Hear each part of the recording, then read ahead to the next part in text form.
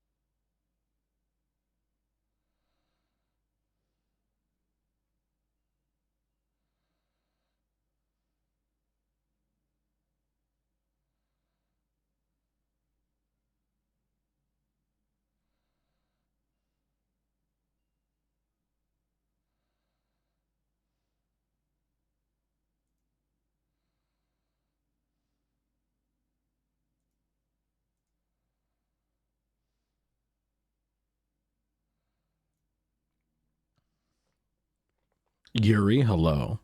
Good morning. How are you? Welcome back. Whole day, I'm in love. It's whole day.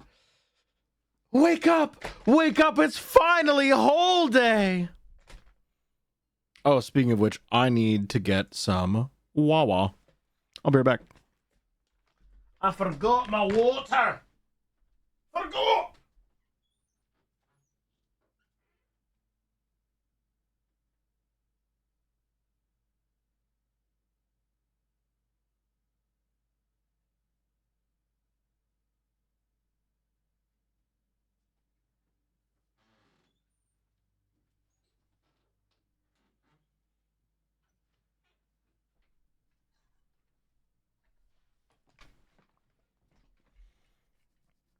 For any of you slightly wondering still how long the water stays carbonated after you carbonate it, the water in my water bottle right now set out overnight on my headboard and is still bubbly. Granted, it's no longer cold. It's like room temperature, but it's still bubbly.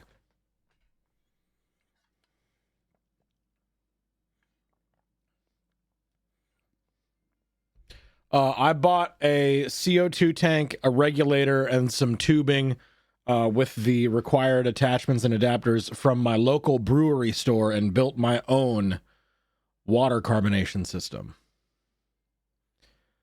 Because fuck SodaStream and fuck basically every single one of those commercialized water carbonation systems that want to charge you $25 to refill a half-liter tank.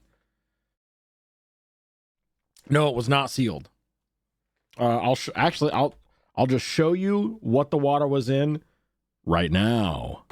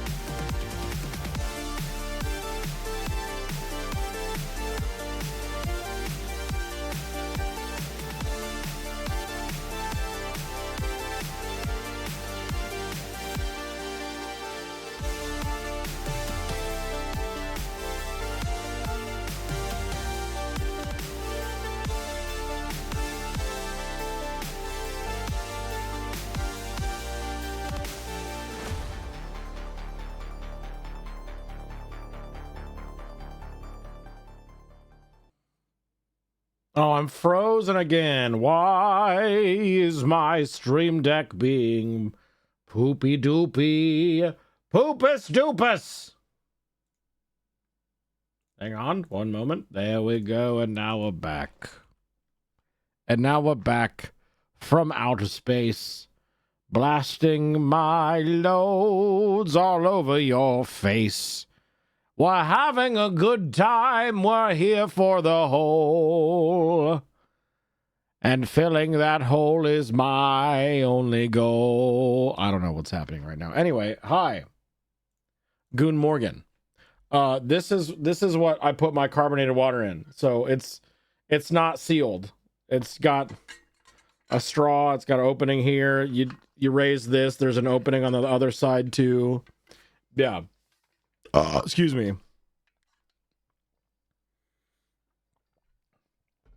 Cyberwebby, hello, Goon Morgan. How are you? Amelia, hello, Goon Morgan. This is the earliest I've ever been to a beep stream. Oh my god, Shan. I think that means we kiss now. Maybe. I think that's what that means.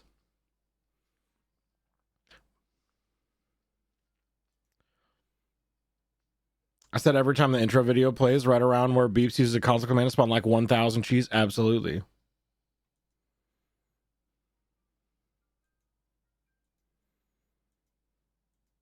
Mariah, hello. Good morning. How are you? I see there's more words on the screen than last I saw. Yeah, we've definitely got definitely got more words today. Thank you all so much for donating to the charity the past few days. We reached our $1,000 goal. That's pretty fucking sick nasty. I appreciate that so fucking much. All of the words you see on here are the result of donations to the charity during our charity streams the past few days. And we hit our goal of $1,000. That's pretty fucking cool. Apparently, I have raised $6,900. $6,909 through Tiltify since I've been using it. That's pretty cool. As someone with lupus, it's been really cool to see. Hell yeah. That's why we're here, baby. I want to put goodness and love into the world. Love to see my PNR next to the wife's toe beans.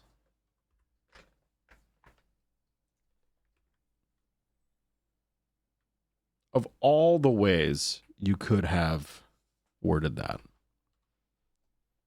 Of all the different, you know? Very good. I hate to admit this, but Cyberwebby, that is where my mind went first. And I'm only a little ashamed to say. Yeah. Unfortunate. Anyway. One of my favorite teachers at the watchmaking school also had lupus. Interesting. Okay. Excuse me. Same, but I am not ashamed to say furry.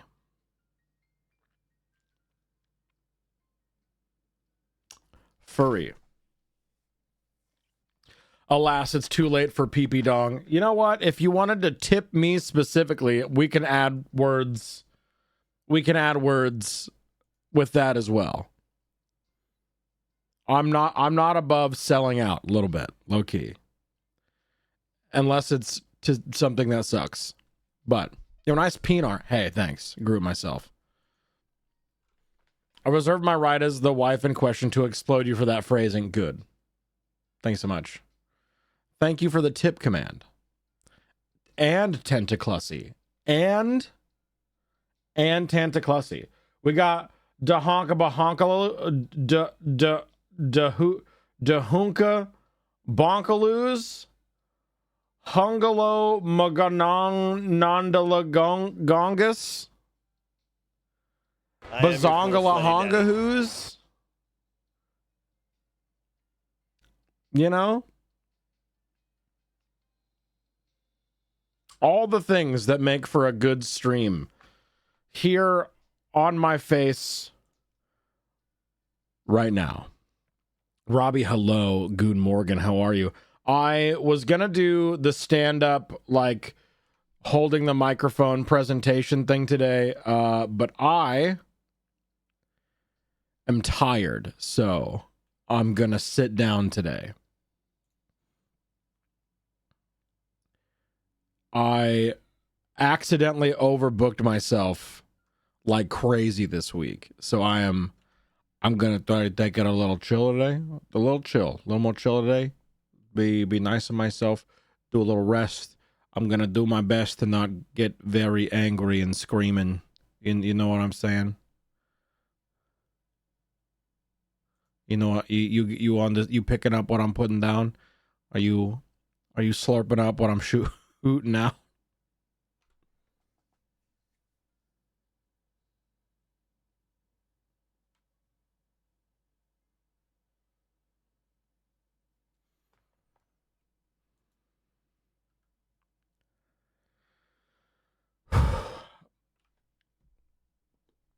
Hole inspector. Yeah. Where's my, there we go. Yeah. We're going right into it.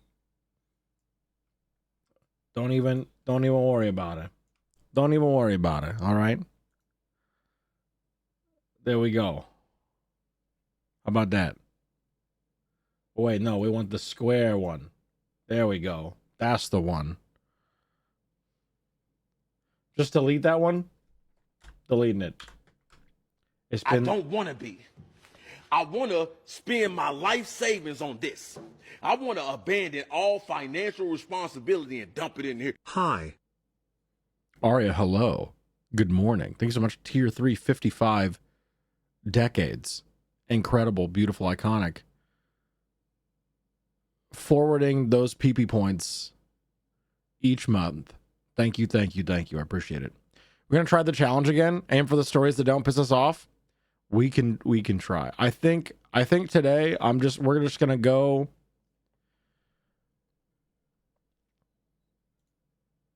We're just going to ride by the seat of our pants.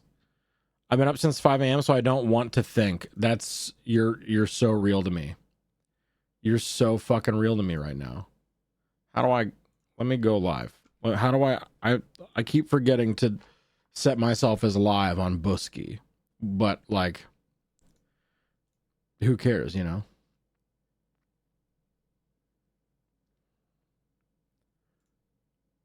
Go live.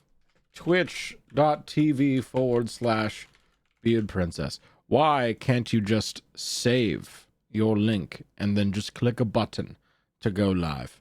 Blue Sky. It's not like I'm changing the place I go live all the time. I'm live on Twitch and nowhere else. Although I should be going live on YouTube, but I'm not because I need to set that up. And I have been seriously unmotivated. I was up till 4 a.m. playing Gamble with friends, so I got some sleep all right.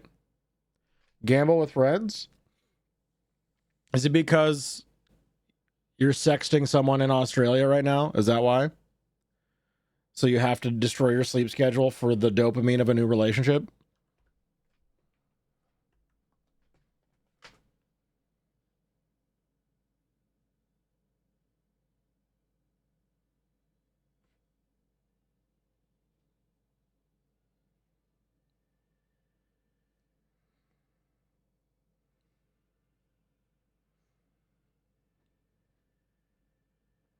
Interesting, princess.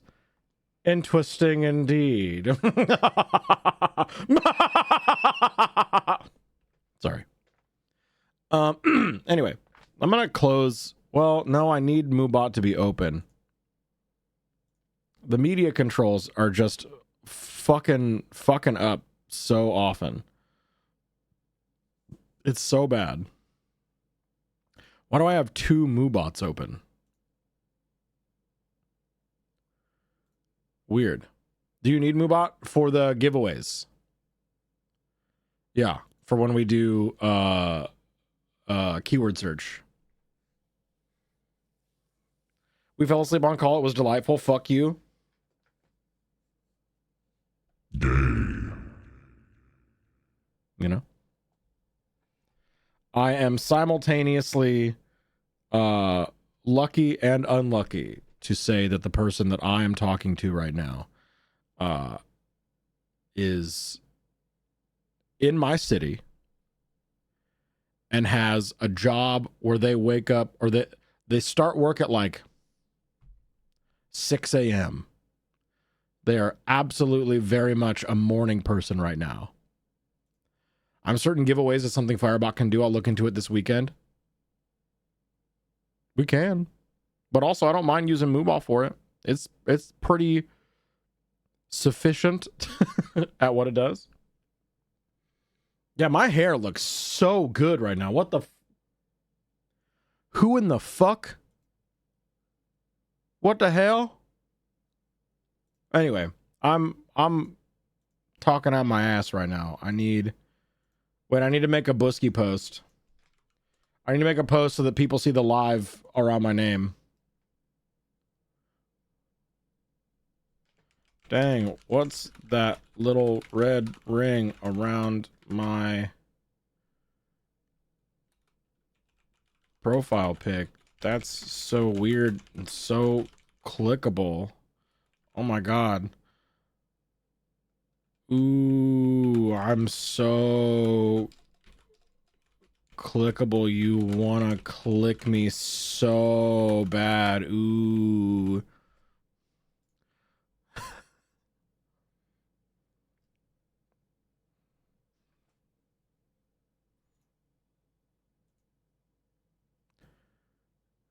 That's... I'm having a weird day today. I don't love the effect that taking my stimulants regularly has when I don't take them for a day. Suddenly it's like, wow, everything sucks again. Everything is so much more difficult to do all the time. But I had some coffee. Maybe I just needed like 6 or 7 more cups of coffee. I deleted and reinstalled Twitch Mobile, so I'm hoping it solves my lag issues. Fingies crossed. Fingies crossed. Submissive and clickable. Well, I'm not very submissive. So I didn't say submissive and clickable. Although, you know what? The clickbait, there are so many people that want me, are like the wishful thinking of desiring me to be submissive. They live in their delusion that they think that they could get me to be submissive for them. That maybe putting that in a post would be clickbait. You know? Aren't you supposed to take them every day? Yes. However, they're expensive. 1, they're a bitch and a half to get refills. 2,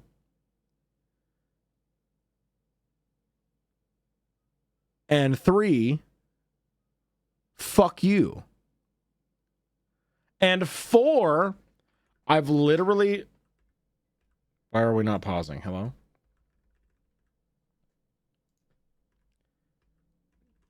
What the fuck? And 4, I've noticed that days I take my Adderall, I'm not as funny. I'm less witty when I've taken my Adderall. Which sounds fucking bongos, but I am way slower on the uptake. I'm way slower to make my little quips and jokes and like my commentary and my jet whatever. I'm so it removes a little bit of my ability to multitask, and I don't like that for streams. However, it's harder to get up out of bed when I don't take them. The focus, it's too hyper. Exactly.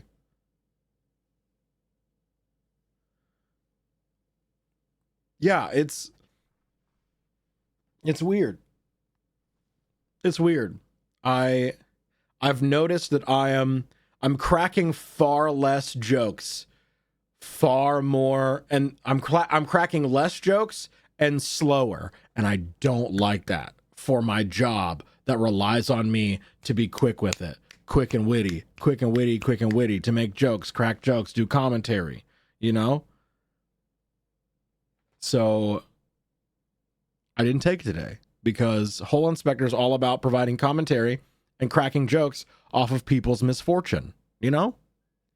I'd recommend your psych ordering a gene site test. It can help you find meds based on what interacts best with your genes, better than just trying shit blindly. I mean, Adderall has been working for doing what I need it to do, which is the background shit.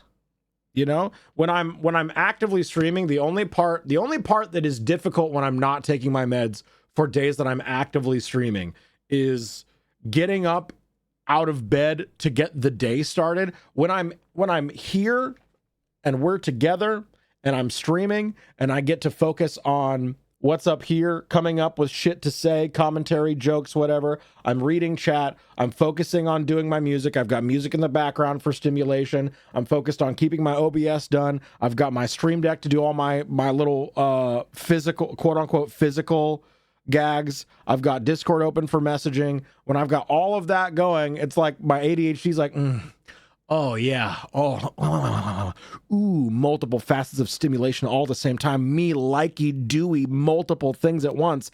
Dewey, 4 things at one time. Oh, yeah, give it to me. Ooh, do it all at once. Eiffel Tower me with stimulation, baby girl. You know what I mean? That's really good. That's where I'm in my element.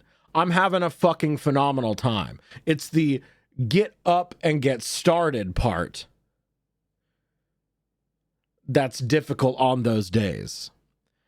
Every other day when I don't have stream to look forward to, I don't have like 3 screens, a camera, a microphone, webcams, music, and all that all happening at the same time, it's harder to do things. That's when I pop an Adderall and I'm like, I could edit for 8 hours straight. That sounds fun and easy to do. Who the fuck are we? Yeah, I could mow my entire lawn in one go and then also do some exercises in my basement. I could go lift weights and also walk on my treadmill and go mow my lawn all in the same day, and then do a couple walks around the block and then also go back to editing. That sounds like a wonderful day. Who is she? I don't know her. There are 2 wolves inside of me. One is doing taxes and one is gooning all day long.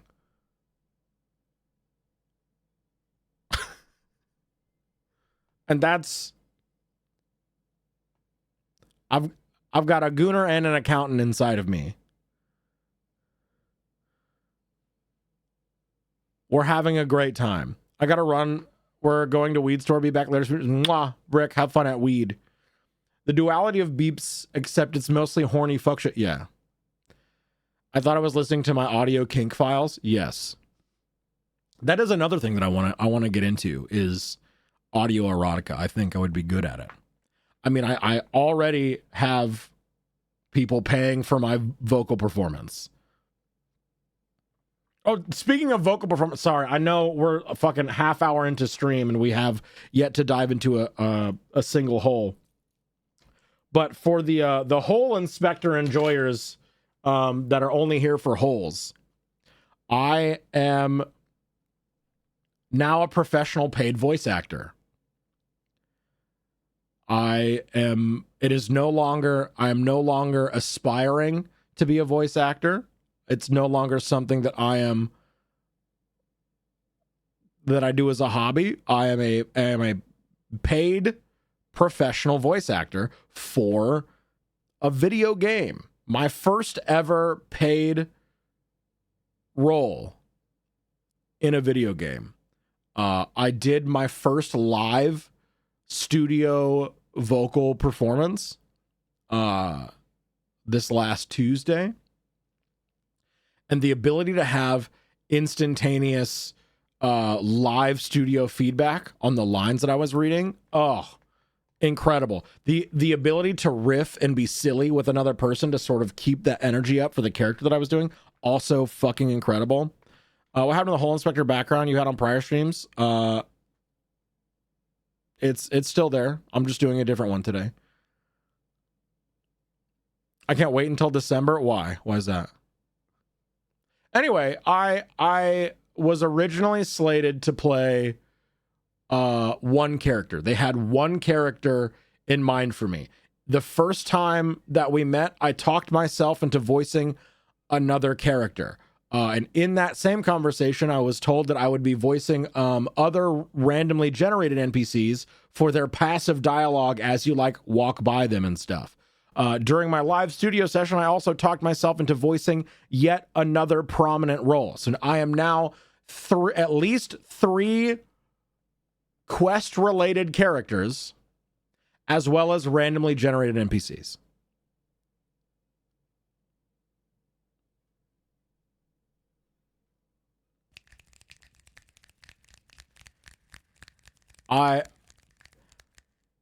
So you're a Bethesda VA? Yes. Yes. Except for something that takes itself incredibly less seriously, but also the love of art is there, and I fucking love it. I fucking love it. I'm trying my very, very best. You know what I mean? So I can't. Are you voicing all the har-hos? One is a Dutch freak. He's a duke. He's a little sex pest freak. I remember having a moment. I remember specifically having a moment where I was recording a line. And we were talking about this before I read this line.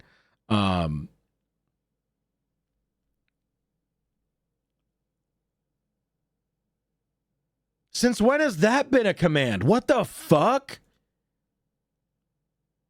You can just summon the Steam store link to any game with a search term in the Steam command? What the hell? That's so powerful. That's cool as fuck. I didn't know we had that. I'm pretty sure LT's so cool, dude. Can we get some fucking snaps for LT?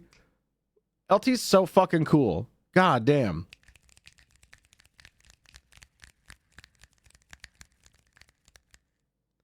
Impossibly powerful for real. 100%. Oh, I love the layered snap command.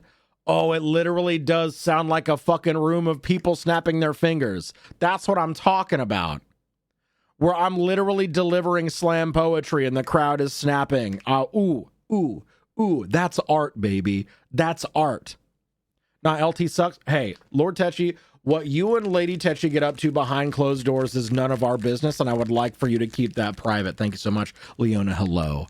Good morning. How are you?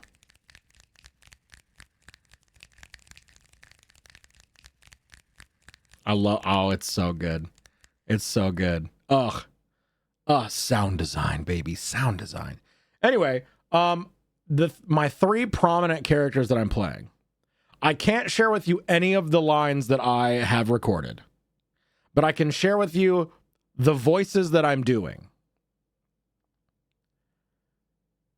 But that's all I can share with you. I have not signed an NDA. So, like, I wouldn't get in trouble if I shared things with you. But I'm not going to because spoilers. But so far, I play a Matt Berry style character. Well, one near the beginning of the game. Princess. Currently in the hospital recovering from hip surgery and listening to holes. Let's go. Glad to have you, Kindle Fairy. Thank you so much. Welcome back for 11 years. That is a very, very long time. I hope that your hospital recovery goes exceptionally well. So I'm playing a character that I was told, Matt Berry. That's the vocal note. Matthew Berry. And that's it. So this is what he sounds like. This is my voice for that man. And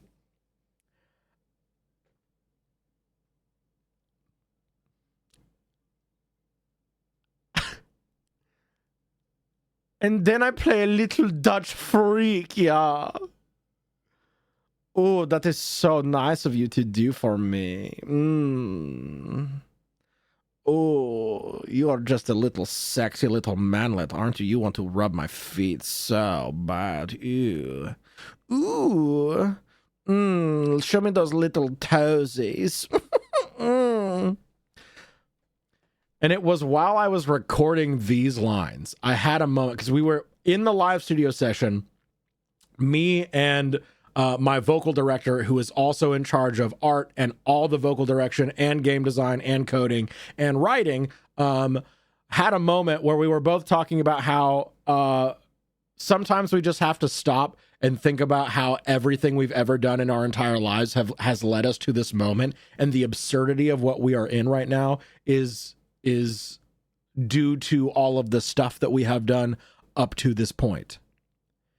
And I had that moment when one of my lines for the little Dutch freak sex pest pervert started with, "Oh, yes! Oh!" And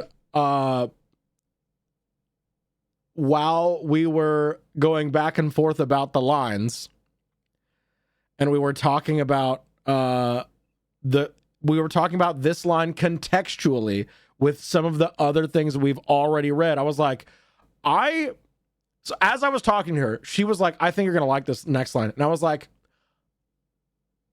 I think I need to make it sound like I am currently coming in my pants. I think I need to make this sound like I have orgasmed. And she was like, go wild. Let go for it. And she fucking loved it. So, hey, anyway, that's the second character that I'm playing. And the next one is like,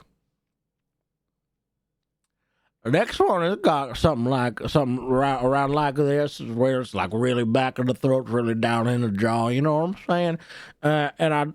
She was talking about she was like, it's between you and one other person that I have in mind to do this character. And I was like mimicking the voice that she was describing. But I started with my like prospector guy where it's kind of up higher. It's definitely like more in the nose and such. And as soon as she said it was more in the jaw, and I like instantaneously dropped the voice into my lower jaw, she was like, oh, what the fuck? That's exactly what I was talking. The fact that yes, you've got the parts. And I was like,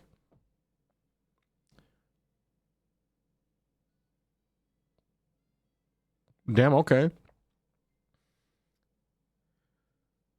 Damn, okay. It was extremely validating, the studio session. The level with which she was in awe and so delighted with my vocal performance made me feel very, very good. Made me feel very validated, because like it's one thing to be like, oh yeah, I know I've got something here. I know I've got something special. I know I am worth I'm putting my worth forward. I know that I've got something here. It's another thing to be in the moment, being literally paid for this thing, and having the people that are literally paying you still go, wow, god damn, you're really good. It was really nice to hear, you know what I mean? Druid, thanks so much for 7 stream streakies. Thank you so much. Oh fuck, I was gonna say something else about it and I forgot. Oh, I also learned, I asked if I was able to know who else was in the voice cast.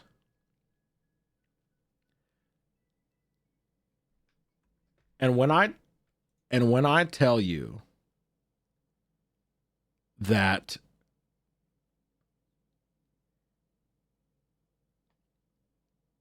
the voice actors that I am currently getting to act alongside with as part of this project,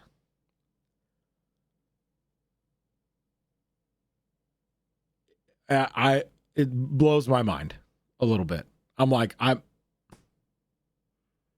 am at the same level as these guys. You chose me to voice act alongside these guys. There's a little voice in my head that's like, are you sure?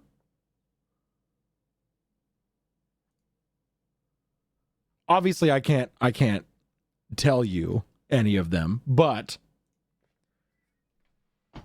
still pretty cool.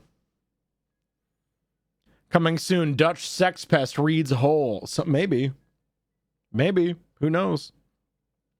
Anyway, enough glazing myself. I'm not trying to brag or anything, but I'm just extremely excited about this project. Whaps the imposter syndrome on the nose of the rolled up newspaper, literally. Like how hello, good morning. Mark Mercer. I don't know if Mercer is a part of this. We'll find out when the game releases in December. Exactly. Exactly. I think I already told you, but I also heard that they're doing multiple chapters for the game. They have, at the very least, a second chapter planned, I think, where they will be bringing the previous voice actors back. One of their big things is establishing good relationships with their voice actors to continuously bring them back for more performances. And they said going forward, after the initial release, they want to fly out all of their voice actors to do live studio recorded sessions in California. And I'm not gonna lie, made my stomach flip just a little bit, because what the fuck do you mean? That sounds crazy and incredible. You're eating for the hydrate.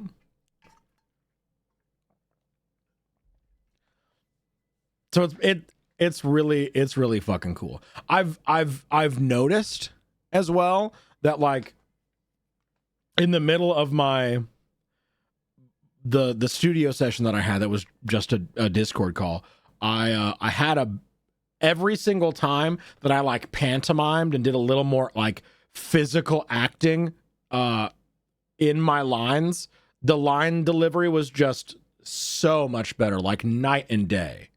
But with my setup, I have like this amount of space that I can move around and it not really affect the audio quality.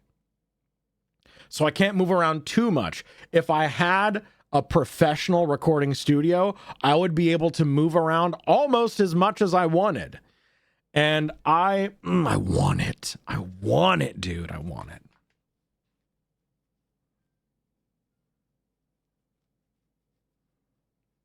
Anyway, enough glazing myself. It's time for Hole.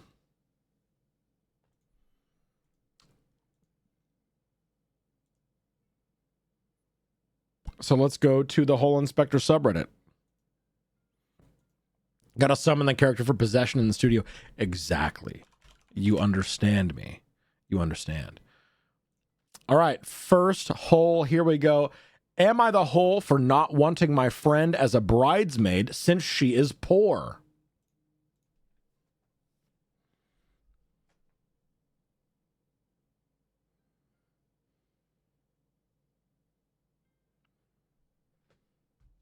Honestly, so proud of you, Beepus. You've come so far, and I know you will go so far on this journey. I hope so.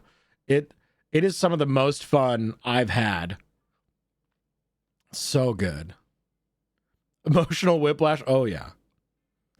Am I the hole for not wanting my friend as a bridesmaid since she is poor?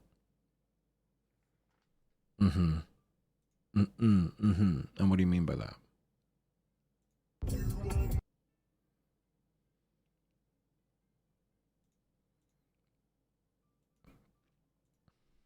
Ah, a bit of classism, I say. Yes, quite. Am I the hole for not wanting my friend as a bridesmaid since she is poor? Yes, please check out our Hole Inspector line of merch. I have been emailed from my merch company saying that I have an outstanding balance of $10.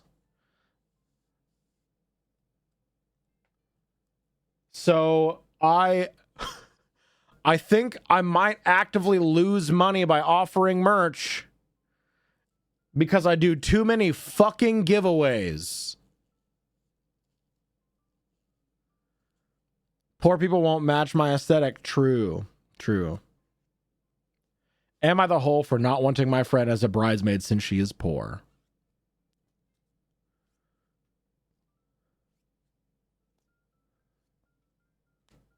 Hey, you know what? I want to be known as someone who freely gives and not as someone who was greedy. And honestly, I am okay breaking even on my merch.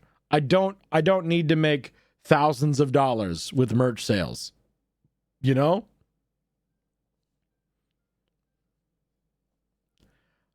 Cuz like at the end of the day, like speaking specifically in a very extreme business sense, right?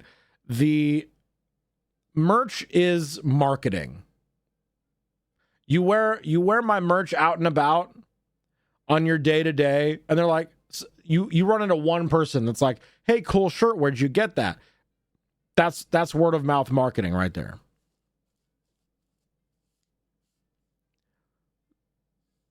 Yeah, it's advertising. So like, I don't got to make money on it. I am willing for that to not be a profitable venture so that we can have cool merch. My titties are billboards, exactly. But Beeps, you like to edge people too much for you to be known as the guy who gives freely. Well, I guess you got me there. In college, I was in a friend group of 5 other people. One of them I don't talk to anymore. 3 of them I asked to be in my wedding as bridesmaids, and the post is about Sarah, fake name. I have one issue with Sarah fake name that is her money habits. She is lovely besides this. My issue with Sarah fake name is that she expects other people to foot the bill, and since I make the most out of the friend group, they usually look at me to cover the cost. Sarah fake name is the main pusher of this. If I ever bring it up, she claims that I am looking down on her for being poor and that it isn't her fault that teachers don't make much money. The amount of people that love to play like martyr when they go into teaching pisses me off. I'm a teacher. I'm sacrificing so much. You should pay for all of my stuff and thank me and kiss the ground that I walk on because I'm a teacher, and you should worship me because, teachers, they get treated so bad.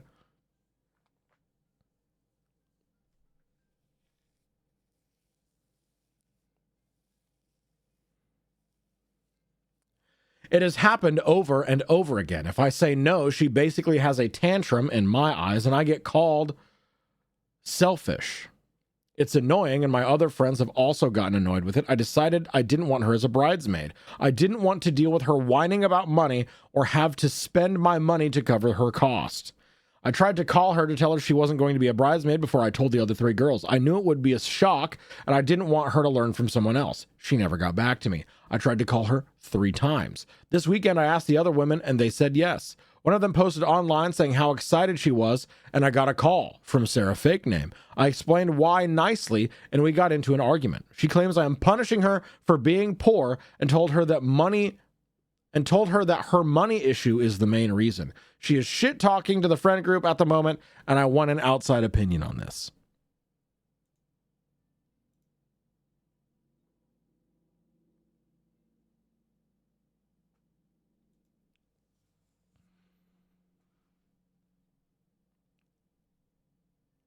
Your friend is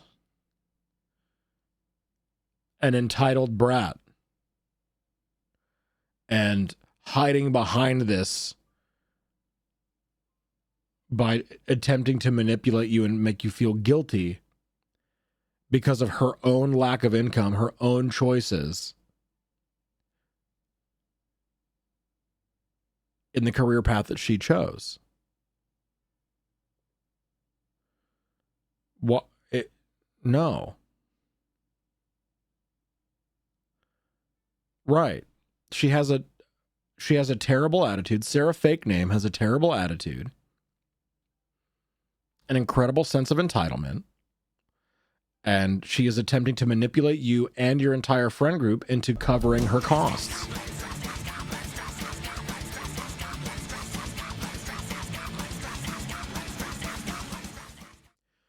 Momo, how's your jaw?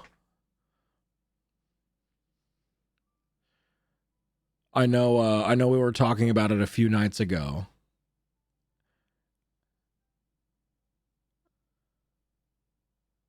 Are you doing better? Slowly getting better, but I'm still being so brave about it. You're being so brave, and I'm so proud of you. I'm telepathically giving you little kisses on the cheek. Do you feel it? I make a lot less money than most of my friends. I regularly don't pay for my stuff when we go out because that's not why we're friends, and I don't want anyone to ever... I regularly don't let them pay for my stuff when we go out because that's not why we're friends, and I don't want anyone to ever feel like I'm only their friend because of their money. Sarah fake name seems like the exact opposite of that, right?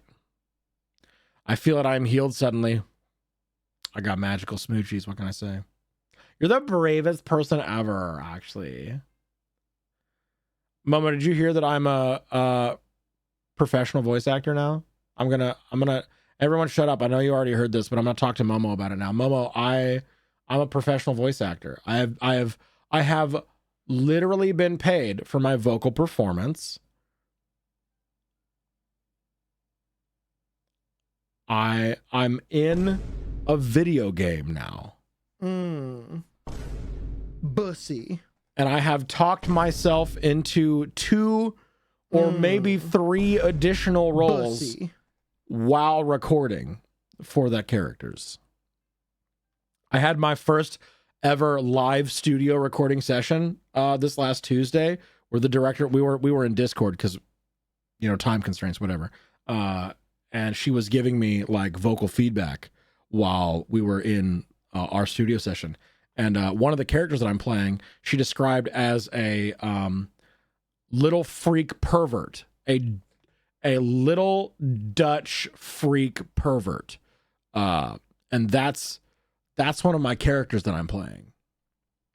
And I had one of those moments where you look back on the entire, you have like your life flashing before your eyes, but not because you're about to die, but because you literally cannot fathom that all of the shit that has happened to you in your entire life has led to this moment where you are giving a vocal performance of what is basically amounted to having an orgasm while you're voicing a character in a video game.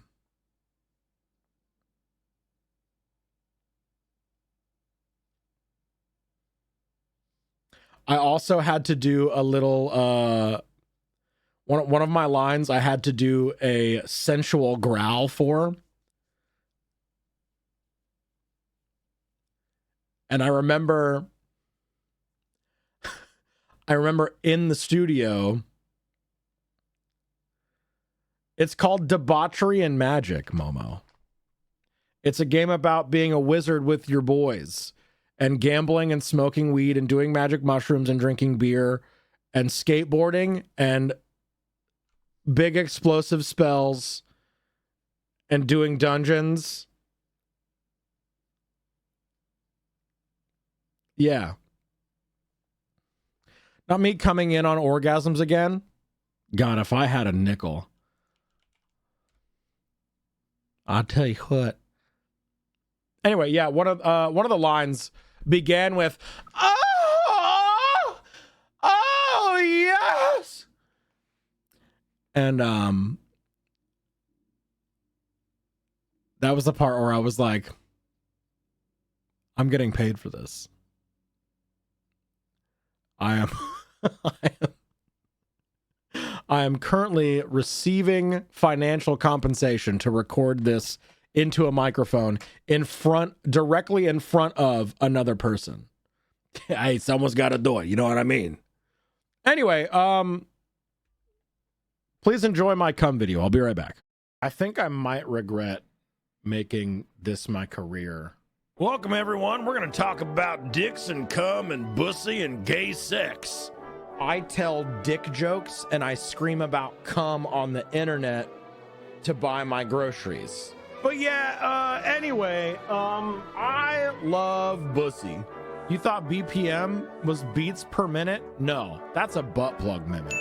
My holes are wide open and wet. I'm gonna get ready for gooning with the boys. I want to put milking back on the bottom line. Put that cream-filled goodness into my mouth! Ah! I am not going to acknowledge the existence of the Mprig train right now. I love pounding my gay elf boyfriend.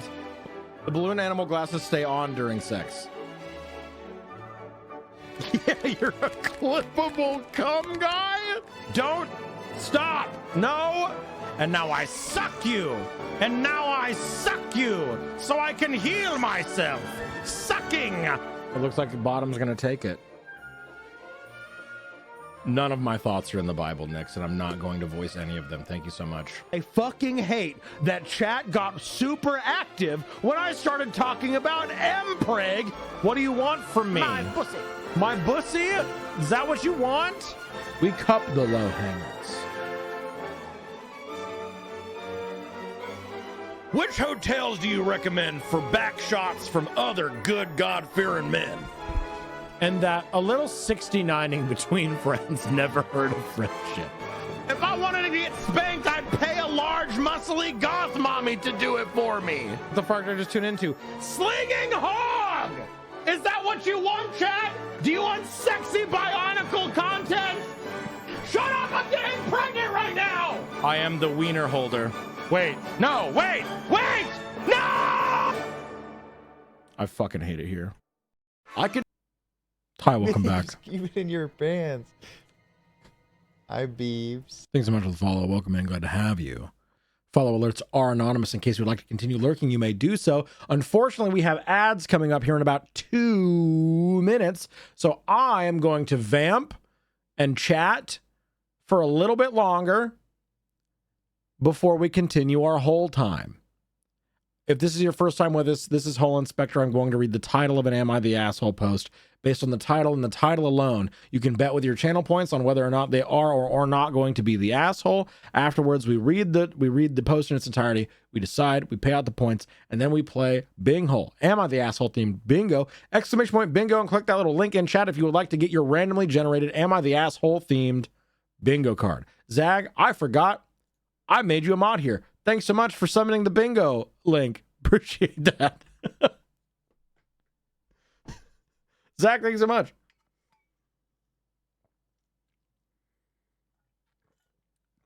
Incredible, beautiful, and iconic. One of a kind, show-stopping, and unique.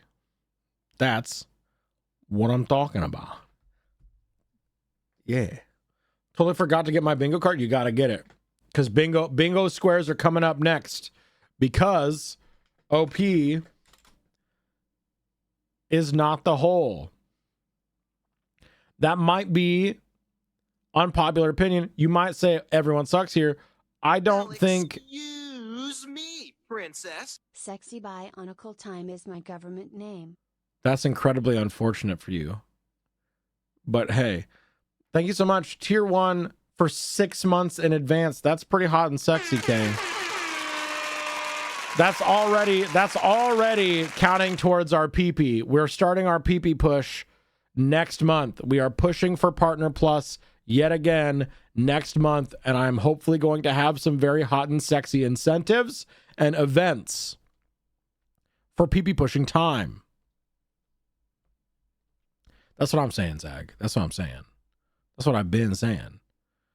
Anyway, I'm going to say OP is not the whole because you're not.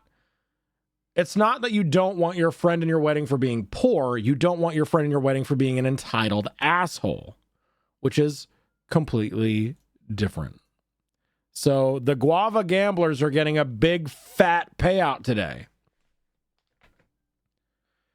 GG's, all the Guava gamblers. Big, fat, chonky donkey payouts. We're pushing PP for pride? Yes. We are pushing PP for pride. PP pushing for pride. Pride PP is being pushed. Congrats on the fat guavas. Congrats on the fat guavas, dude. Hey, is that your fat guava or you just win a prediction?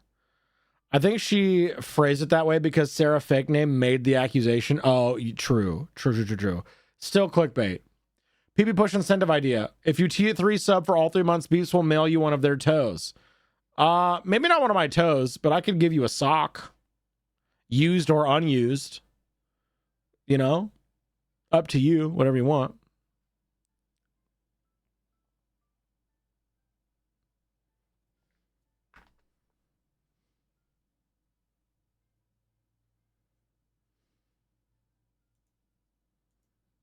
Used for what? Well, I guess that's up to you, isn't it? I guess that's up to the person that requests one of my socks, you know? Got a 40 times points return there. Isn't that hot? Isn't that hot and sexy? Isn't that hot and sexual, delicious fun time for us? All right, Bing Hole Squares. I'm going to read off Bing Hole Squares. If someone could repeat them and post them in chat for all of our ad watchers, I would appreciate that because I would like to keep this gravy train a-rolling. It's rolling round the bend. I ain't seen the sunshine since I don't know when. I'm stuck in Folsom Prison. I don't know when I'm going to be free, you know?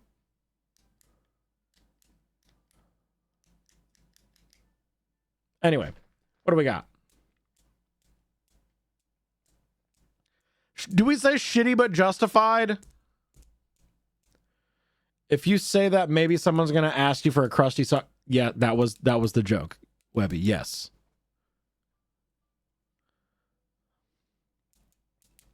I guess it's not that shitty. Just justified, yeah. Clickbait title though, for sure. Clickbait title. I agree with that. Entitlement, for sure.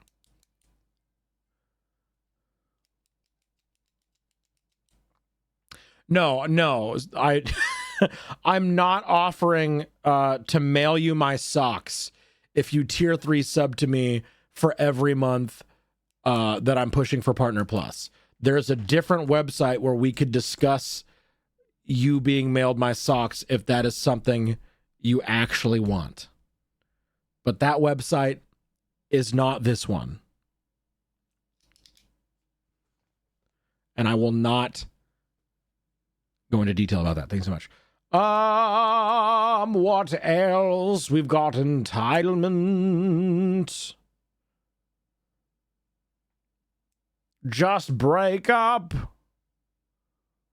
Why are you keeping that sort of negativity in your life? Gaslighting and manipulation. You're manipulating your friends into paying for all your meals. Go ahead and add a little bit of grown-ass adult acting like a child.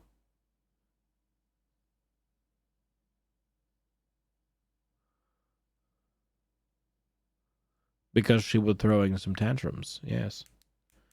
Yes, indeed.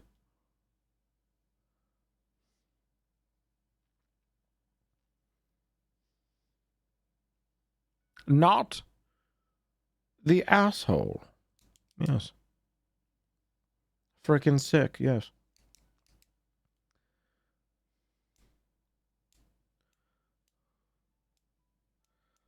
Do we want to say the wedding post? Bootsy, hello, good morning. How are you? Welcome back. Because it's about bridesmaids. Beanie, vanish yourself right now. Vanish yourself right. Spank yourself and let me watch. Vanish right now.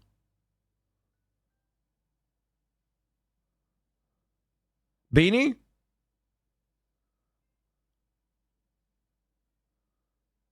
If you don't do it, I'll do it for you.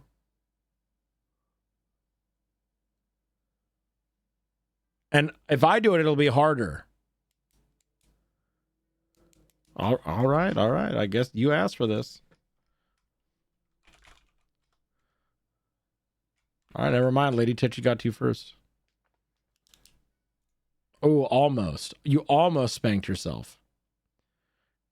Can someone send me a thunderstorm?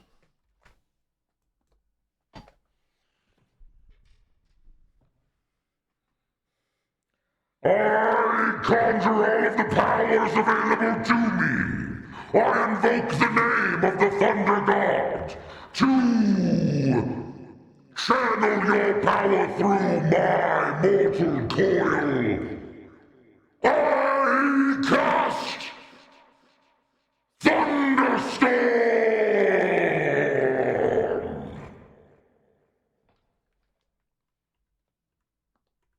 that do it?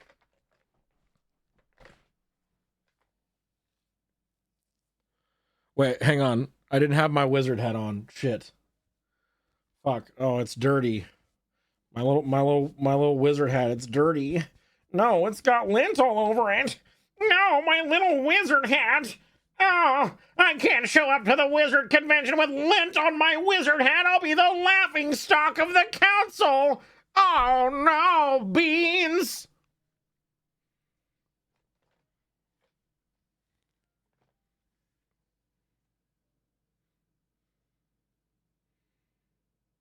Oh, you can't see my full tippy. You can't see.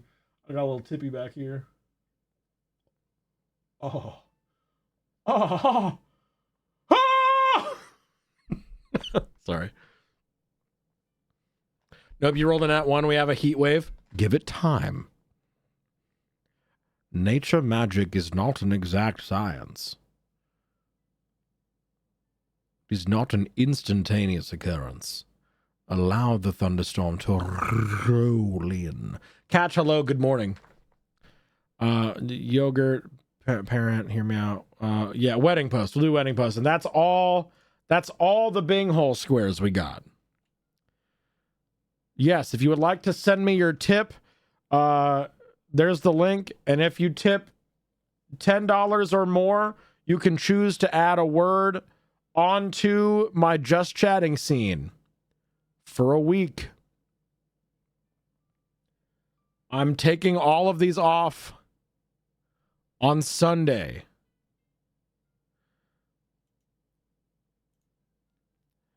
And I think we'll restart it. We'll restart it during our PP push.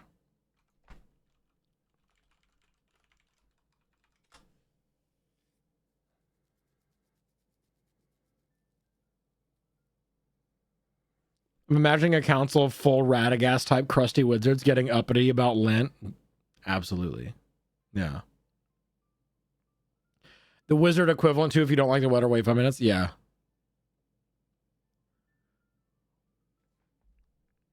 Literally. Anyway. Back at it again, the Krispy Kreme.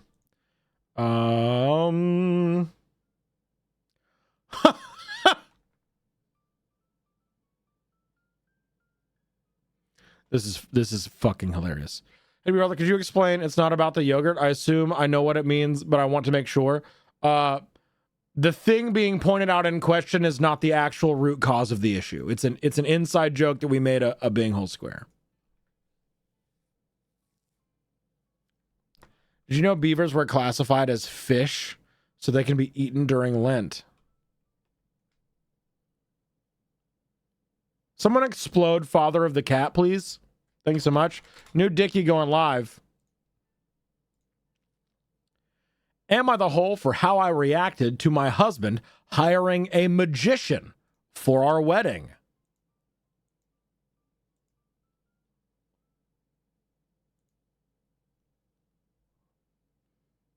Zach, thank you for the explosion. Appreciate that. Appreciate that a lot actually. Am I the hole for the way I reacted to my husband hiring a magician for our wedding? So yogurt is basically berries. No, because berries was specifically about bigotry. Yogurt is not necessarily about bigotry. It's about the root cause of an issue not being the actual issue here.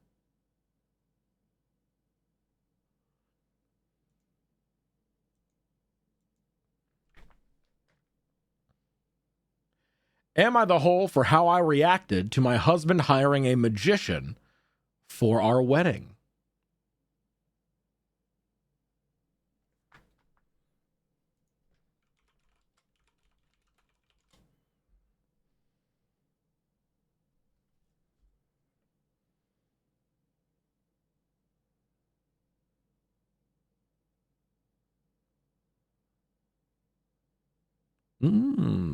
Very interesting, princess. Okay.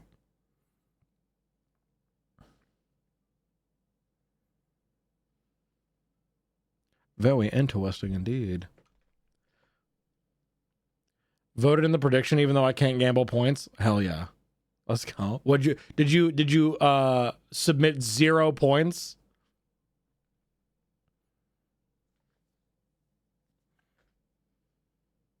I sure did. Let's go. Huge. Frickin' sick, yes. Very, very good.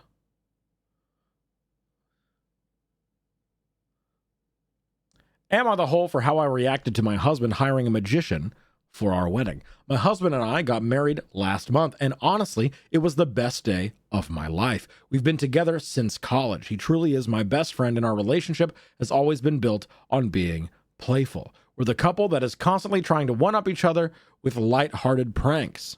We had a very small, intimate wedding. As I was walking down the aisle, I noticed something strange. A man in the crowd wearing a very tall top hat.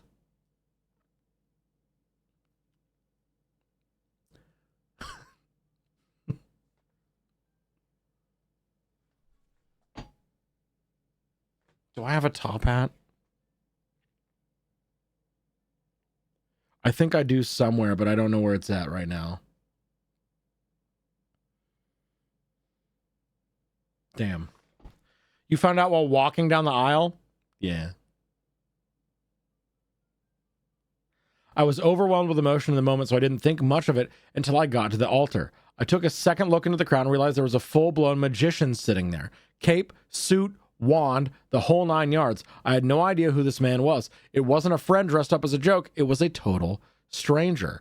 As we were exchanging vows, I kept catching the magician's eye. At one point, he slowly started pulling an endless, colorful handkerchief out of his sleeve while making direct eye contact with me.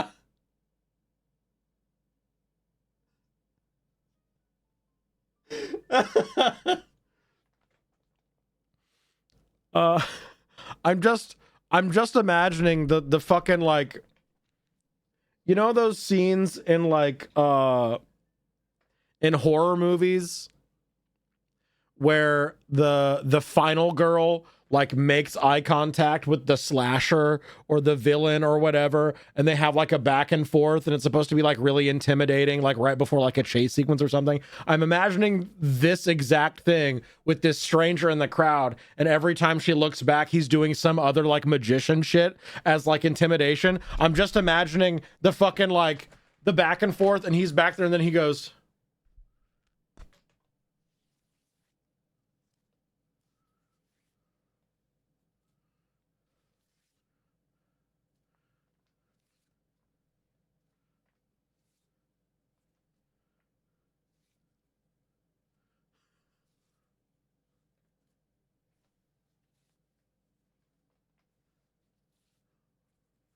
just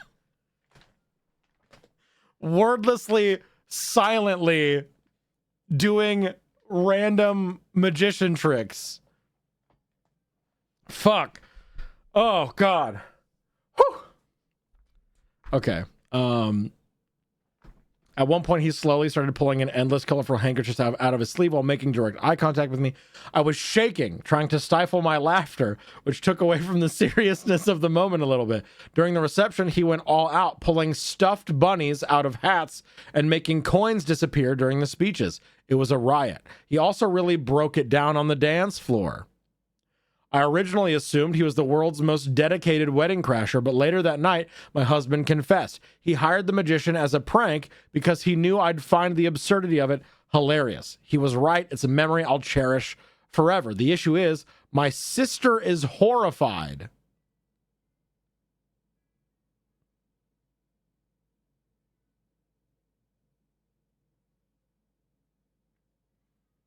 Who gives a fuck? Fuck off. Right, girl, it's literally not about you. Girl, it is not it's not even, it's not your wedding. Shut the fuck up. Go outside. Right. Not your wedding, not your money, not your magician. Fucking put some joy and whimsy into your fucking life for a single goddamn moment. I'm begging you. Open your old crusty heart to the joy and whimsy of a magician at a wedding, please. She is much more formal than I am and was highly offended by the quote-unquote childish stunt. It's been a few weeks and she still won't let it go. She keeps asking when I'm going to confront him about his lack of maturity. When I tell her I don't care, she gets even more upset, claiming that if he can't be serious on the most important day of our lives, he'll never be a serious partner in the future. Have you considered that's what she wants? She wants joy and whimsy and fun out of her partners. Have you considered that the harsh reality of the current state of the world that we live in is a cruel and unforgiving mistress looking to subjugate and kill anyone at any time for any reason just for the fact that they were born a certain way? Have you considered that we're in so many converging crises at the same fucking time, and the only thing that could possibly keep us sane is injecting a little bit of joy and fucking whimsy and nonchalant enjoyment into our day-to-day fucking lives? Have you considered that maybe this small thing keeps them alive? No, you fucking haven't, because you can't see past your own goddamn nose being so up your own ass about tradition and formality. Grow up. Go outside, experience some goddamn joy in your goddamn life. Eat a Snickers. You're not like yourself when you're hungry. Shut up. She's been making me feel like I've been naive for laughing it off. So am I wrong for not being mad at my husband for bringing a magician to our wedding? No. You're not the asshole for this. You are not the hole for this. No one knows your relationship better than the people inside of the relationship. If your relationship is built on silly, fun little pranks, on moments of whimsy and fun and spontaneity, what better way to express that than on the most important day of the celebration and the joining of your two relationships? This is the perfect time. And I think an incredible expression of your love when it is built on lighthearted pranks and having fun with each other. Your sister is delusional and way off fucking base here. Way, way, way out of fucking line. It's not your relationship. It's not your wedding. It's not your money. It's not your magician. And apparently it's not your joy or fun either. If you don't like it, go die in a hole. Sister is a party pooper for real. Absolutely. Absolutely. I don't know why this pissed me off so much. Like, let people have harmless fun. You know? Come on. Anyway, Binghole squares for the wedding magician post. It's literally not that fucking, it is not that fucking serious. My God. Can I just give Zag points specifically? Beeves, keep it in your pants. Hi, Beeves. Thanks so much for the follow. Follow alerts are anonymous. In case you'd like to continue lurking, you may do so. Welcome in. Glad to have you. Not that serious.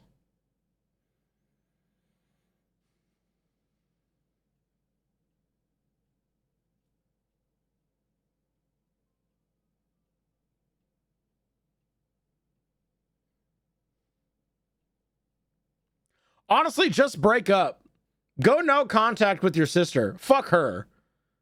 If she cannot appreciate the joy and whimsy of a stage magician sitting in with the guests, making eye contact with you while pulling out endless handkerchiefs, that's fucking hilarious. If she can't deal with that, get out.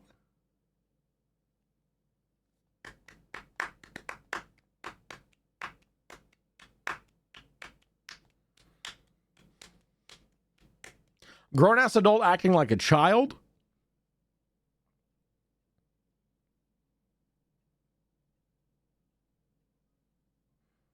Not the whole. That's just weird, honestly. Right, they hired an entertainer for their wedding. It's literally not that serious. Yeah. Incredible to just be someone in the crowd watching the bride and magician have this silent battle. It's so fucking funny, dude.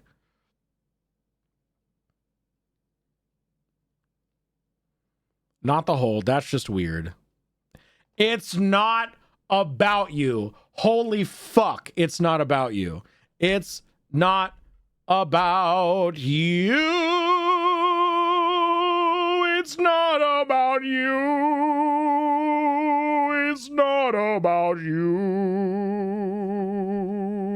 Shut the fuck up. Shut the fuck up. Shut the fuck up. The wedding post. And that's it. That's what we got. But did the magician pull a rabbit out of the cake? God, I wish. I wish and I hope. I wish and I hope and I wish and I hope. And I wish and then I hope again.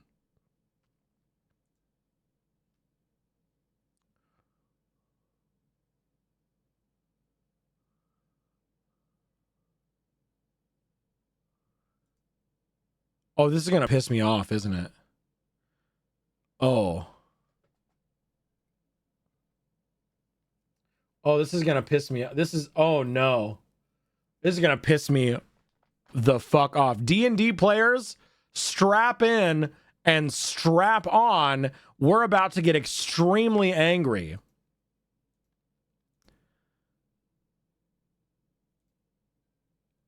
Oh no. I am tightening my wizard hat. New Dickie going live. Here we go. Am I the hole for playing a fox shifter who is not lewd?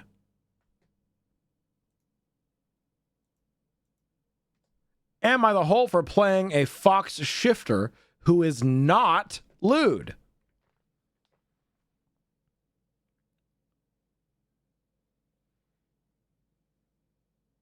LEWD. Am I the hole for playing a fox shifter who is not lewd? Lewd. With a D, lewd. Am I the hole for playing a fox shifter who is not lewd?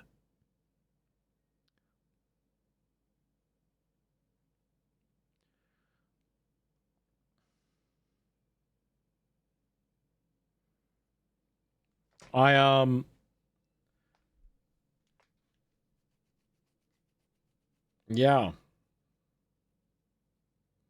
It gets worse. There's a portion of this title I am choosing to keep a secret until after the Dickie closes.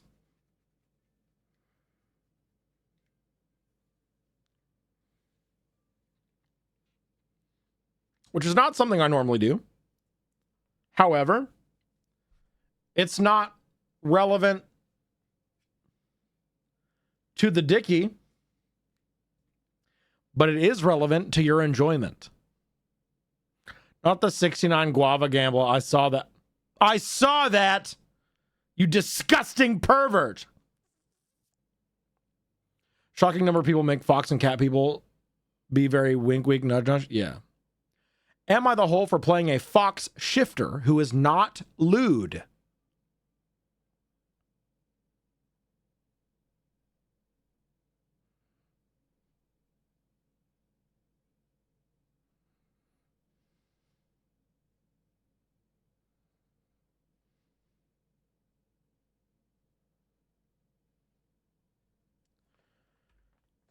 And now that the Dickie has closed, am I the hole for playing a fox shifter who is not lewd? Trigger warning, in-game sexual assault.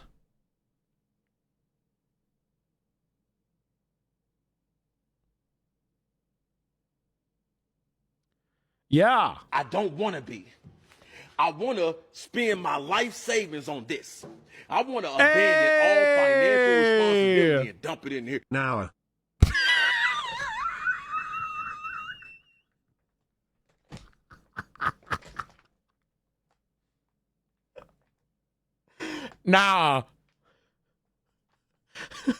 Now, let's go Dreaming Demon. Tier 3 sub for months. Tier 3 for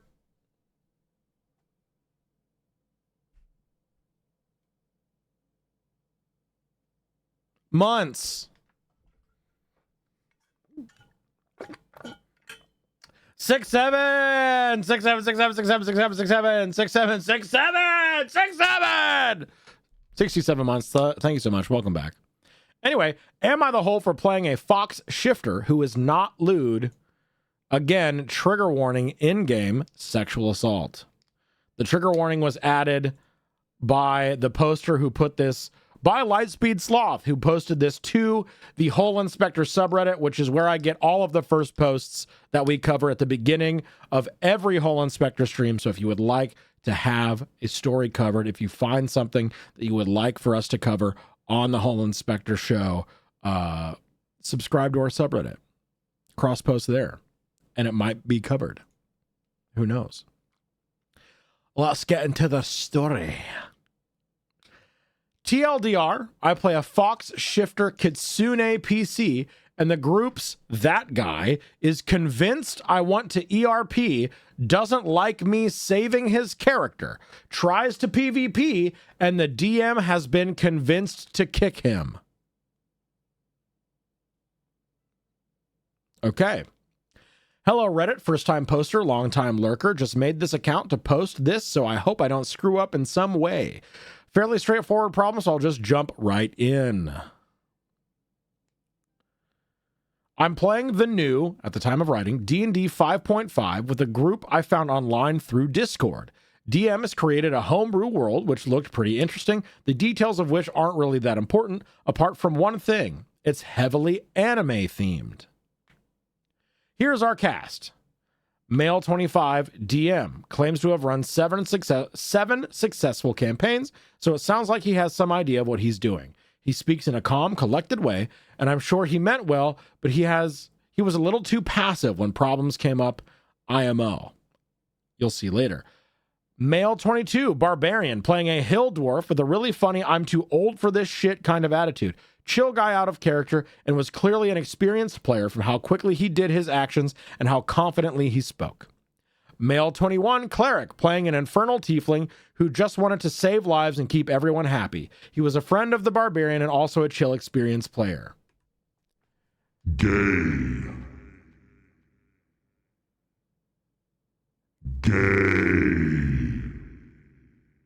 Homosexual. Happy Pride to everyone who plays a tiefling in D&D today. Gay. Anyway. Male 22, rogue, playing a red dragonborn who was cast out of her village for stealing food for some homeless kids. Real Robin Hood energy. This player is new to TTRPGs, and like me, this was their first game. Poor guy. Male 22, fighter.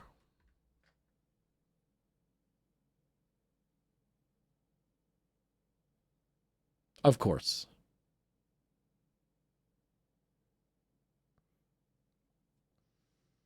It's always the fighters. Like, SM my fucking H. Male fighter. I know everything I need to know. Right. Like, not every man who plays a fighter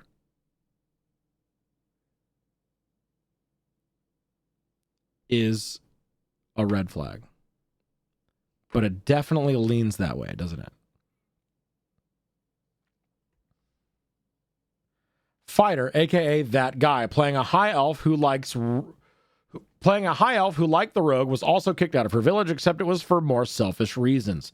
She punched the village elder in the face because he scolded her for sleeping with a married man.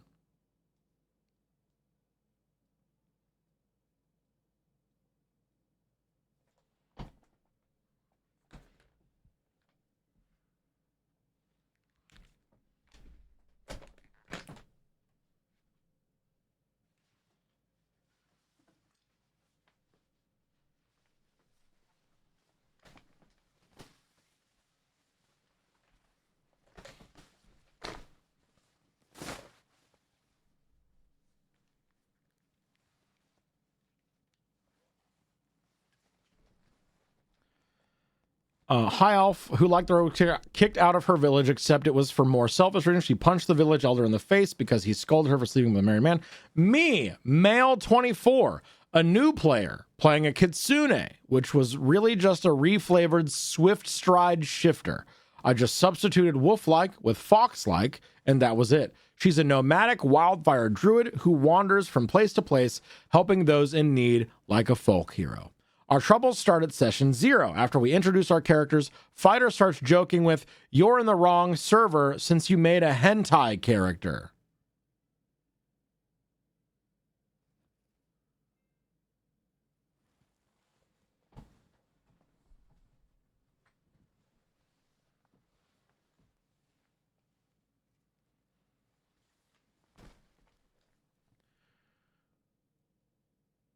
I was confused and pointed out that his elf had actually slept with someone in her backstory, so he was being a hypocrite by suggesting my druid would do the same just because she's a kitsune. He scoffed and said, "That's different. It's not her entire personality, like your character."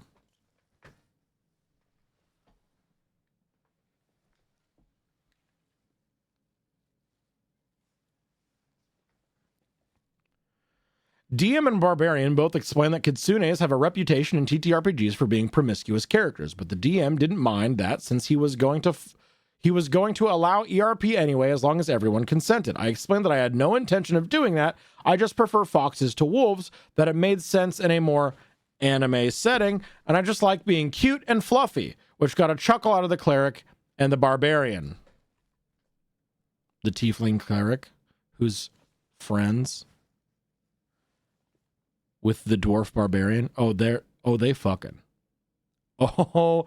They fucking. DM just says, "Suit yourself." While Fighter scoffed again and says, "Whatever," we move on. A week later, we start session 1. We meet in the middle of an ongoing battle between a human village and an orc raiding party. Ooh, orc savages. Oh. Debase your orcish mythology in your fantasy settings out of racist stereotypes. Thank you so much. I'm begging you. Please stop. Anyway, we're starting at level 5, so we're all fairly confident we can fight them off. We each start on a different area of the battle map. Cleric and Rogue start off next to each other since Cleric wanted to help the Rogue out with the game's mechanics and the Rogue agreed. You are giving us way too much information. You're just sharing your D&D stories, and we're not getting to the root cause of what the fuck is going on. That's because this is someone's fanfic, of course. Fighter, Barbarian, and I start on the other side of the map. It's not a big distance since we're close enough for our characters to see and hear each other. The first few turns go by without issue until the fighter gets surrounded by a bunch of orcs that dashed up to him, and the rest of the party are too busy fighting their own fights to help. Except for me. I suggest he disengages to get the hell out of there, but he tells me to fuck off, saying he doesn't listen to fluffy sluts, and that he knows what he is doing.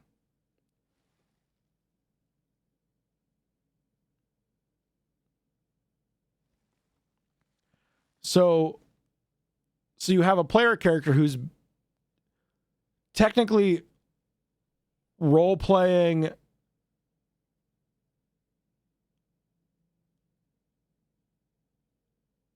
a misogynist racist for fun?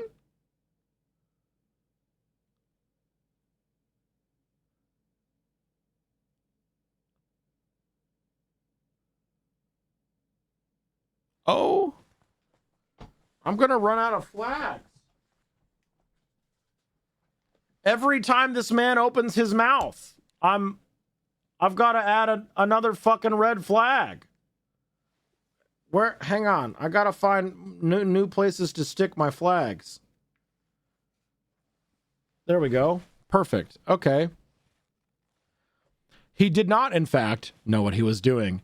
His high elf uses her burning hands on the orcs, Eldritch Knight Fighter, but most of them pass the save. And the one orc that doesn't survives anyway. Now she's out of spell slots and had already used Action Surge in a previous previous turn, so she's a sitting duck. Despite having second wind, he refused to use it, that he is, quote, saving it for something important, even though he was at about half health.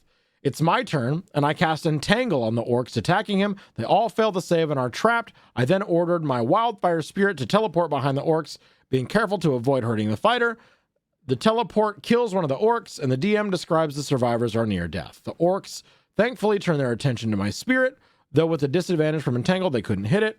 The turn order cycles back to the fighter, and surely he finishes off the orcs and is grateful for my help, right? No. He chooses now to back off from the orcs and dashes over to the cleric, demanding he heals him on his next turn. DM reminds him about his second win, and he says, I know, I already told you I'm saving it.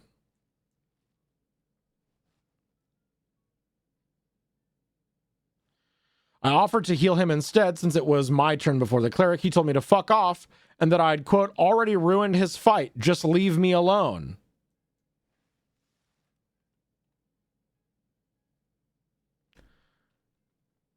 This guy sounds like a fucking nightmare to play with. Jesus. Literally every time he opens his mouth, he has a reason to be kicked out of this party. Diz, hello, good morning. How are you? He should just go play a video game. Literally dreaming, literally. Misogynist racist who doesn't know how D&D works. This post is so insufferable. It's like do it for Dan, but nerd flavored. Right. There's so much different. There's so much unneeded information. We're about 2/3 of the way through, by the way. We mop up the rest of the orcs. We're thanked by the village for our timely arrival, and our reward is free services from the village, free inn, free tavern, and freebies from the general store, though only standard items like health potions. The fighter then asks me, well, aren't you going to apologize?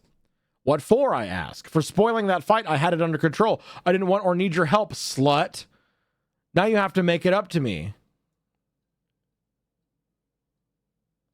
He then told me that I had to ERP his fighter and my druid in a one-night stand in the tavern, since we all know that's why you really made that whore of a character. Do that and I might forgive you.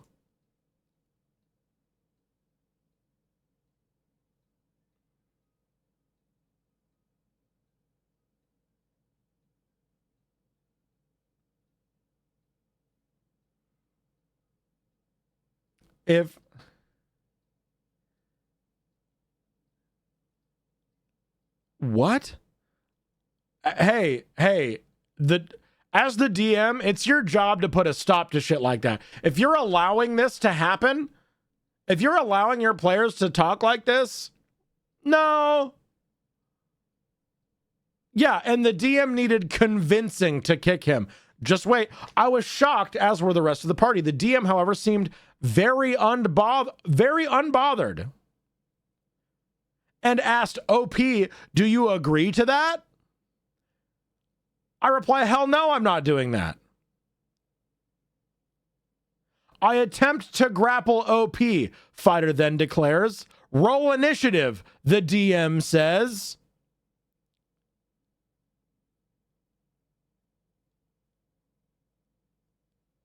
What? Please tell me you kill this guy. I was too stunned by the fighter's audacity to tell him not to. Barbarian and cleric both try to intervene, but DM says they're too busy celebrating inside the tavern to notice me and the fighter kicking off outside.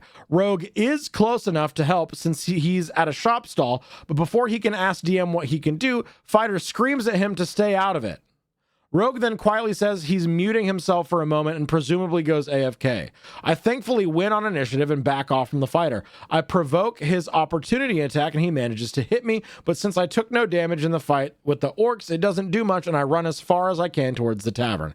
I tell the fighter that he's being a moron and to knock it off. He refuses, insisting that I'm the only one in the wrong, both for playing a Kitsune and what I did in that battle.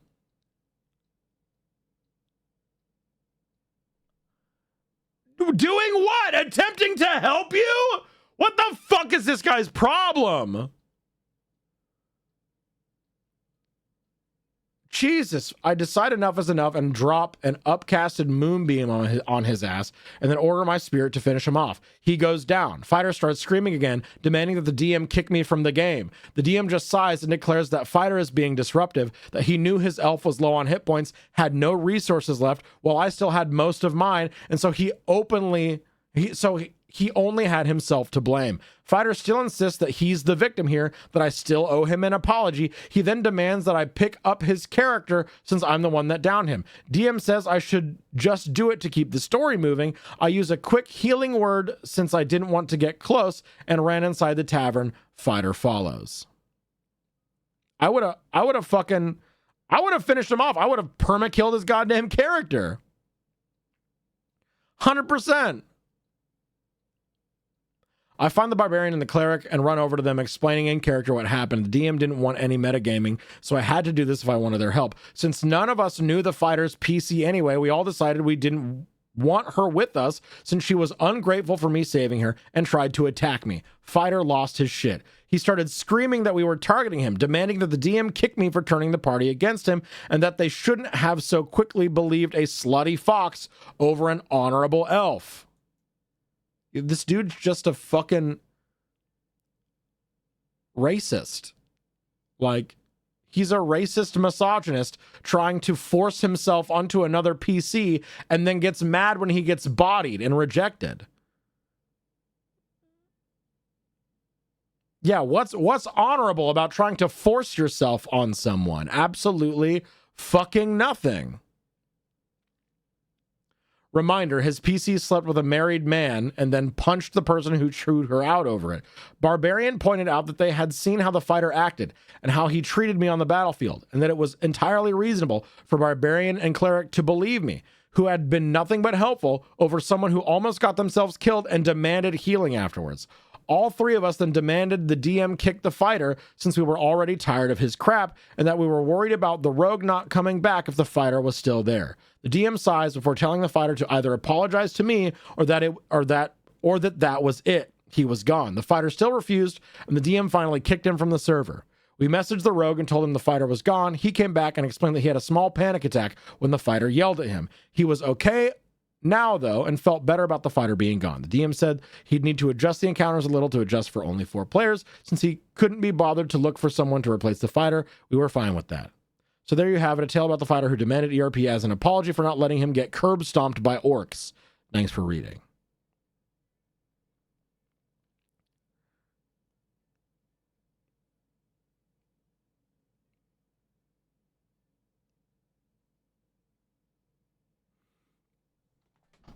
So the fighter's a conservative, the DM's a libertarian.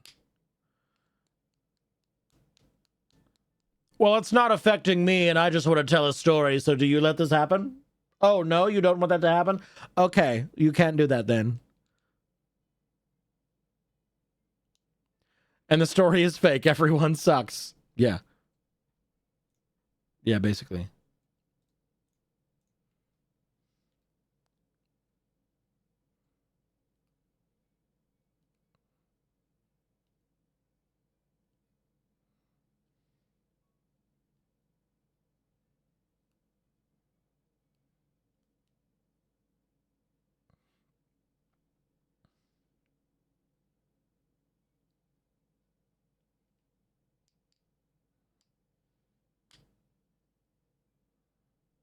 Yeah, I'm trying to go through the comments, and they seem genuine, but like,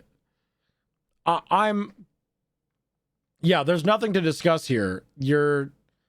A party member was being a absolute fucking dickhead. There's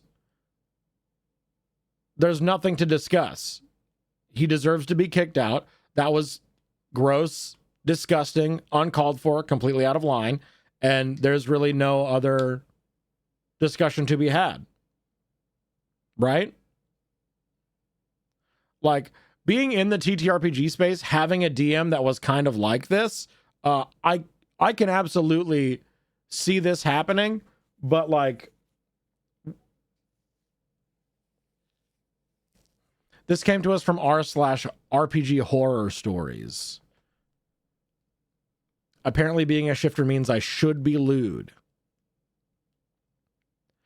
I wonder what they said to why they think they are the asshole. This was not posted in an Am I the Asshole format. This was cross-posted to the subreddit to be like an Am I the Asshole post. It was just RPG horror stories. Yeah. Fucking ridiculous. Yeah, not the whole. Taking the story at face value, not the whole.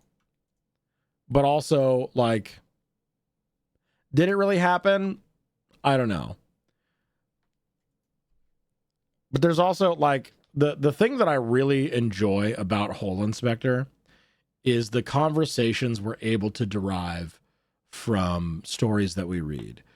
In such a gross, just glaringly obvious post like this, there's not anything to discuss. A player attempted to sexually assault you in game.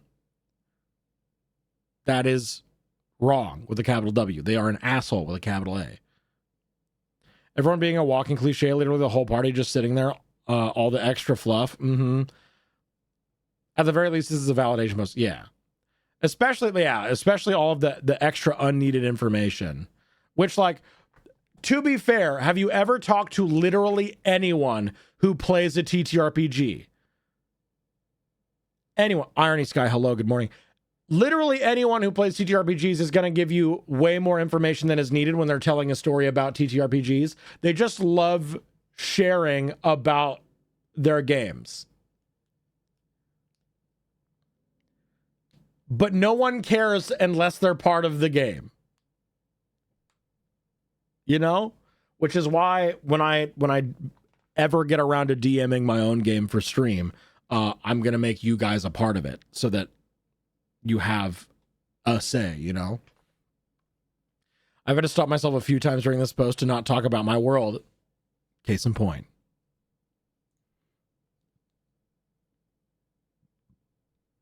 Have we read this one?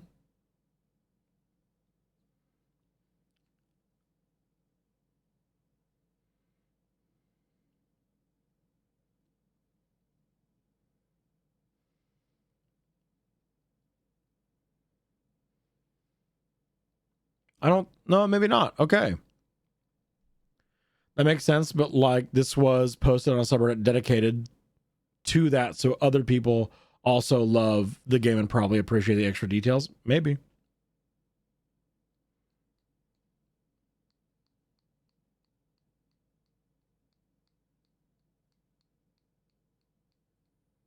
Anyway, next post. I'm ready to move on. I guess we got to do Bing Hole Squares.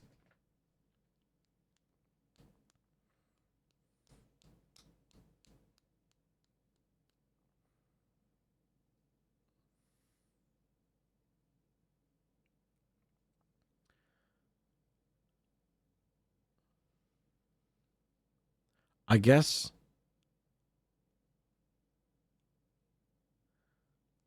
Oh, yeah. Just to clarify, I suppose stories like this aren't really a good match for the show we do. Yeah.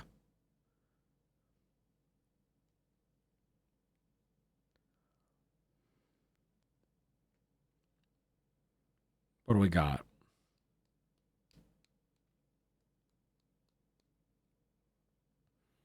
I guess entitlement?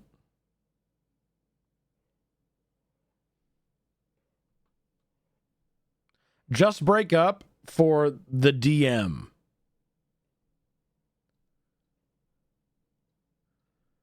Because the DM needs to be broken up with too for allowing this to happen, you know? Hit them with your car, for sure. Grown-ass adult acting like a child. Surprise bigotry.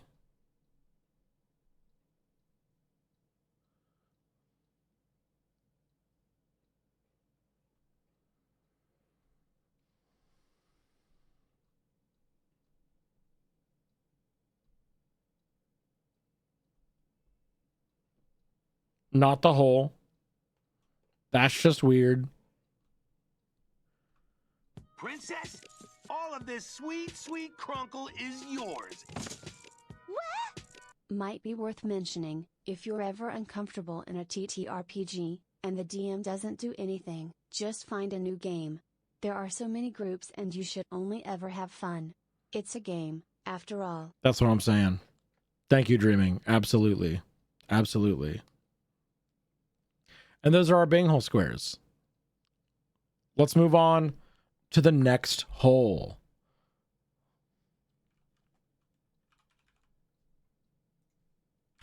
New Dicky going live. Am I the hole for telling my son he deserved his girlfriend breaking up with him?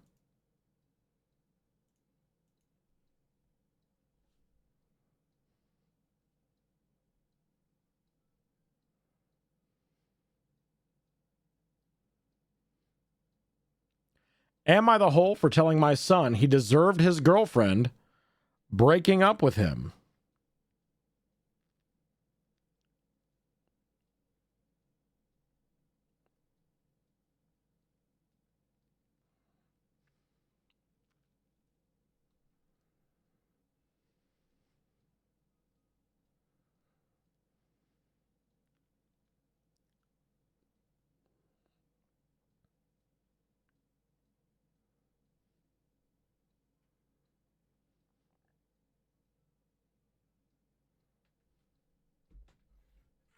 I'm going to go grab some more water before we start this next hole. Atticus, hello, good morning.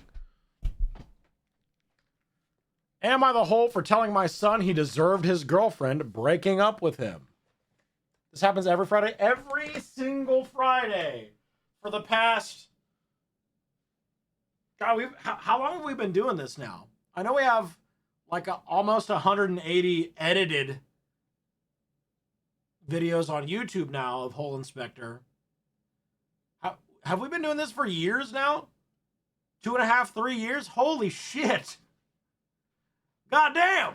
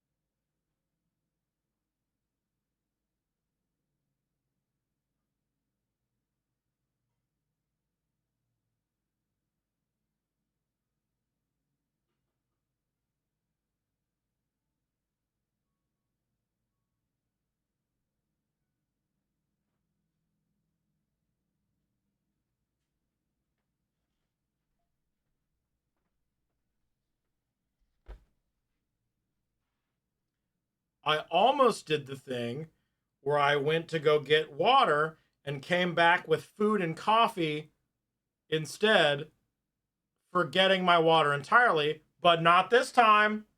Not this time. I remembered. Almost.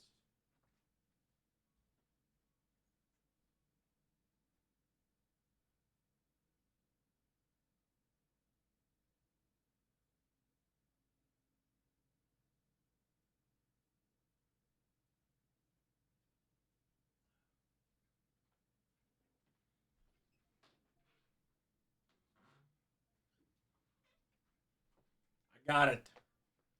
I got it. I got myself some beautiful seltzer water. Got myself some beautiful fuck you coffee, my favorite kind. The kind that says fuck you. Oh. And I also brought myself a little breakfast burrito bowl. That's what I'm talking about. Okay. Did I already do the Dickie for this? Am I the son girlfriend breakup post? I did the Dickie and then I left immediately. Princess. Let's go dreaming. Thank you for the gifts up to Leah. Huge bigness. Incredible, beautiful, iconic. Thank you so much. Well, excuse me, princess. And the gifts up to Fotsy. Let's go. Everyone say thank you, dreaming. Incredible and beautiful. I like my blank how I like my coffee. Fuck you. True.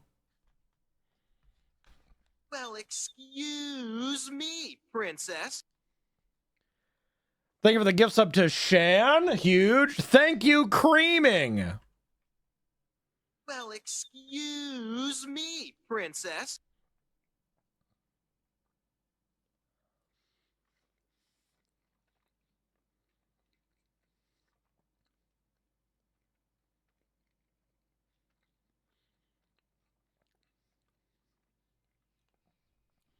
Not dreaming coming back with I do cream. Come on.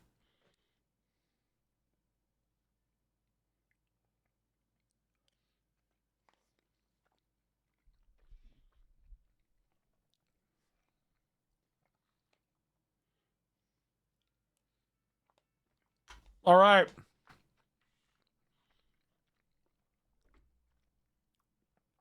I don't think they intended it to be rude, LT.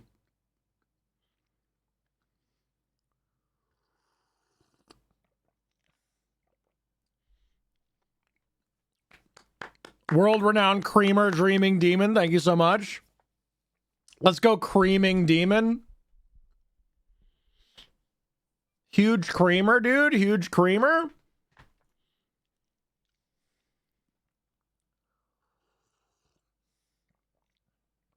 Dream cream, dude. Dream cream. Okay. My son, 22 male, recently got dumped by his girlfriend of almost 3 years. He's been acting like the victim ever since. He moved back into my house temporarily after college, so I've had a front row seat to the entire relationship for the past year. For context, his ex, 21 female, was genuinely lovely. She was polite, hardworking, and honestly bent over backwards for him. She'd drive an hour to see him, help him edit resumes, bring him food during exams, remember birthdays in our family, etc. Meanwhile, my son treated her like she was optional. Oh. He constantly canceled plans with her to play video games with his friends, ignored her texts for hours, and made jokes at her expense in front of people. More than once, I pulled him aside and told him he was going to lose her if he kept acting like she'd never leave. The final straw happened last month during my husband's birthday dinner.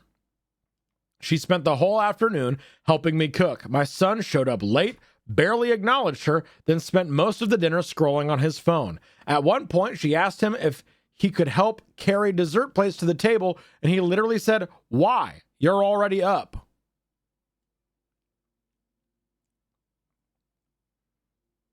The room went dead silent. She looked embarrassed, finished dinner quietly, and left early. 2 days later, she broke up with him. Now he's devastated. He keeps saying he doesn't understand what happened.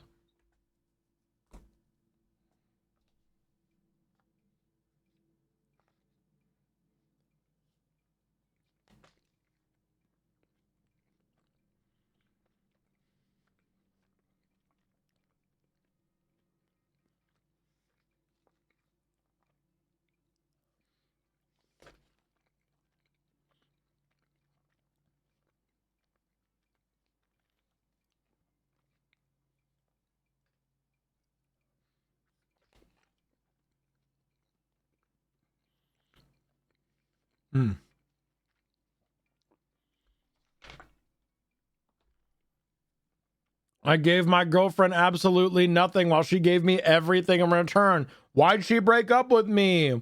What?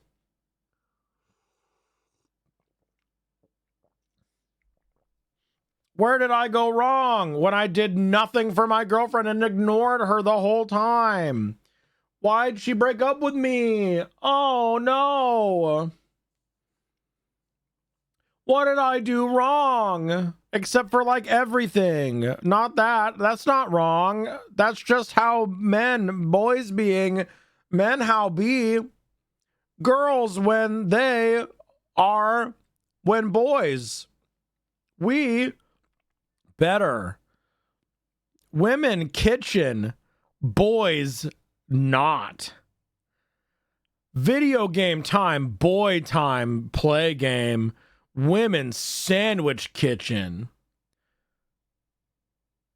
Me no understand why girl not want kitchen sandwich time when boy not give any emotional investment, only play video game boy time. No understand why girl break up with boy. Boy do nothing wrong.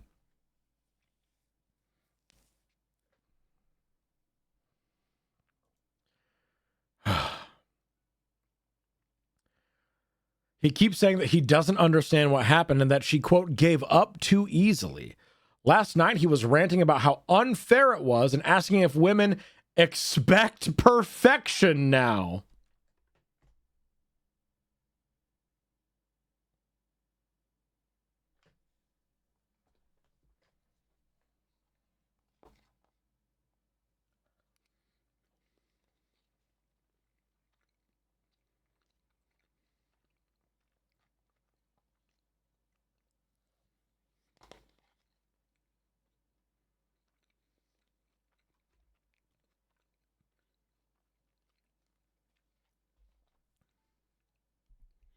Right. Amelia nailed it on the head.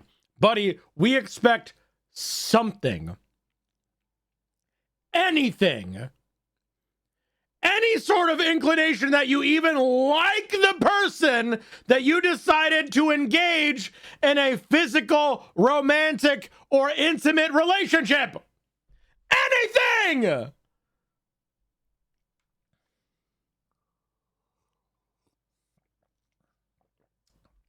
I'm child free, but if that was my kid, I would wonder where I fucked up. Fucking real. Fucking real.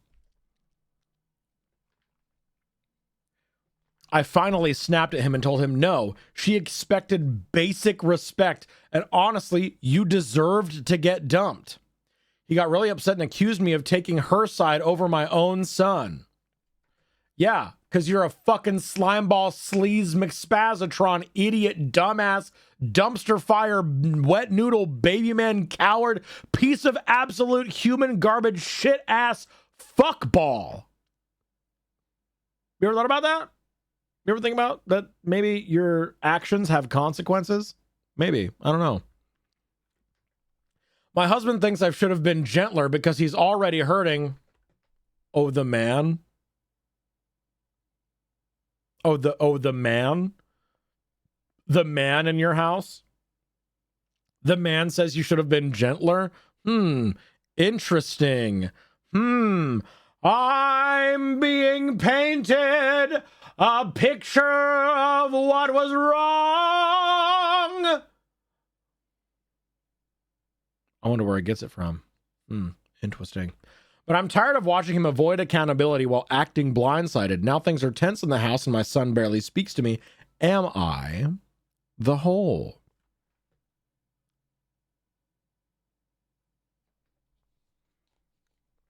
Obviously, your son needs this kick in the nuts if there's any expectation or room to grow or change or become a better person. He doesn't need coddling. He's already got that extremely obviously. Your son's an asshole, and you should reflect on where you went wrong.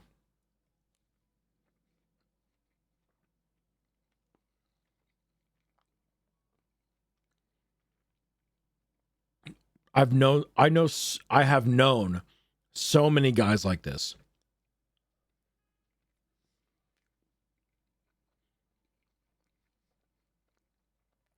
Mm-hmm. Well, I mean, he is 22.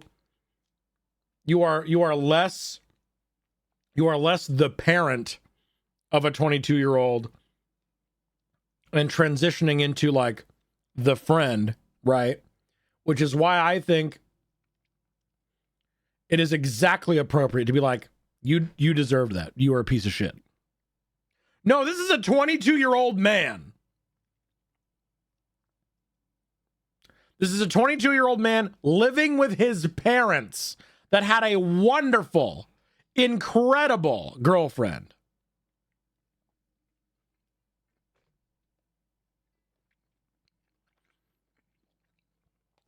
"22-year-old man acting like a fucking child indeed."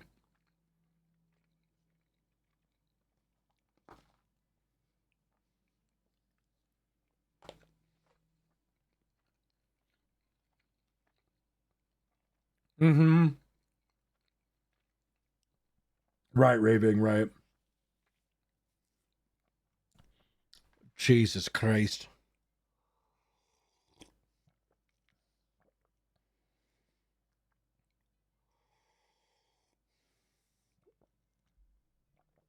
Don't give more than what's being given to you, especially if there is no effort. Yeah. True. Fucked up. No. Not the whole. He did deserve to get broken up with. 100%. His attitude was screaming prepubescent. That was my bad. Mm-hmm. Mm-hmm. Brick, hello. Are you going to share some of your bounty with me? No, that sounds like it could be sexual. Well, I mean, you know what? Never mind. I stand by it.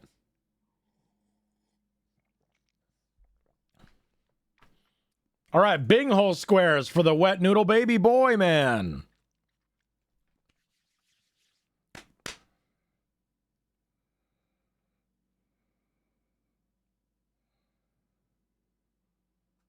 Entitlement. I guess just break up.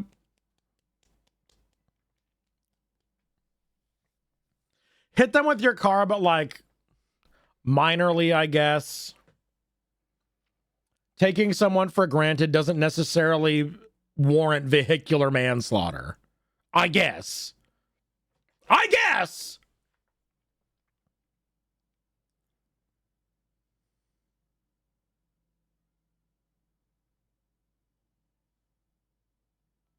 Shitty step/parent.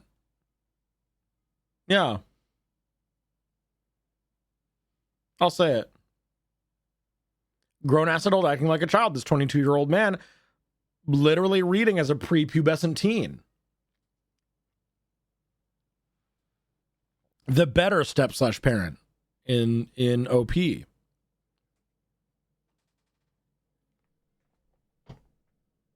gonna come in, baby truck?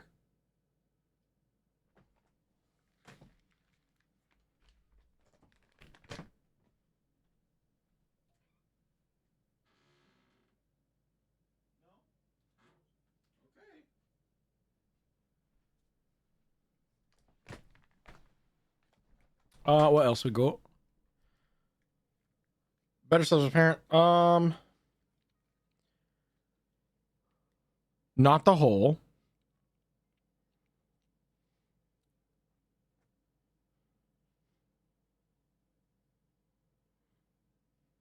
Parent your kids.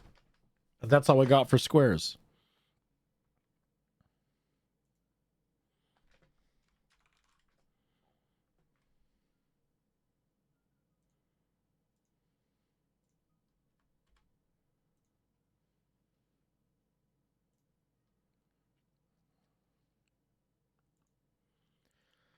Oh.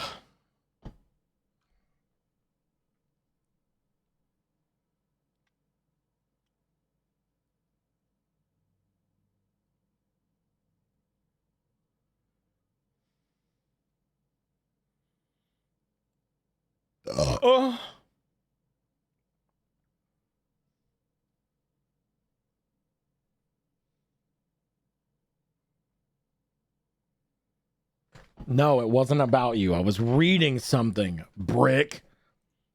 I think we're gonna do Crow. Thank you for the hydrate reminder.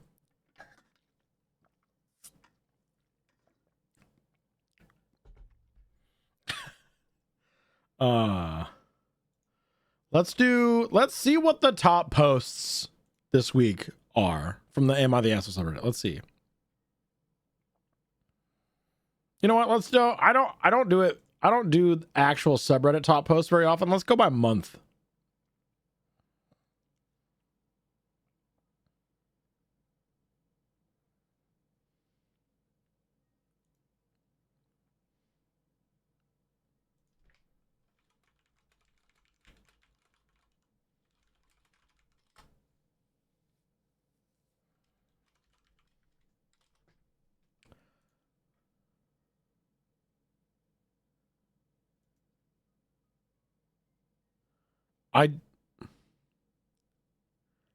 I don't. This post is hard to parse, but it's the number one post over the course of the whole month, so maybe it gets juicier.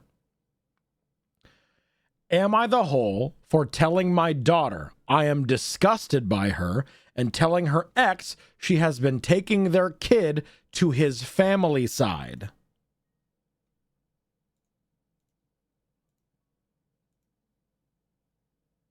What does it mean? I don't understand. I don't understand, but I would like to understand.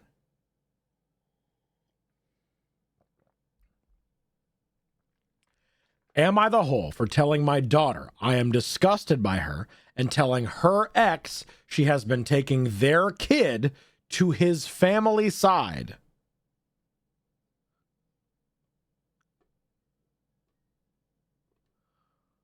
Am I the whole for telling my daughter I am disgusted by her and telling her ex she has been taking their kid to his family side? I assume that means she is taking their shared child to his family get-togethers without him? Maybe? Oh.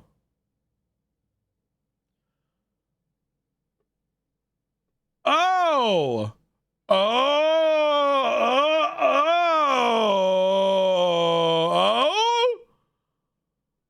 Oh. I just so happened to hone in on one specific word in the middle of the fucking post, and suddenly, ooh, guys, this is this is messy. This is a fucking Mentos Coke explosion in the kitchen messy. This is toddler pulling down the casserole dish in the kitchen messy. This is your child found the crayons and you have white walls messy. Oh Oh ho ho ho ho ho ho ho hee hee ho. All right, let's. I'm very excited. I'm a little excited.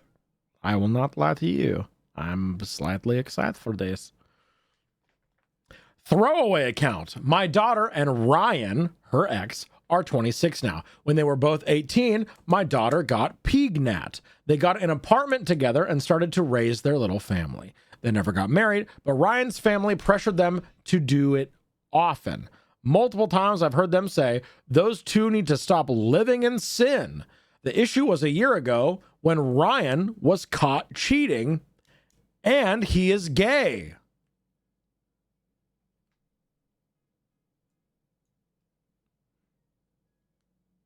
Just gonna pause there real fast. We're just gonna take a quickie little pause for a moment to really reflect. See, we've got some posts like the last TTRPG post, which gives us just absolutely the most nothing that we possibly could get for over explaining little details leading up to what we actually want to talk about. And then there's posts like this. The issue was a year ago when Ryan was caught cheating, and he is gay.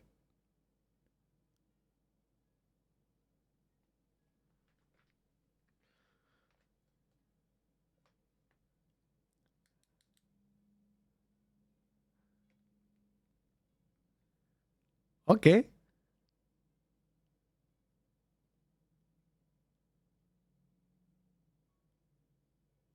Okay. The breakup was extremely messy.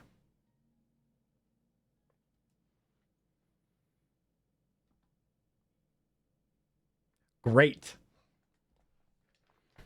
And in the end, the custody was 50-50. Ryan's family is really religious, and when it came out, they were breaking. They were pissed. When they learned Ryan was gay, they disowned him. I was at my daughter's place helping her move. Oh. Ooh. Ooh. Ouch. Oh. Oh, yeah, that's disgusting. Oh.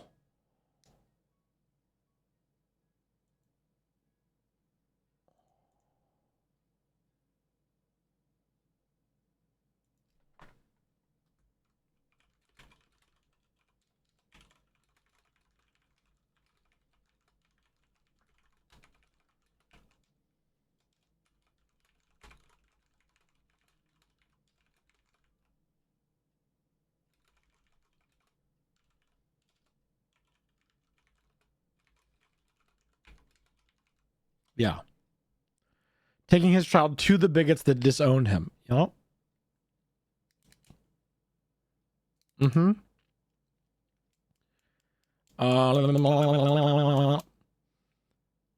I was at my daughter's place helping her move out when I heard Ryan's mother call him a...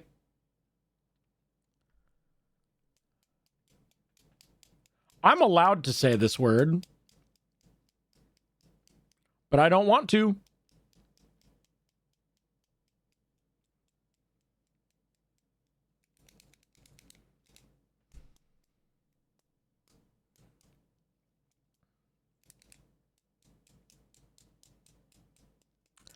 It is a name, it is a word that I have been called very frequently through my upbringing as a slightly more effeminate person navigating public school in the Midwest.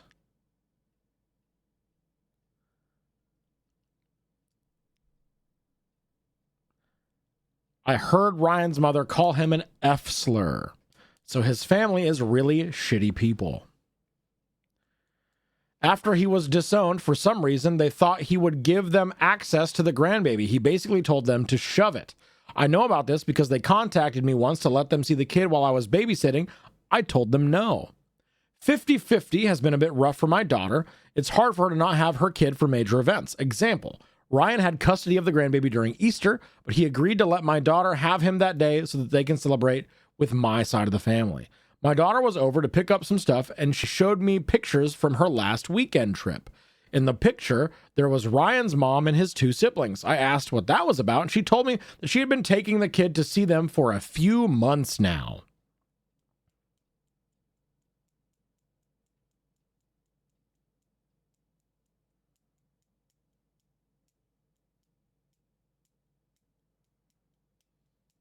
I asked if Ryan knew. I thought they got back in contact, and she told me no. I told her that was horrible to do, that they are bigots and disowned their kid. She got defensive, and it went into an argument. She defended taking her kids around homophobes, and I told her I was disgusted by what she was doing. I informed Ryan. He thanked me, and now my daughter is super pissed. Ryan apparently is refusing to be lenient anymore with custody. So more getting the kid on... So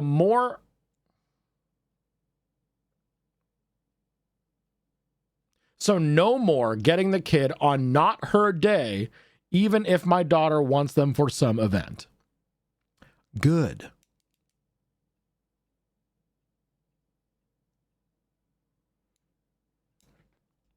Good.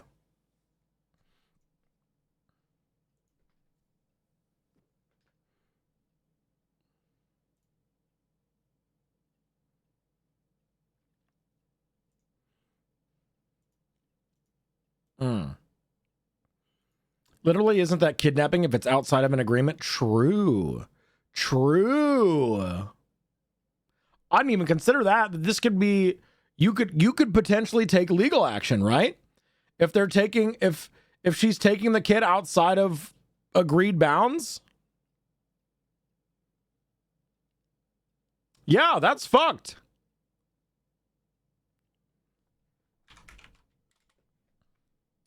So, not the whole for telling your daughter that you're disgusted by her actions, because I would be too. That's fucked up. Taking the kid around fucking bigots. Even crossing state boundaries is illegal if unapproved, even for a weekend trip. Right. Everyone but OP sucks.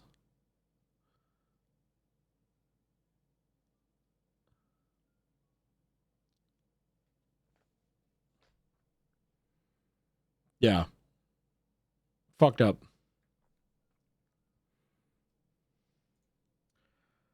Oh, fuck. Messy.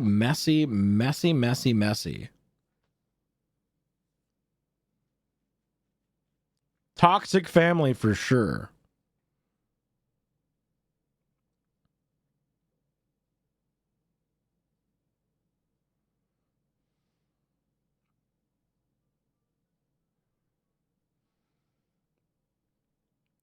What else we got? What's the top comment? Let's see. Doing shit like that behind someone's back is not okay. Even if the family weren't homophobic, you did the right thing. True. I'm generally not a big fan of MYOB.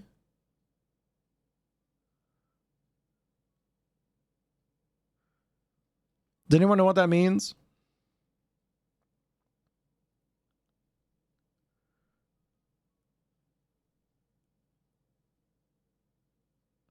Oh, I'm generally a big fan of mind your own business, but in this case, your daughter not only stepped out of bounds with Ryan, but why would she want her kid around such hateful, awful people? Not the whole. True. Not the whole. He set a boundary and your daughter violated it. Simple as that. Absolutely. Yeah. Okay. What else we got here?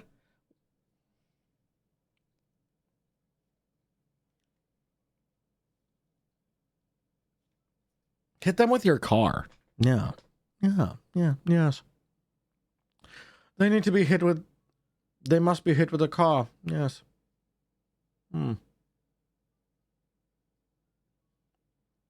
Adults using kids as an excuse. The shitty parent. Surprise bigotry? The better parent?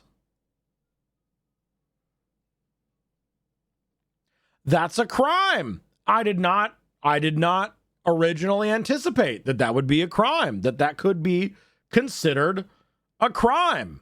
But it is.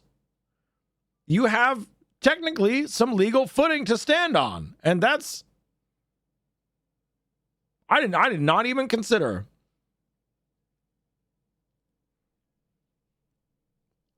Not the whole.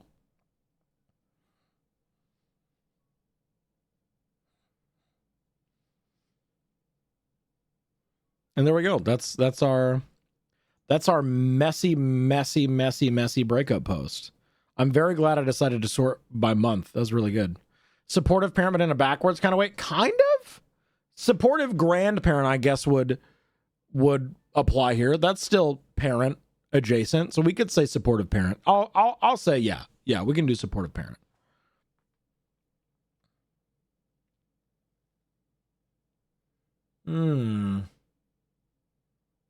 Interesting.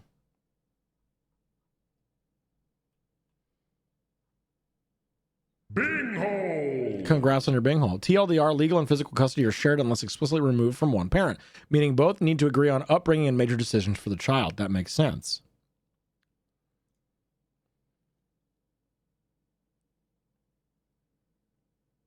All right, we got a new one. We got a new post. How close are we to ads? I don't see. Does MooBot tell me? No, I closed the MooBot. Never mind. I guess I'll check my Twitch dashboard real fast. Creator dashboard. I just met her dashboard.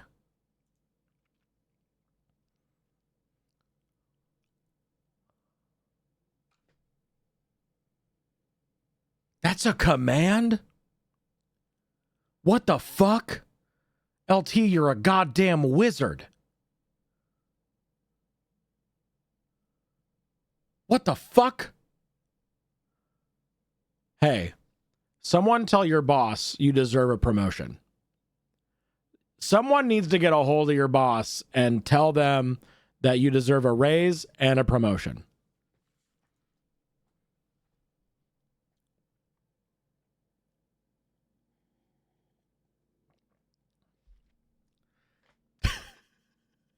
LT needs a raise and promotion. LT deserves a promotion. What are you talking about? What? Here's what I can do.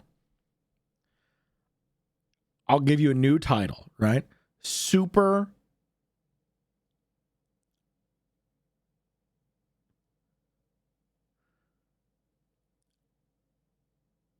mega ultra VP of communications, and I'm going to give you a 100% raise. How about that? How about that?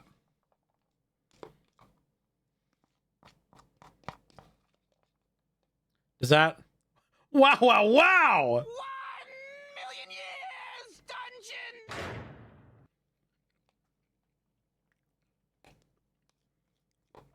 Sounds pretty good to me. Super ultra mega VP of communications, 100% raise. That's the highest honor I could possibly propose.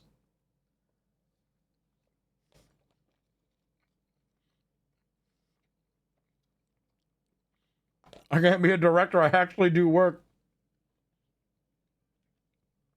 True.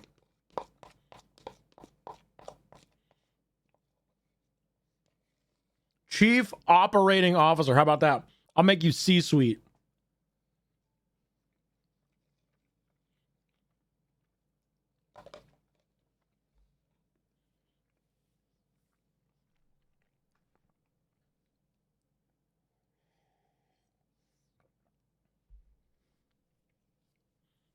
Huge. Huge. This is huge for LT. Incredible. You know, right now I'm thinking about C-suite made my tummy do a little flip.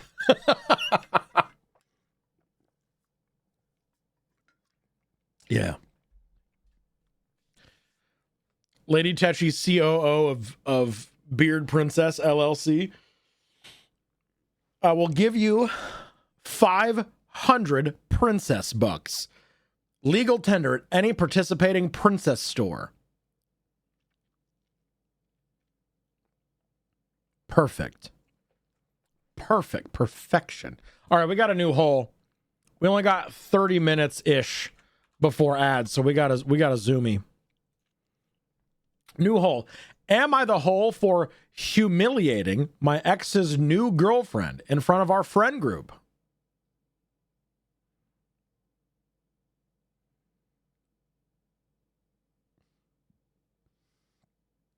What, in the company town? Shh, no.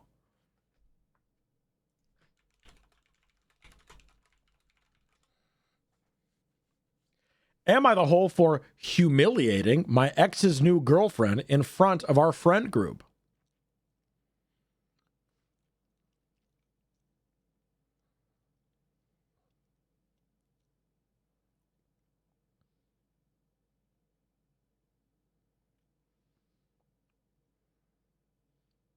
Sorry, is it the smooth jazz in the background?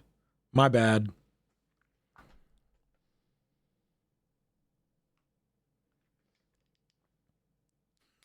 Not the company town. Get out of here.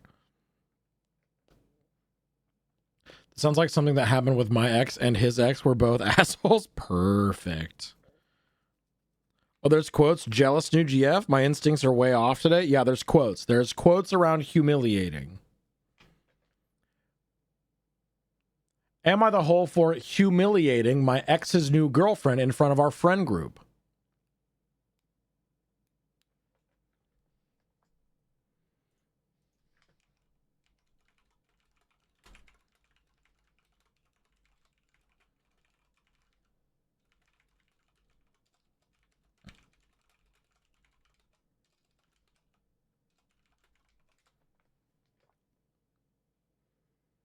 Am I the hole for humiliating my ex's new girlfriend in front of our friend group?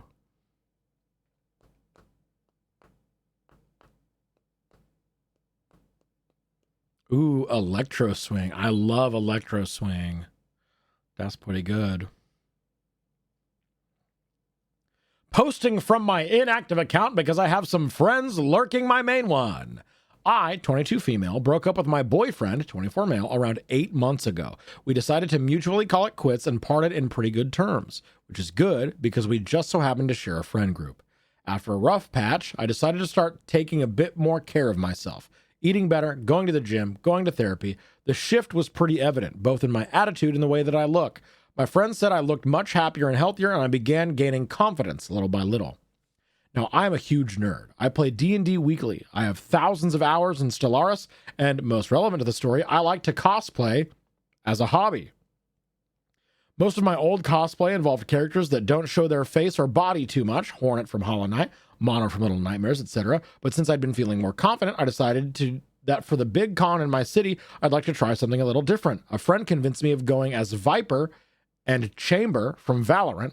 So for the past 6 months, we've been pouring most of our free time into the cosplays. 3 weeks ago, I sent a picture of me wearing the cosplay to the group chat asking for feedback for the final details. My ex immediately DM'd me asking me to please not wear that cosplay to the con because it might make his new girlfriend uncomfortable. Sucks to fucking suck dick, doesn't it, you piece of shit asshole? You ain't got no fucking skin in the game here, you piece of shit. Why are you trying to manage your girlfriend's emotions by controlling what someone else wears? Shut the fuck up! I asked him what about it would make her uncomfortable, but he refused to elaborate. I knew he was dating someone new, but I didn't know she was going with us to the con. I tried to explain to him this was the work of months, and I couldn't just throw it all away because a girl I'd never met felt uncomfortable about it. Yeah, because that's literally fucking crazy. In the end, I wore it to the con and it was a huge success. I tried to keep my distance from the larger chunk of our group because my ex and his new girl were with them, but we did spend a good part of the day with them. Throughout the whole thing, the new girl kept making snide comments about me and laughing whenever I got asked to pose for pictures. Everyone looked uncomfortable, but nobody said anything. After leaving the con to have dinner, though, another friend asks the new girl if she wouldn't like to try cosplay as well. Her answer was, "Why would I need more attention from guys? I already have a boyfriend. I'm not a slut." Oh, she's just a bitch then. Oh, got it. She's just a bitch. Cool. I snapped and told her to stop acting like a pick-me bitch.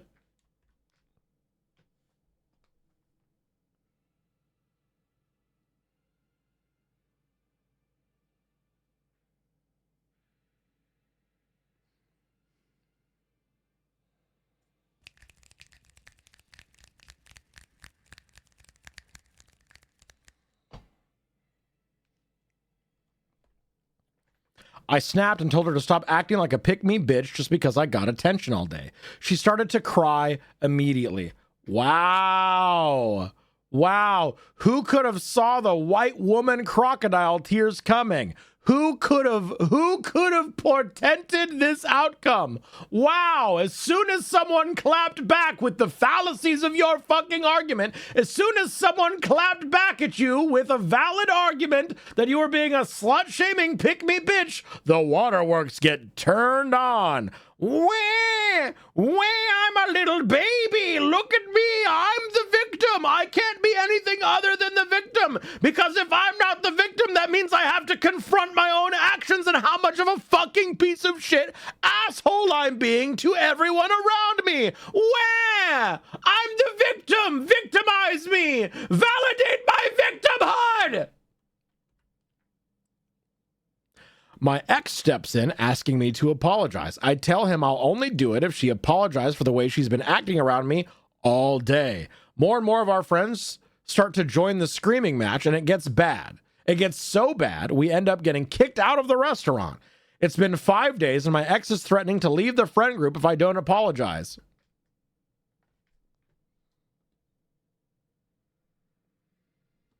Oh, no. Oh, what shall we do? Oh, beans! Oh, bollocks! Oh, woe is me! Leaving the friend group because you won't accept any less than an apology for your pick-me bitch of a girlfriend. Oh, no! You'll leave the friend group? Oh, beans! What are we going to do? Anyway. I honestly wouldn't care if he did, but some of our friends are asking me to do so to stop him from leaving. Should I cave? Am I the hole? No. No and no. Bye, bitch. LT, can you when I flick here, can you just edit a wet noodle here and flick it off screen? How do you feel about adding wet noodles? Thoughts on that? Yeah, goodbye. Goodbye forever. We don't need that shit. Yeah, don't threaten me with a good time. Oh no, you'll leave the friend group? Don't make promises you can't keep. You're starting to get me excited. Oh no. Yeah, absolutely not. Not the whole. Get the fuck out. Do we have enough room in the budget for wet noodles? I don't know. I just gave my editor a promotion to a C-suite executive and a 100% raise. So I don't know if we have the budget for wet noodles. We might have to circle around on that after we break down the next quarterly budget for the whole inspector allowance, you know.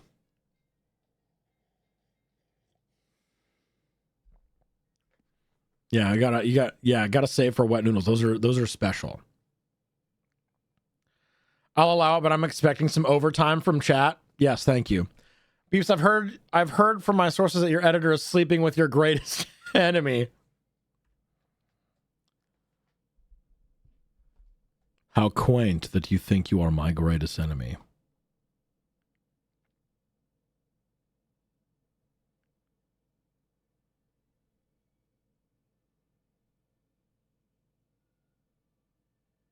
When you enact against me, it's the most important day of your life. For me, it's Tuesday.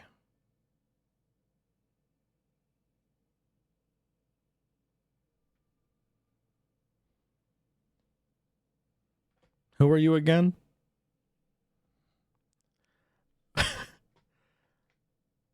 Very, very interesting. You assume the role of my greatest enemy when, from the simple press of a button, I can explode you with my mind. From a simple button press, I can explode you with my mind. As many times as I want, infinitely forever. My greatest enemy? Or simply an annoying infestation that will not go away? That part was a little mean. I'm sorry.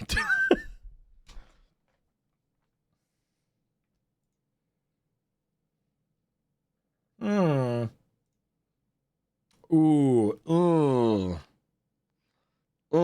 I've got a bad feeling about this one. Got a bad feeling about this one. New Dicky going live. Wait, hang on.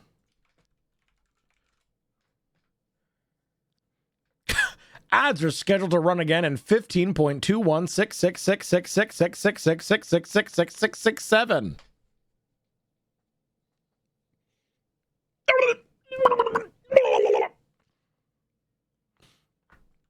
New Dicky going live. Am I the hole for secretly buying extra food for my niece because her brothers eat everything first?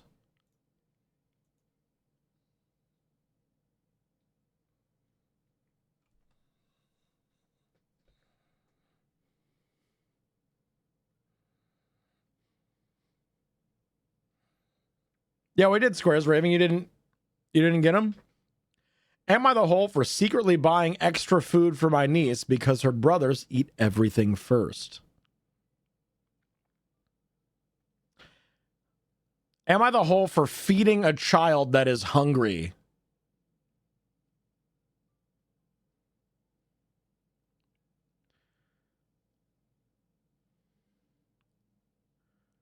What?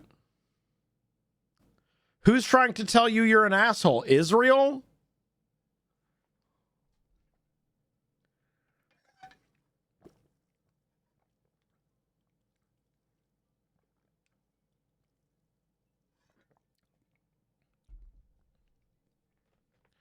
Am I the hole for secretly buying extra food for my niece because her brothers eat everything first? My brother's family has been staying with me and my wife for around 6 months while they save money after moving from another state. It's been okay and we get along pretty well. They have 3 kids, 2 boys and 1 girl. The boys are both athletes, track and basketball, and they eat a ton. They're teenagers and constantly hungry. Oh, the Dickie's still going. My bad.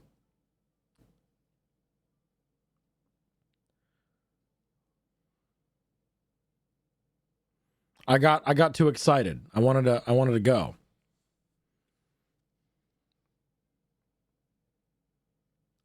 Whenever food is made, they usually go back for multiple servings and they demolish snacks really quickly. Something I started noticing, though, was that their daughter, who I believe is 14, would regularly complain that there was barely anything left for her by the time she got to it. I also noticed my brother and his wife usually gave the boys noticeably bigger portions during meals. I figured it was just maybe because the boys are bigger and more active, but I eventually asked my brother about it because it seemed kind of excessive. He told me the boys need the calories because they're athletes and still growing, while his daughter doesn't really do sports and sits around most of the day. He also said he doesn't want her getting overweight as she isn't physically active much outside of normal school activities.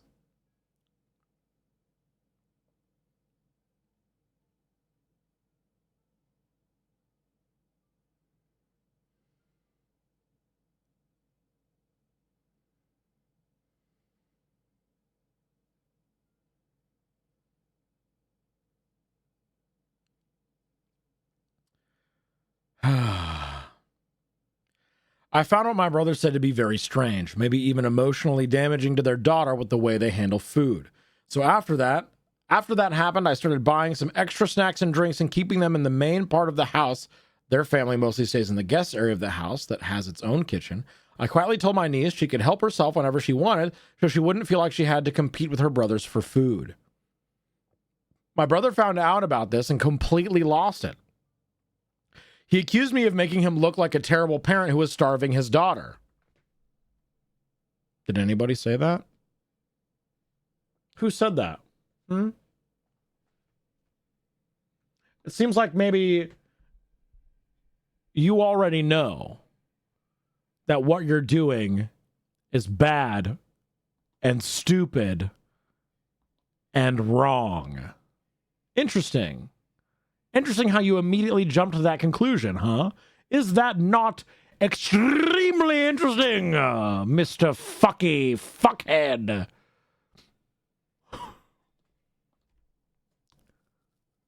Yeah. He said she already gets 3 large meals a day that his wife cooks and that they do buy her snacks, but she, quote, doesn't need to pig out on them. You're fat phobic. You're a fat phobic piece of human shit garbage, probably also misogynistic, and impressing this on your daughter. All you're doing here is setting your daughter up for a very, very strenuous relationship with food. He also said if I'm going to buy extra snacks for one of his kids, I should be letting the boys have access to it too.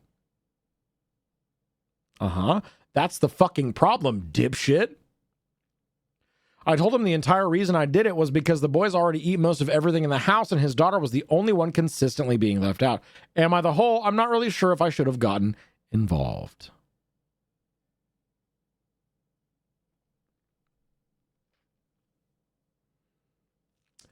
Holy fuck. We all knew this to be true, but top comment on Reddit puts it incredibly succinctly.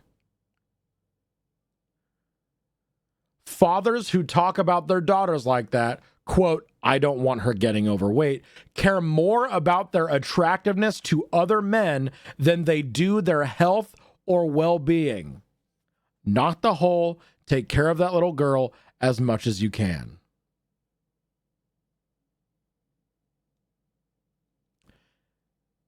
Edit. I'm sure to answer Redditors who are being fucking disgusting. If it wasn't about looks and was a real fatherly concern, he would have said, I don't want her getting unhealthy, not overweight.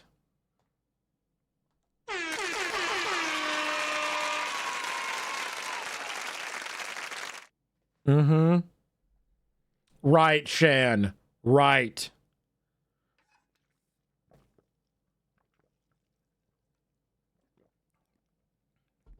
People like this disgust me.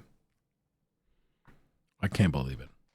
He's totally fine with his sons eating tons of calories, regardless of them burning it quickly. But when his daughter wants a bag of Doritos, she's a glutton who needs to slow the fuck down before her pants go up 10 sizes overnight. Yeah. The gross double standard. Underweight is, in fact, also a health risk. It sure is. Disgusting. Disgusting behavior. Terrible father. You don't deserve to have children. You are not the asshole for secretly buying extra food for your niece. If their own blood parents are not going to feed them, you might as well.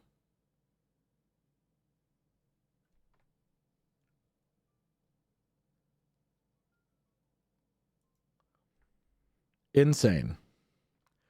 Fucking insane. You are the saint for sure.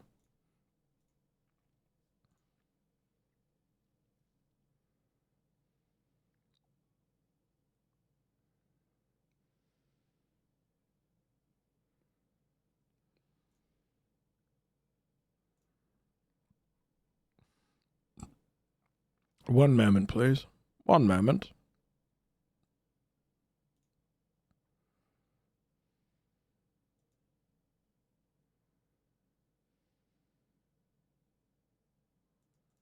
Why can't I? Huh.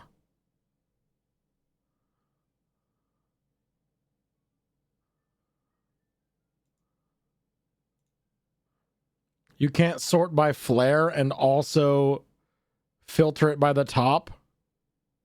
That's fucking stupid.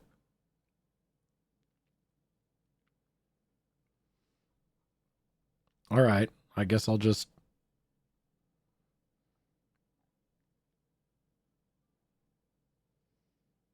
Ooh, little update.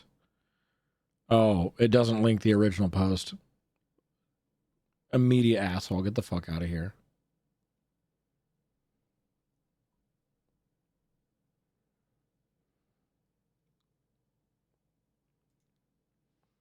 Okay.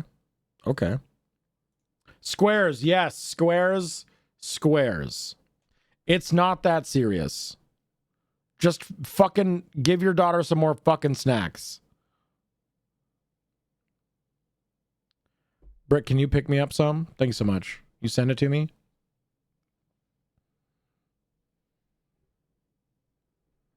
I expect a picture of your burger. Thank you so much.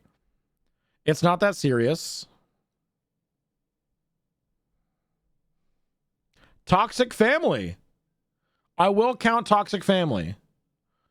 Borgir. Disgusting boomer energy, for sure. Reddit 8 here with that top comment. That's what I'm talking about. Absolutely's. Over controlling parents? Yes, over controlling parents. Binghole! Hit them with your car. Reddit sucks. Reddit sucks here. Adults using kids as an excuse. Shitty parent.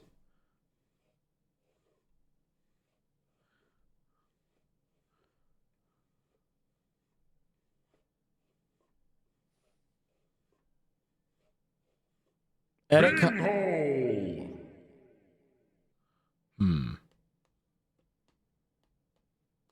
That wasn't crucial info. Not the whole. That's just weird.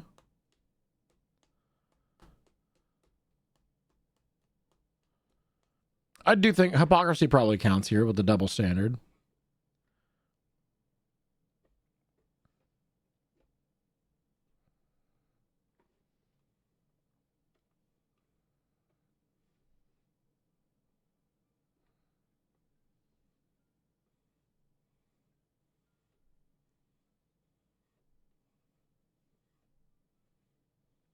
Kids being kids.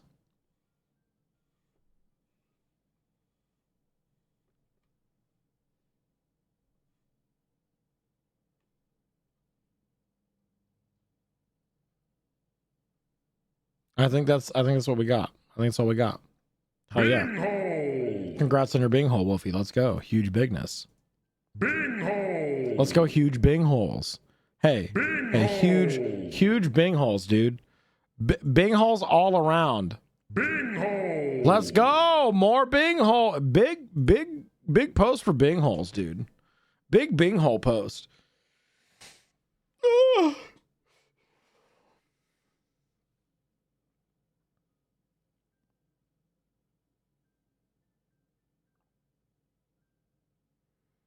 A happy bing hole to everyone. Yeah.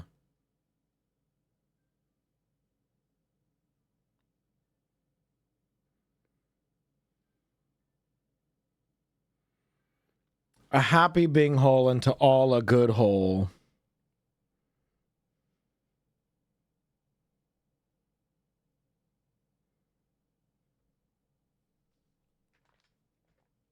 I missed how Reddit sucks. It was the edit to the top comment addressing people arguing with the fact that, oh, the dad just wants her to be healthy. Basically. He's just concerned about her health. No. Wrong.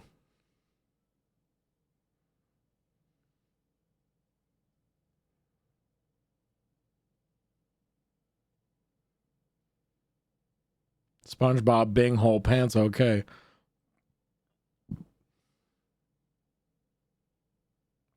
It's hole day. Everyone celebrate. Everyone open your holes and open your hearts. It's time to judge holes on the internet.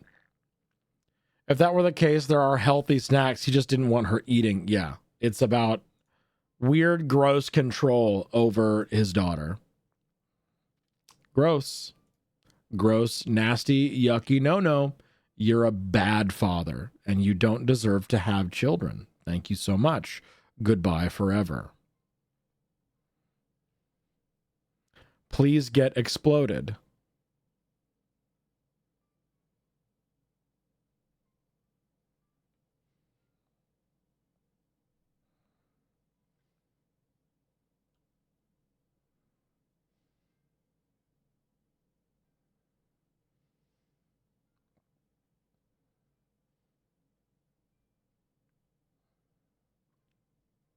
We got ads, so I'm waiting. I'm waiting just to bingus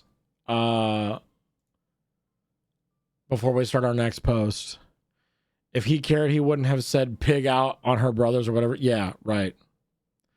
I do find it interesting that the dad is reinforcing it when it's usually the mom who does these in situations. I don't want to read too much into it. Yeah, I think that's why Shan said, look, we need to check his hard drive. You know? Because it's fucking weird.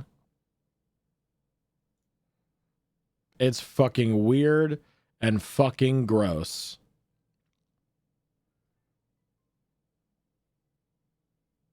Yeah.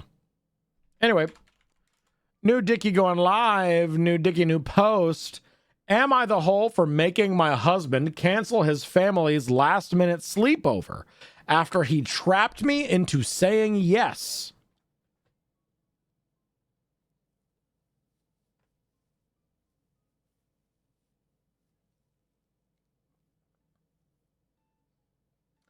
Am I the hole for making my husband cancel his family's last minute sleepover after he trapped me into saying yes?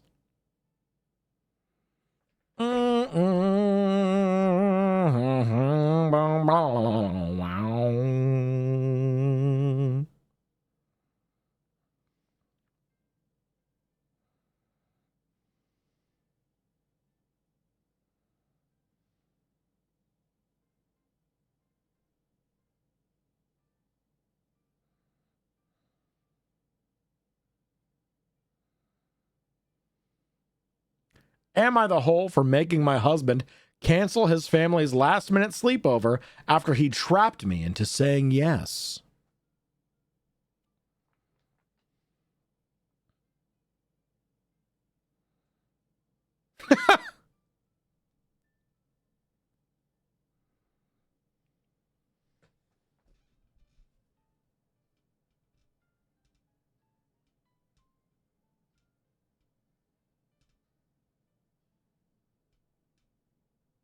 Howell admits moving castles to evade property taxes.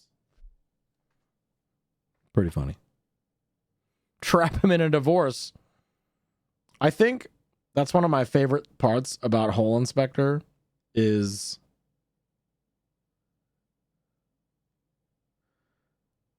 how quickly LT is to be like, break up, bitch.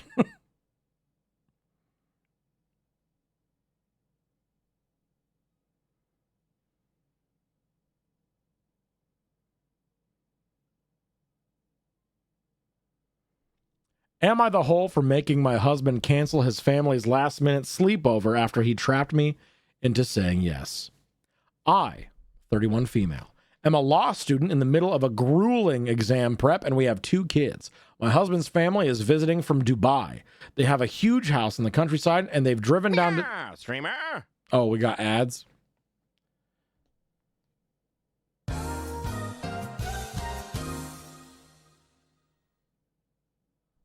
What the hell? What that shouldn't be happening.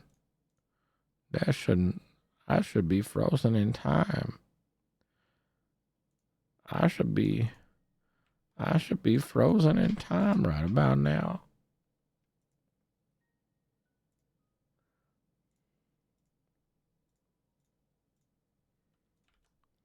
Oh, and now I am frozen in time. Well, ain't that something? Ain't that a little something something? Weird. Ah. Oh, wrong screen. Ugh. You didn't see that. You did not see that. All right. Am I the hole for making my husband cancel his family's last minute sleepover after he trapped me into saying yes? I, 31 female, am a law student in the middle of a grueling exam prep, and we have 2 kids. My husband's family is visiting from Dubai. They have a huge house in the countryside, and we've driven down to see them for the past 3 weekends. We casually mentioned they're welcome to visit us in the city sometime. Tonight, at 10 p.m., they suddenly announce that they are driving up tomorrow and expect to sleep over. Our house is a complete disaster. My kid has a morning dentist appointment, and I desperately need to study. I suggested that they come Sunday for lunch instead, so we had time to clean. Sleepover is a no. My husband refused to set a firm boundary. Instead of telling them no, he just gave weak hints like, you can sleep here, but it's messy. He got on a call with his sister, put it on loudspeaker, and when she explicitly asked, can we crash, he handed the phone to me. Knowing I couldn't be the bad guy and reject them to their faces, I panicked and said yes.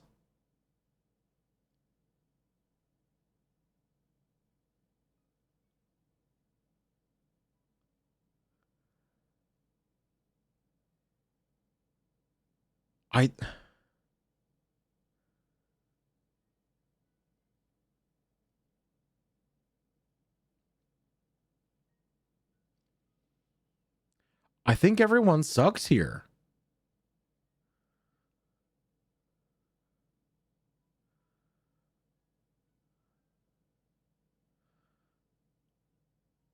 Yeah. Let me read the rest of it real quick because we're almost done. But I'll tell you my thoughts here in a minute.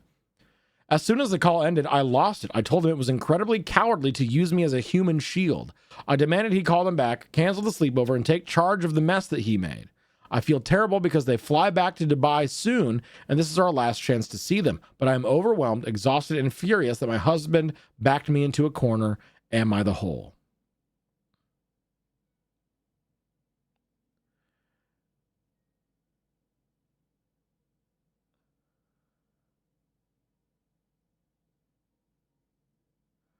Literally, like, your inability to say no when presented with the opportunity is not necessarily his fault.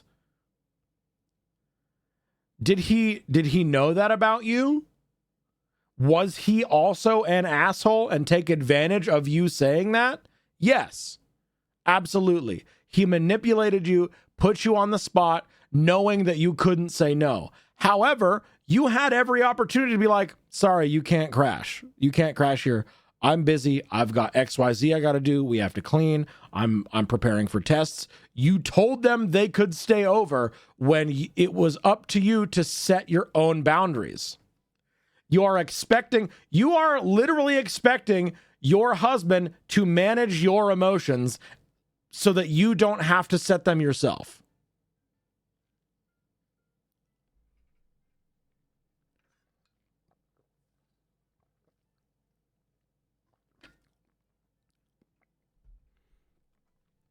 He did set her up. That does make her an asshole. She had every opportunity to say, no, you can't stay over. She literally said, yes, you can.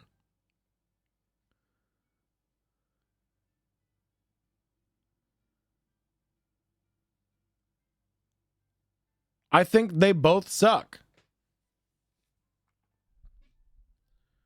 Like, even if she was people-pleasing, people-pleasing is still manipulation. Like, if you are people, you still are, it's your responsibility to set your own boundaries. I wonder how controlling he is in day-to-day life. Who knows? But,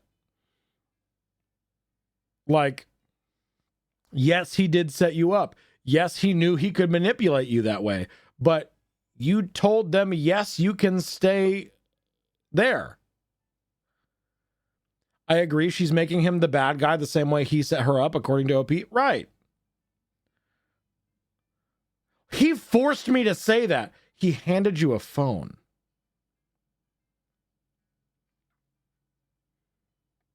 Did he put you on the spot? Yes. Did he have prior knowledge that doing so would make you panic into agreeing to something? Probably also yes. Could you have still said no? Yes. Absolutely, you could.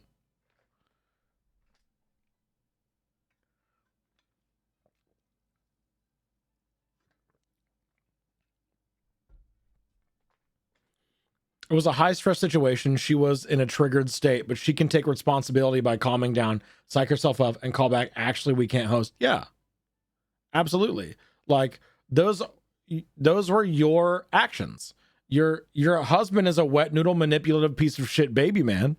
Absolutely. I'm not trying to waive his responsibility in this situation, but you are also responsible here because you are the one that said, yes, you can, despite not wanting that. If you actively do not want that to happen and you are given the opportunity to state your boundary, you must state your boundary. Yeah, I think everyone kind of sucks.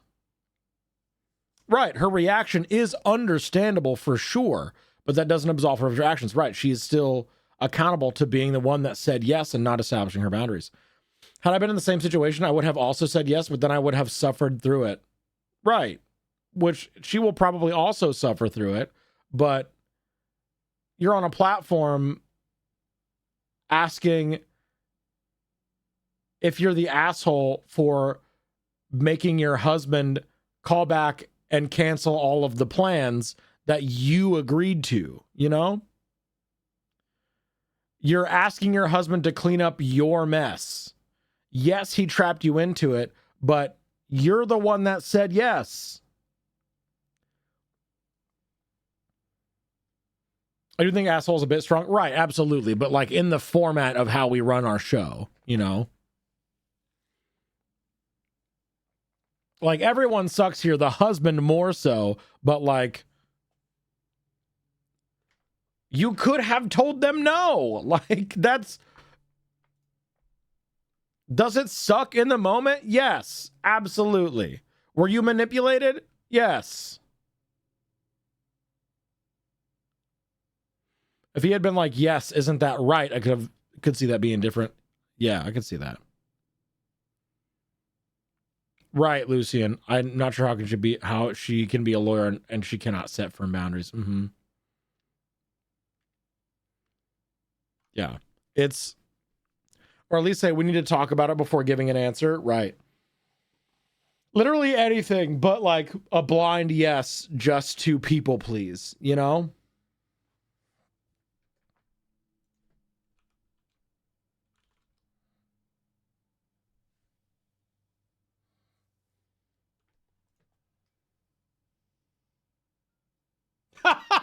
Top comment.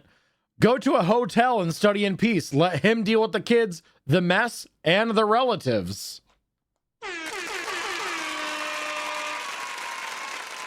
Absolutely.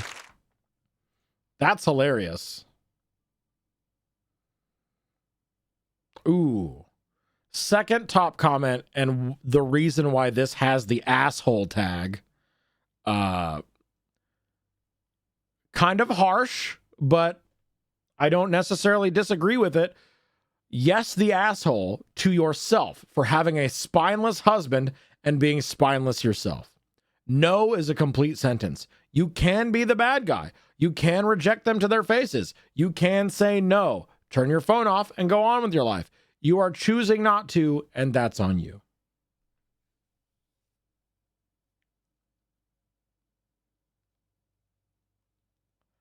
And then someone responds, OP is also yes the hole for inviting them when she didn't mean it. We casually mentioned they're welcome to visit us in the city anytime, since this is their last chance to see them before they go back to Dubai. When did she think sometime was going to be, if not now? If that was just something she said to sound like a nice person when she really had no intention of actually following through with it, yeah, that can come back to bite you. What she's upset about is having to either go along with it or show them the person she always really was.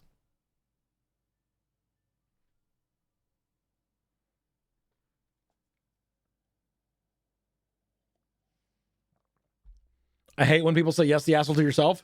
It can be true in some instances. Like you are trying to hide behind something.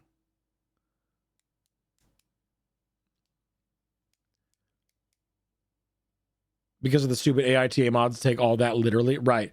If the top comment says yes, the asshole, then that's what it's going to have to be forever, and we're never going to change it. Yeah. I'm still firm on everyone sucks here. So for the purposes of our prediction,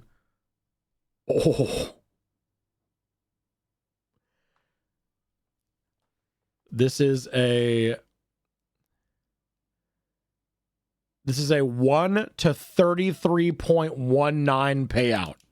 The two people that voted yes, the asshole, are getting a 33 times payout. Damn. Congrats to the Guava gamblers. Holy guava indeed.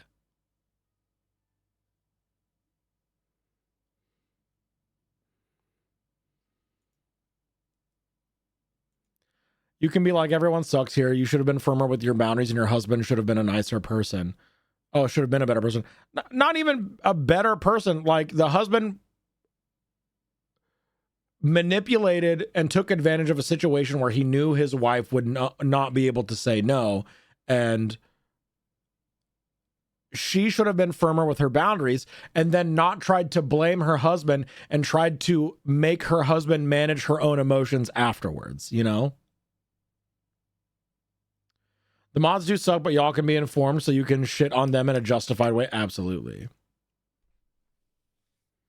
Saved by the misclick. Let's go, baby. That's what I'm talking about.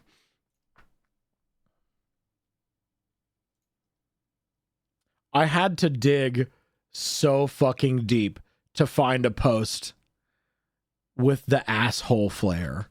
Because I was like, I went through 1, 2, 3, 4, 5, 6, 7, 8, 9, 10, 11, 12, 13, 14, 15, 16, 17, 18, 19, 20, 21, 22, 23, 24, 25, 26, 27, 28, 29, 30, 31, 32, 33, 34, 35, 36, 37, 38, 39, 40, not the asshole tagged post to find one tagged asshole. Because I wanted to shake it up a little bit.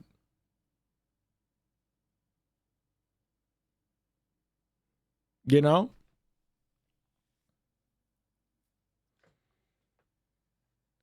So Ginger, I don't remember what post it happened on, but there was a post that had a title that very, very like obviously sort of leaned to seeming like not the asshole, or like leaning to define one way.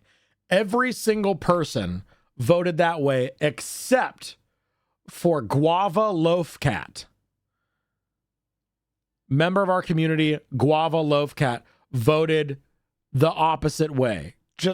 Either just to be contrarian, just for like the sake of the big gamble. And then Guava won like 150,000 points or something like that.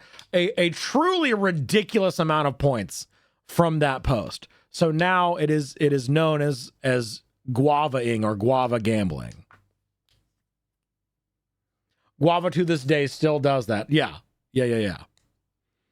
I mean, it's literally like the act of voting in contrary is literally named after guava. So guava maxing for real. Absolutely. Okay. Let's pivot. Let's do some keyword searches. Some keyword searches. You want to do some fucking keyword searches? Time to use MooBot, which I don't have open right now. Let me get that open.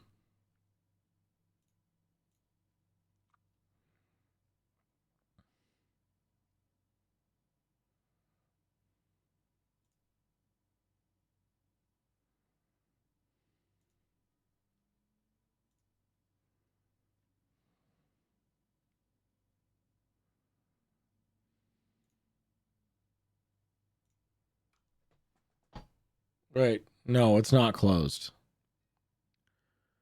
The giveaway is not closed. It is currently open. Type the word whole into chat. Why is there a button to announce that it's closed, but not a button to announce that it's started? That's so fucking stupid. Anyway, giveaway is open. If you would like to choose the next keyword or phrase to find our next post, type the word whole into chat. Why is it not? It's not populating fucking anybody. It still says 0 entries. What the fuck? What?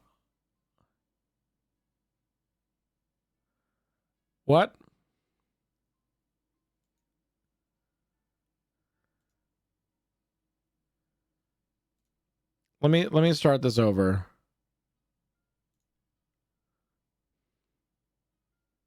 Redo giveaway. Archive and redo. Typing a keyword into chat. The word whole. Yes. Create.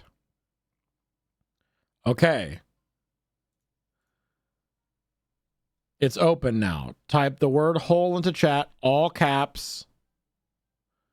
Is it because it's being turned into an emote and it doesn't like that?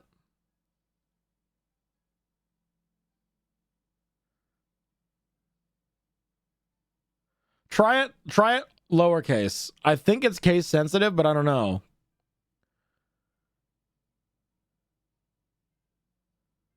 No, it's still not populating fucking anybody. What the fuck? It worked last time. Is MooBot not connected? It says connected. It says okay.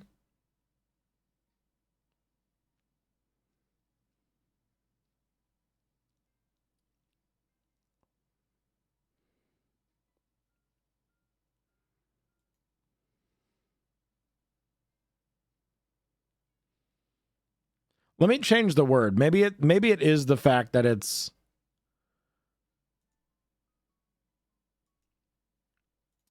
whole is being turned into an emote. I didn't think. I'll just do whole lowercase, and we'll see if that. Okay, try whole lowercase, not uppercase, just all lowercase whole.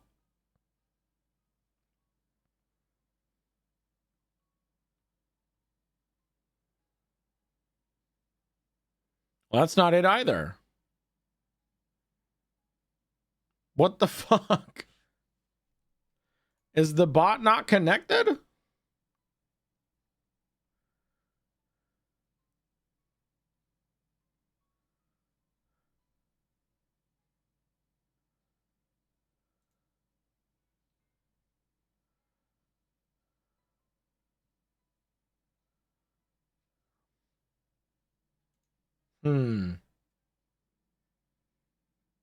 Yeah, bot's broken.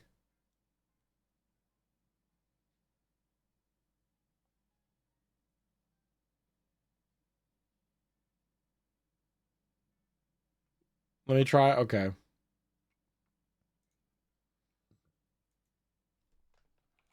Hang on, I gotta go check on Truck for PS, since Truck's been feeling sicky the past several days. Ah! Baby Trunkle.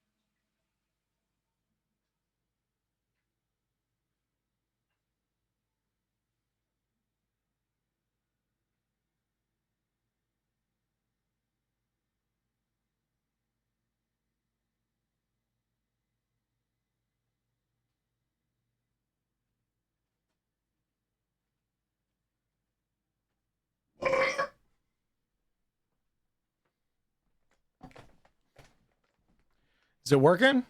Oh, yeah. Why does it work for you but not for me? What the hell? Must be your new promotion. Basically, our streamers that... What? What? What do you mean?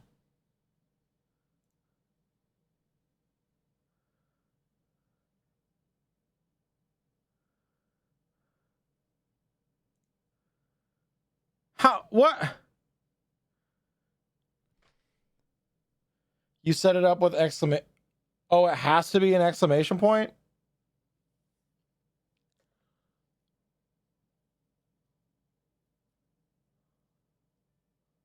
Well, no, because everyone's typing just a hole in chat.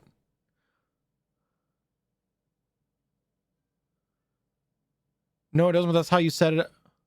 What?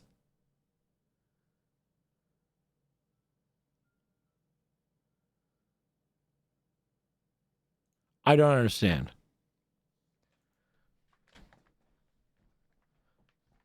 I don't get it. Anyway, type the word hole into chat if you would like to choose our next keyword or phrase to find our next Am I the Asshole post.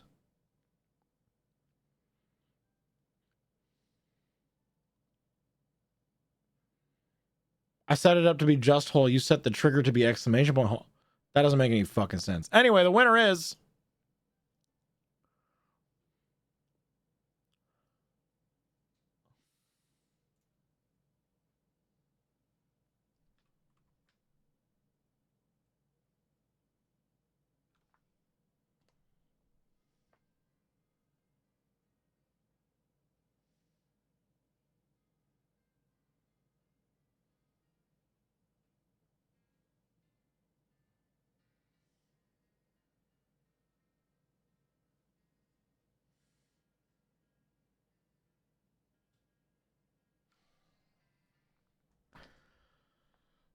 See if we get anything for Himbo. All right.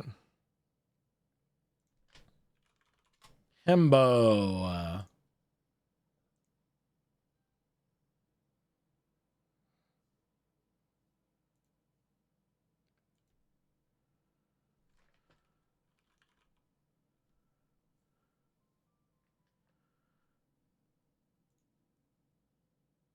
What the fuck? You know what? Sure. Why? Why the? Why the fuck not? Am I the hole for not giving my cat back to the breeder?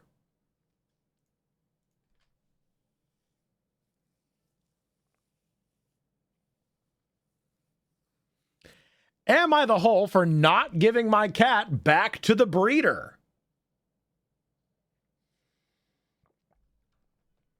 Yeah, check out our hole inspector merch.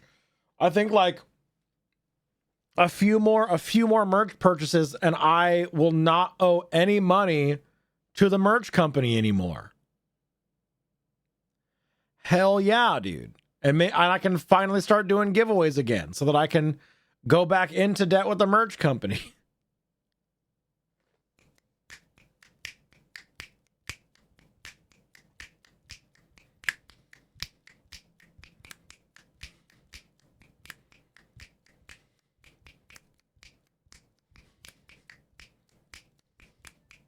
Am I the hole for not giving my cat back to the breeder? I need to order some more of my own merch. I need to make some muscle tanks that I would actually wear so that I can order a shit ton.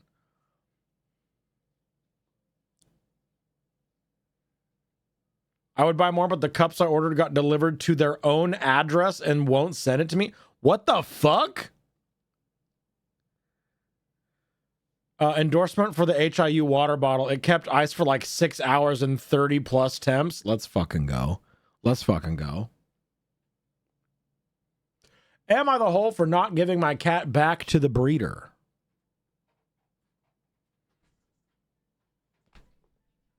Hi, baby Tunkus. Come here, baby Chuck. You want to read this hole with us?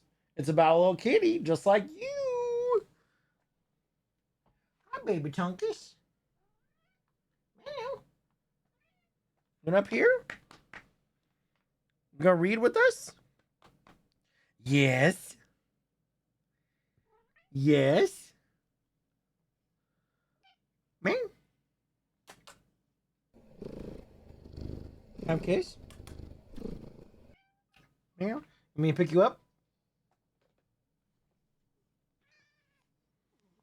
Oh, yeah, that's a baby right there. That's a baby. I think the cam is trying to focus on Milk Lad. That's hilarious.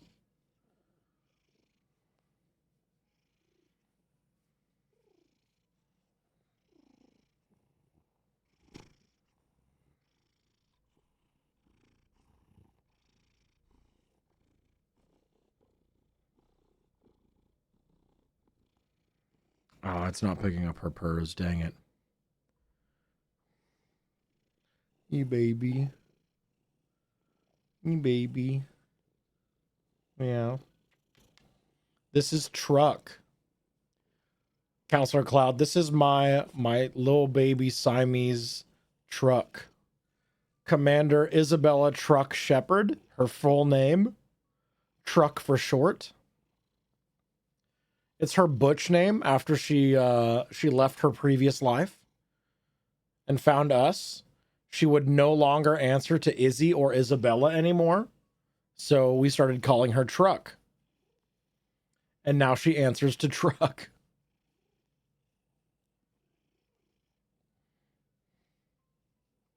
All right, let's get into her story is so good. Let's get into the post. Am I the hole for not giving my cat back to the breeder? Backstory. We've always wanted a Maine Coon. Got one a few years ago that turned out to be a Wish.com Maine Coon. One of our acquaintances runs a Maine Coon cattery, and due to the lack of genetic diversity, needed to rehome their 2 male cats. We were offered one of the males at an extremely reduced rate to ensure that he went somewhere where he would A, be treated like a prince, and B, be neutered and not just bred again. Important context, we have a very skittish, came from a hoarding colony seized by the council cat. She's a rescue and our little angel who can do no wrong. She's also not fond of other cats, but tolerates cat number 2, who's affectionately known as the Bitchcraft.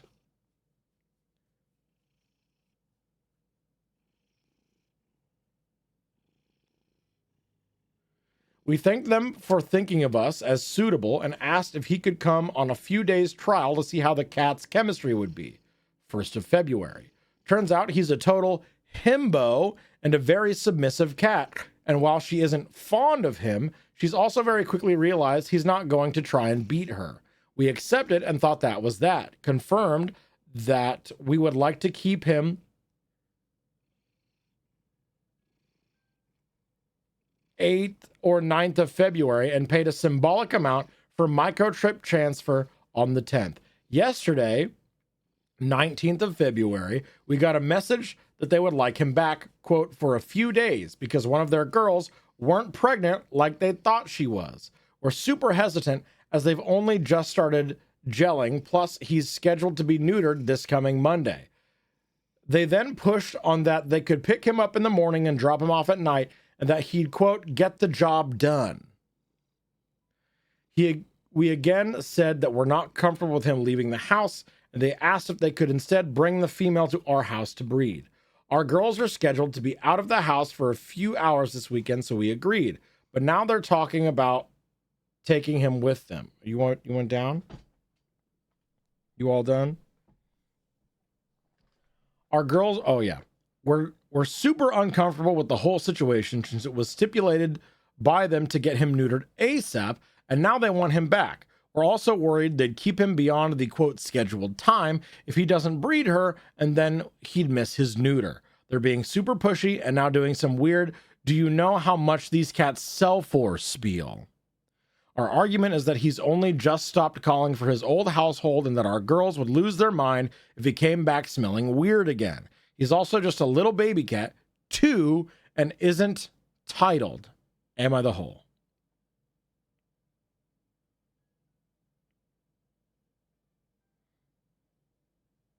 No thanks, I don't want to pimp out my cat, literally. Yeah, gross, disgusting behavior. Absolutely. Yeah, like for-profit breeders are gross. Hands down, just gross. Yeah, not the hole. Not the hole for that at all. He doesn't have papers. These people aren't real breeders. Yeah. Yeah. Mm-hmm. Absolutely not.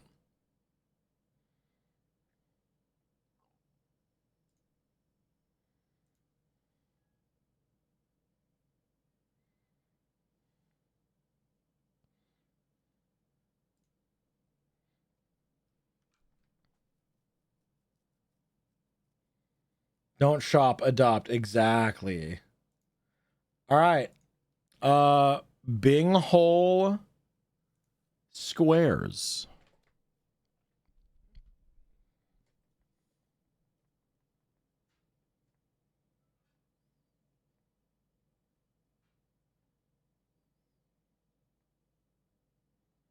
Hit them with your car. Why not? You know? Why not?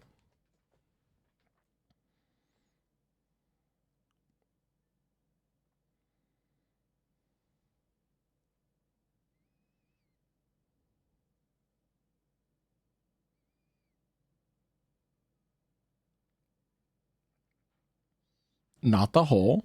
That's just weird. And that's about it. Not a whole lot for this one. Not a whole lot for this one. All right. Okay. I think giveaway is ready again. Type hole into chat. Hopefully it listens to me this time. We'll see. If you'd like to choose the next keyword or phrase for us to find our next Am I the Asshole Post? And there it is. It's working. It's working. The hole, it's working. It's being filled. It's case sensitive. You must do all caps or you will not be entered. It is case sensitive. You have to enter rainbow hole or it won't count. There are so many purebreds that end up in rescues. Right. Right. If only your hole would listen to you. And that's why I'm a brat tamer. And that's why I... Never mind. Never mind. All right. And the winner is... Catch. Catch, what is our keyword or phrase?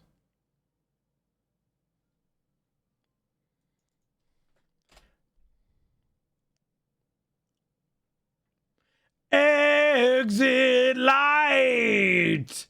Enter hole. Take my hand. Off to hole in Reddit land. Bonfire. Bonfire.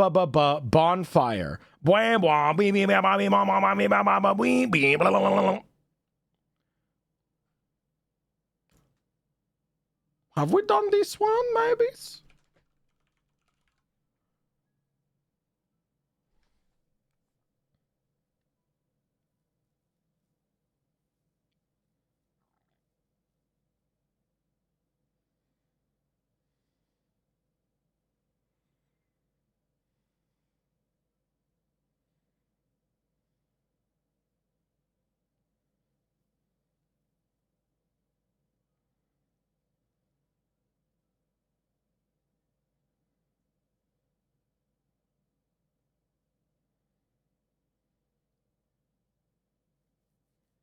I feel like we have read this one, so I'm not gonna do this one. Let me see what else we have. Ha! Wait, have we done this one?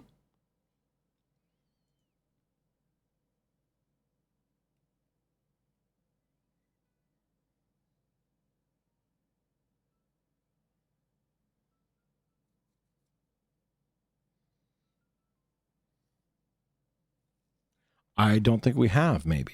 Okay. Dave, hello. Good morning. Happy birthday. How are you? Glad to have you. Hey, Mr. Beeps is fine. Normally, the people that call me Mr. are in adult private fun time, but, you know, whatever makes you comfortable. All right. Am I the hole for showing up at my cousin's wedding in a hoodie and jean shorts?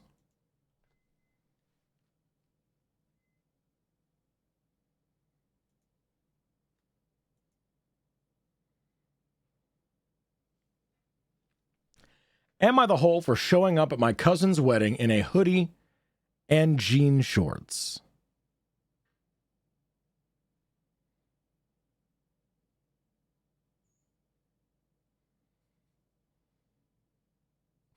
Please, Mr. Beeps is my daddy. Jorts? Am I the hole for showing up at my cousin's wedding in a hoodie and jean shorts? Showing up in jorts to what is typically a formal event is wild. Hey, if this wedding happened in the continental Midwest, the southern Midwest, hey, George might just be very appropriate. Who knows?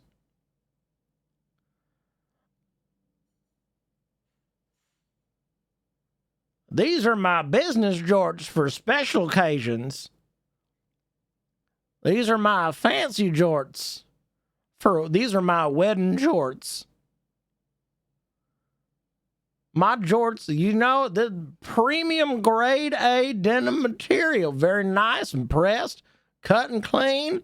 I ain't even got any stains on them. How do you feel about being called Your Majesty? I'll come. Thank you. If it's a shotgun wedding attended by nothing but assholes, go off. True. Truly a game on this one. It all hinges on the dress code, right?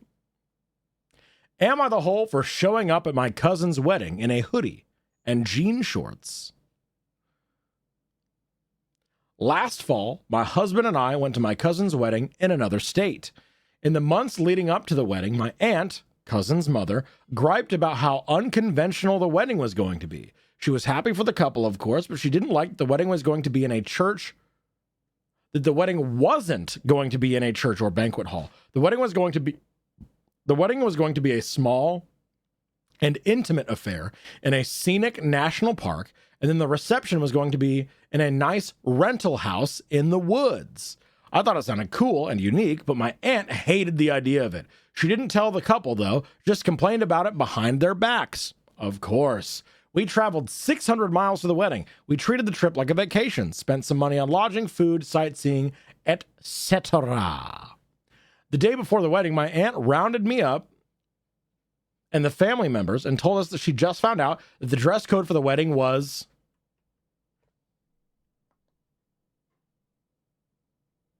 pause for anticipation.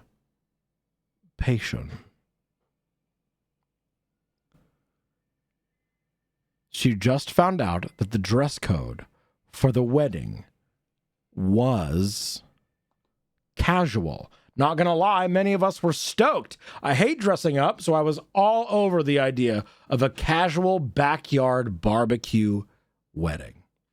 My husband and I had already packed nice clothes, so we wore them to the ceremony. A few of my family members showed up to the ceremony in t-shirts and baseball caps. Immediately after, we changed into comfortable clothes for the reception. I wore a hoodie, Daisy Duke shorts, and cute sandals. I noticed that the bride's family members were still dressed up, but I figured they didn't get the memo. The bride and the groom and the wedding party were dressed to the nines, which I thought was weird for a casual wedding. The reception was awesome.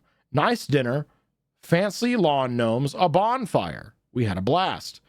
So we just found out that the bride and groom were very upset with us for wearing casual clothes to their wedding. They thought it was very disrespectful. Apparently my aunt lied to us because she wanted to sabotage their wedding, and they were upset that no one checked with them about the dress code.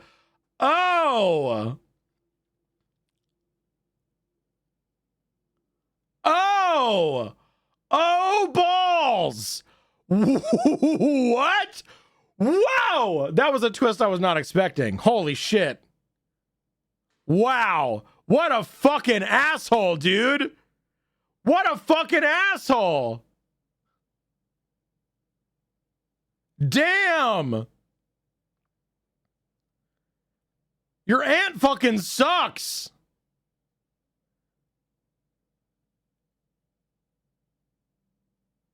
This explains why my cousin and his wife have been standoffish towards us since the wedding. To be honest, we think they're overreacting because we all had fun at their wedding and it's not our fault we got bad info about the dress code. And they never specified the dress code in the invitation, but I still have to ask, am I the whole?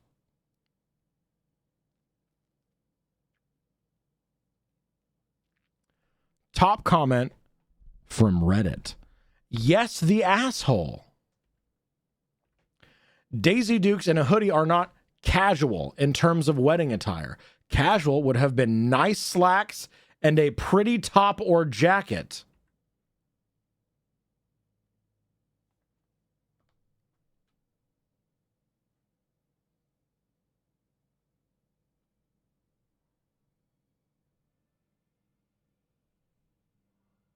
Yeah, that's business casual, smart casual, office casual, formal casual. For a backyard barbecue wedding, that's already... This is the number one comment on this post, by the way. 24,000 upvotes. What the fuck do you mean? Right, casual is hoodies and shorts. What do you mean?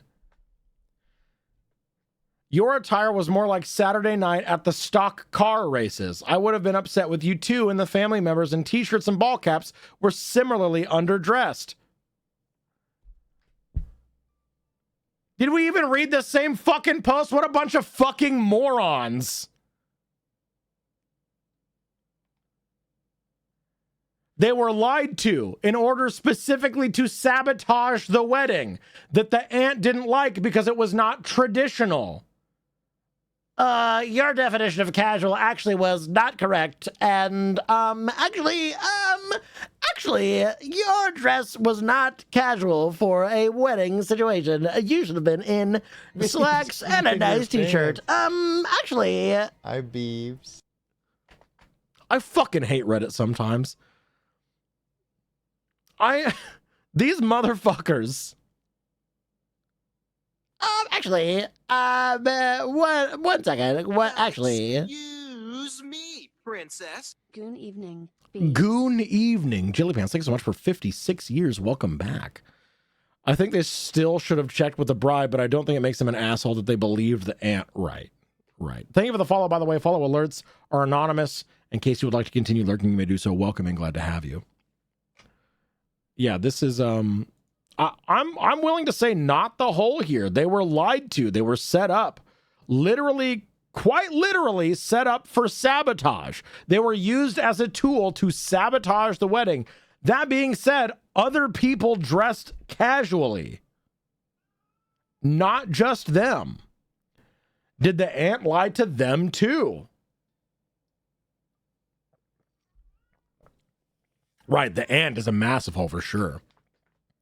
They could have asked the bride, but also, why would they expect the aunt was a liar? Exactly. How are they left out of the discussion for the wedding party to stay dressed up? Yeah, I don't know. Sounds like the aunt rounded up groom's side of the family. Oh, right. Hang on.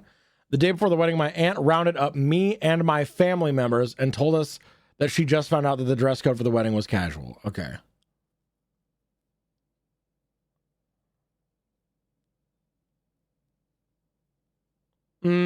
A few of my family members showed up to the ceremony in t-shirts and ball caps. Was she trying to sabotage the wedding, or was she trying to sabotage your side of the family? This sounds like more so family drama, trying to make this specific side of the family look bad. Yeah, exactly, Dave. Exactly. Huh. She went after those specifically that weren't close to the bride, probably, yeah. That's fucking devious.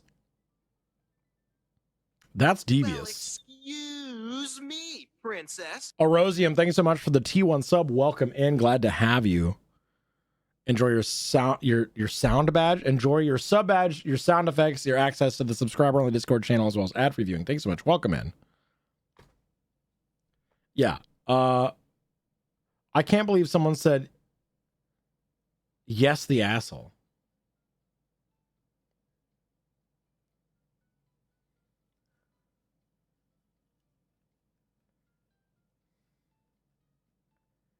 Okay, this one, the second top comment I am more willing to believe. Second top comment says, everyone sucks here. Your aunt is a horrible person, and I'm pretty surprised that you fell for the lie. If someone other than the bride and the groom told me that the dress code was casual, as in Daisy Dukes and a hoodie casual, I'd be checking with the bride and the groom. And if an unusual dress code was not specified in the invitation, I would assume I was meant to dress up, as is the norm for weddings. Your cousin and his wife are not overreacting. It would have been viewed as very disrespectful to show up dressed as you did. They didn't know why you were all wearing casual clothes, and even if they now know your aunt was trying to sabotage their wedding, that's still going to cast a shadow over their memories of the day. I am more willing to agree with that one than the flat out yes, the asshole. You know? Because all of them, they were deceived. You know what I mean? For a seventh ring was made. One ring to control them all. Sorry.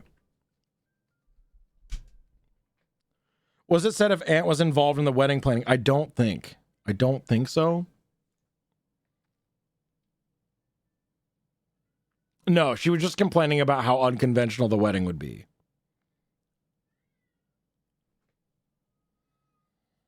I still, like... Does it make you an asshole to fall for a lie? I don't think it does.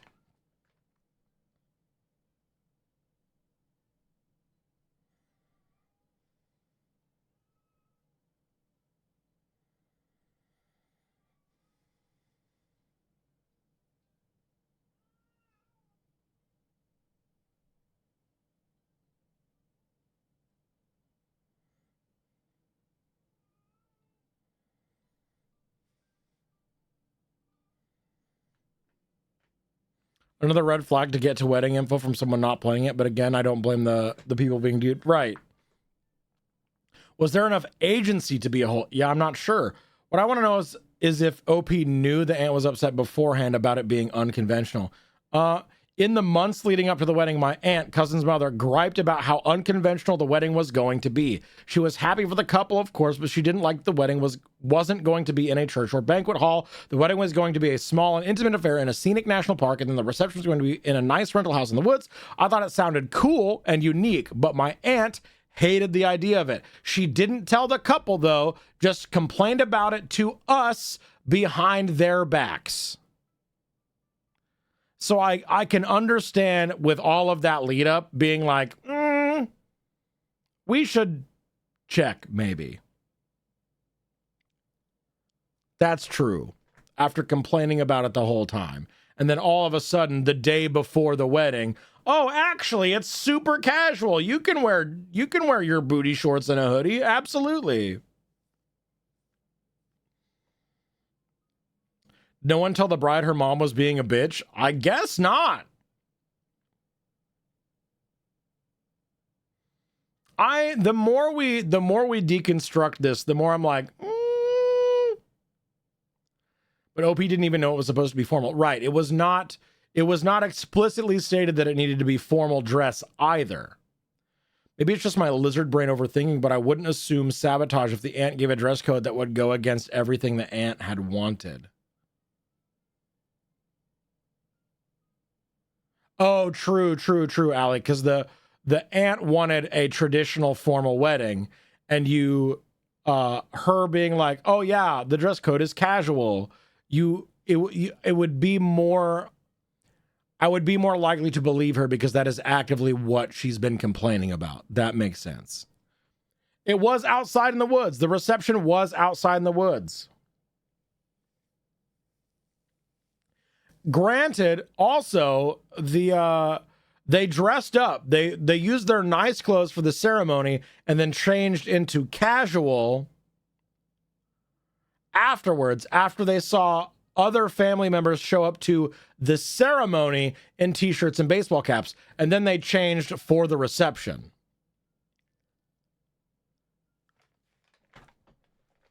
I could see assuming that it's just another instance of the aunt complaining. Yeah. If it was stated formal attire, and then the aunt tried to switch it up, I'd be more inclined to ask. Like, the way it all played out would have made sense to me. Yeah. Why didn't any of the bridesmaids tell them to go put back the nice clothes? I don't know.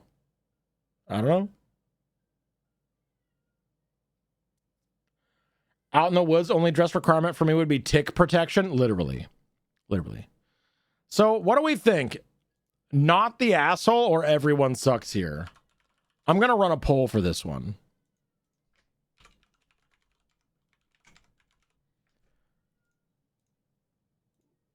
Two-minute poll. Here we go.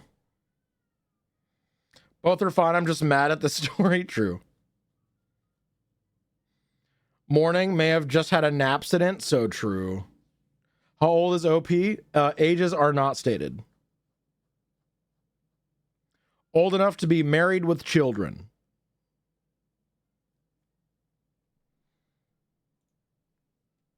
We have 11 for not the whole, 6 for everyone sucks here. I'm kind of leaning towards not the whole, because like it's so hard, because outside looking in, you're like, obviously she was fucking lying, but we're removed from the situation 7 years later. For us, we're like, oh yeah, she's been complaining the whole time and then tried to swap the dress code up on you the day before. That's incredibly suspicious. But obviously, we know that's suspicious because we have the whole context.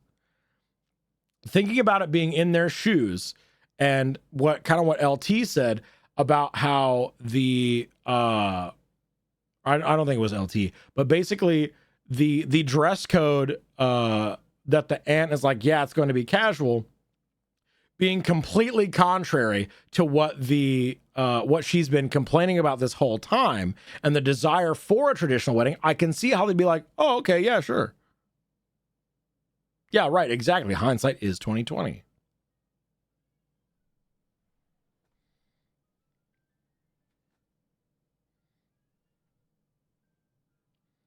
But the dress code wasn't swapped from the perspective of OP. They had no prior knowledge, right?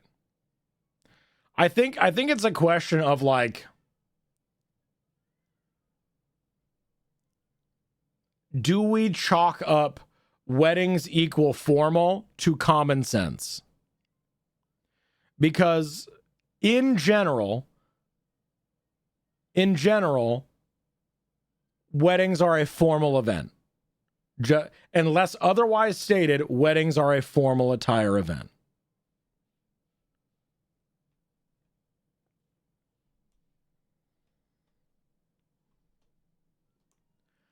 However, I would specify, in my mind, weddings always mean Sunday best at bare minimum. Mm-hmm. Personally, I would have asked what the dress code was before packing for a 600-mile trip. No, literally. Unless bride specifically says, come in your dirty jeans and a hoodie, I'm going to at least dress nicely. Yeah. Ginger, thank you for the hydrate. I'm not going to thirsty hydrate because we're doing holes. And we have ads. So we're going to wait for ads to be done before we move on to our next hole. The next one will most likely be our last hole of the evening.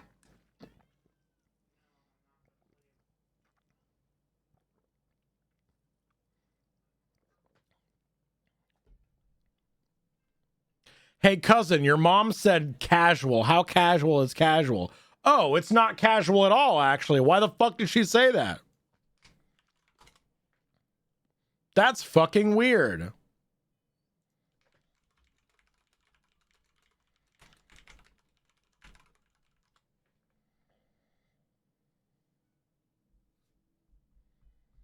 Like, I'd usually go with formal unless told otherwise, but in case they were told something else in the context of an already not quite traditional wedding, like, I personally would have checked. Right, absolutely. I would have checked instead of believing this person that's been complaining about this wedding the entire fucking time at face value. Yeah. First part of the wedding, always formal unless stated otherwise, and the after party makes sense to be more casual since it's when food is served, and most people don't want to get food on their nice clothes. True. I absolutely could see a realm where they're like, but it wasn't stated for the reception. The aunt was like, oh yeah, the whole thing is casual, casual, casual, casual. She just lied. Straight up, it was a lie, you know? Did we do Bing Hole Squares for this? I don't think so. Let's see.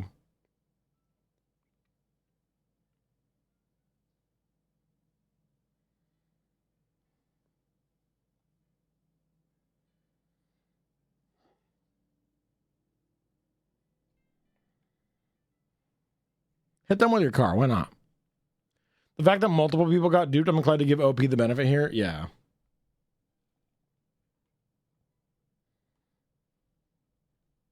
Shitty step/parent. Gaslighting, manipulation.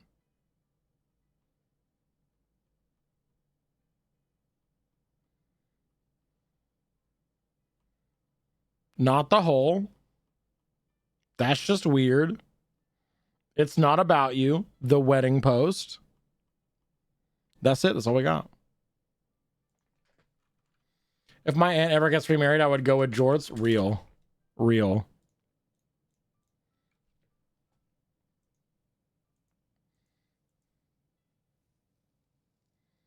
All denim jort fits. Yeah. Everyone is required to wear booty shorts at my wedding. Everyone's in Daisy Dukes. The men and the women and the non-binary folk, everybody, booty shorts. I want a cheeked up wedding. I want the earth to quake. I want to hear you coming from 5 miles away because your cheeks be clapping out, you goddamn jorts. I want asses out. I want ass out wedding, baby. Asses out for the celebration of my marriage. Thank you so much. Well, Beeps, what if we flat? You still got booty. Wear it out, you know? Actually, y'all talking about formal. Have you ever heard of a Canadian wedding? True. Imagine the groom lifting the denim veil to see the bride in her jetting dress. Shut the fuck up, sloth. That's what I'm talking about, you know? It's the same way I am a titty appreciator of all shapes and sizes. I'm a cheek appreciator of all shapes and sizes. Do I prefer a nicer, plumper, jigglier tushy? Absolutely. But that doesn't mean I can't appreciate one that's smaller and flatter. Absolutely. You still got cheek. It can still be spanked. Spanky, spanky. You know what I mean?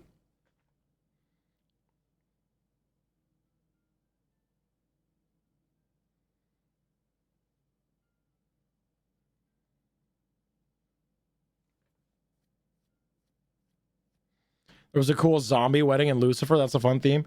You talking about the show where the devil goes to therapy? Is that the one?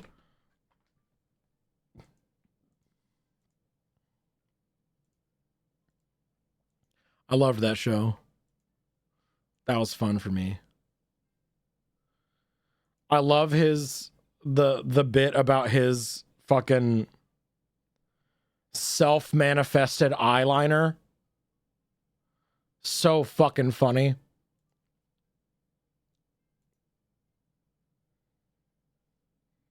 I don't remember the zombie wedding though. I think it was just one episode. I need to rewatch it. I only saw like 2 seasons. It's pretty good. I liked it a lot. I'm gonna wear spiked jorts with a matching jean vest with cool boots. I like this. Okay, we are opening up the giveaway.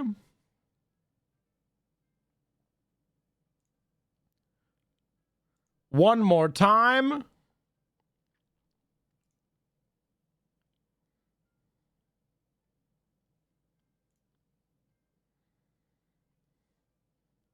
Type the word whole, all caps. Violet Mouse, hello, happy Friday, happy whole day. all caps. Type the word hole into chat if you would like to choose the next keyword or phrase for us to find our next Am I the Asshole post. I was going to say something about wearing a denim kilt. That would he call the jilt, not wedding appropriate? Yeah, probably not. Final call. If you would like to choose the next keyword or phrase for us to find our next Am I the Asshole post, type the word hole, all capital letters, into chat.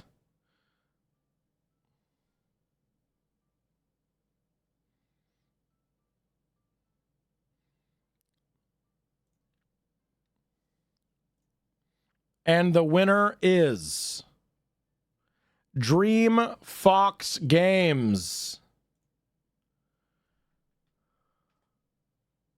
Wait. Why does it say Dream Fox Games, but Father of the Cat in chat? Did I put a nickname on you? That's weird.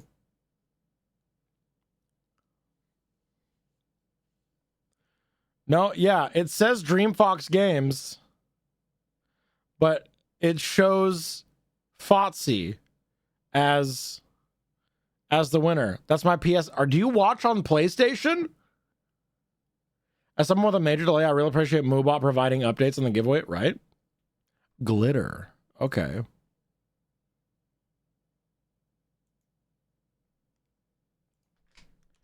Glitter.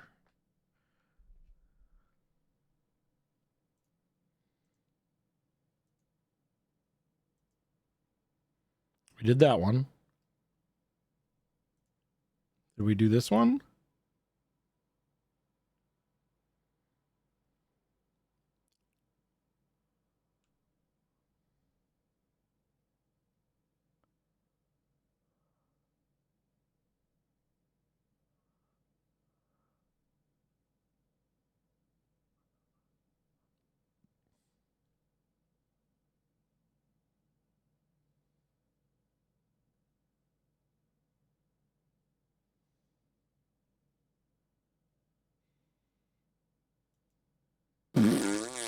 Okay, yeah, we'll do this one.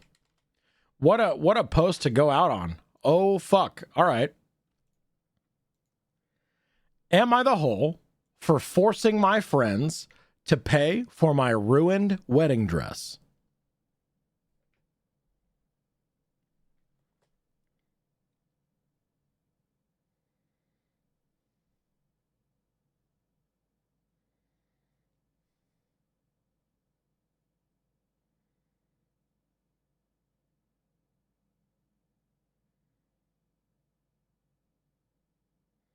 Am I the hole for forcing my friends to pay for my ruined wedding dress? With glitter as the search term is going to be horrendous. Mm-hmm.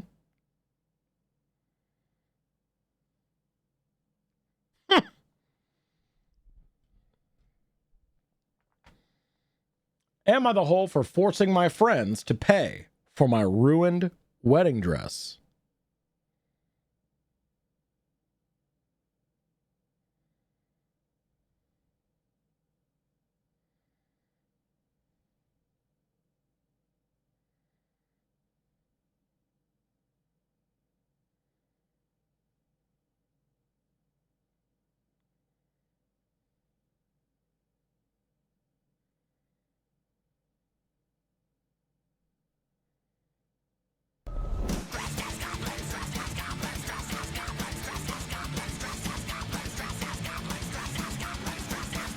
Quick Raiders, enter the prediction. Am I the asshole for forcing my friends to pay for my ruined wedding dress? Yes or not the asshole?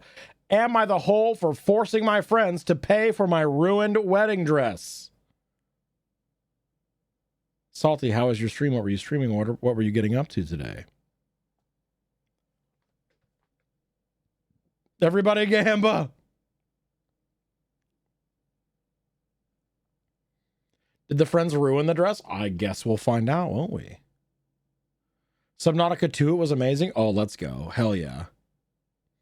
I've been thinking about trying it out, but I don't know. I'm curious how she forced them, threat of dragging them to court. Possibly.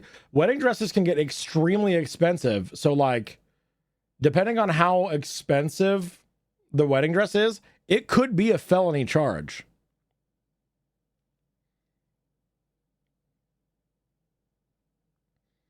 Mine was $1,000, and that's on the cheap side. Right. Wedding dresses can get insanely expensive. So if they ruined it, if they destroyed those dresses, we're looking at like potential federal charges for destruction of property, vandalism, grand theft, whatever. Yeah. All right, let's see. Am I the hole for forcing my friends to pay for my ruined wedding dress? Oh, wait, hang on. Salty, thanks so much for the raid. Welcome, everyone. My name is Beard Princess, also known as Beeps, big, silly, non-binary, bisexual himbo. Welcome to Hole Inspector. I read the title of posts. Based on the title and the title alone, you can bet with your channel points on whether or not you think they will or will not be the asshole. Afterwards, we read the posts, we discuss, we decide whether or not they are or are not the asshole. We pay out the points, and then we play Am I the Asshole themed bingo. Exclamation point bingo to get your link to your randomly generated Am I the Asshole themed bingo card. Bingo bongo. There it is. There you go. How are you, you lovely unhinged streamer? I'm fantastic. I'm having a great day today. Before we go into our final post of the day, I will play for you my raid video. I apologize in advance, or you're welcome, depending on how you like it. Because let's be so honest, it's a lot. I think I might regret making this my career. Welcome, everyone. We're going to talk about dicks and cum and bussy and gay sex. I tell dick jokes and I scream about cum on the internet to buy my groceries. But yeah, anyway, I love bussy. You thought BPM was beats per minute? No, that's a butt plug mimic. My holes are wide open and wet. I'm gonna get ready for gooning with the boys. I want to put milking back on the bottom line. Put that cream-filled goodness into my mouth! I am not going to acknowledge the existence of the Mpreg train right now. I love pounding my gay elf boyfriend! The balloon animal glasses stay on during sex. Yeah, you're a clippable cum guy? Don't stop. No. And now I suck you. And now I suck you so I can heal myself. Sucking. It looks like the bottom's going to take it. None of my thoughts are in the Bible, Nix, and I'm not going to voice any of them. Thank you so much. I fucking hate that chat got super active when I started talking about Mpreg. What do you want from me? My pussy. My bussy? Is that what you want? We cup the low hangers. Which hotels do you recommend for back shots from other good God-fearing men? And that a little 69ing between friends never hurt a friendship. If I wanted to get spanked, I'd pay a large, muscly goth mommy to do it for me. What the fuck did I just tune into? Slinging hog! Is that what you want, chat? Do you want sexy bionicle content? Shut up, I'm getting pregnant right now! I am the wiener holder. Wait, no, wait, no! It's true. It's true, I do. Welcome back. I hope you enjoyed that little video that we made just for you. Salty, thank you again so much for the raid. Everyone, please go follow Salty. Incredible, beautiful, and iconic, wonderful, wholesome, welcoming, incredible individual. Very, very sweet. What was the game where you are a dragon? Was it... that might have been World of Warcraft. I don't think I was the dragon. I think I was riding that dragon.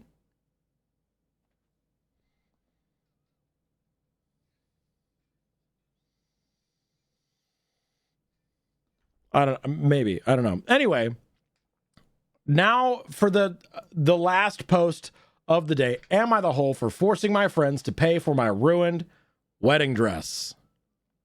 Throwaway, this incident happened a few years ago, but I was recently reminded of it, and I want to take a Reddit's judgment. So a few years ago, me and N, my then fiance, I need an N name. A name for N. Nancy. Nipple. Nuts. Nincompoop. Ned. Niles. Neil. Nedward. Nathan. Norman. Nellie. Nerd. Norma. Nicodemus. Norman. Nathaniel. Nimrod. Narnswoggle. Nana. Nigel Thornberry. Nemesis. Nicolas Cage. No. Nicotine. I like Nino. Narnia. Narcos. Nirel.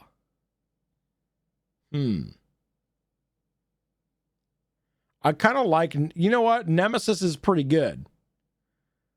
We got like enemies to lovers sort of thing going on, you know? Okay, well, let's go with Nemesis.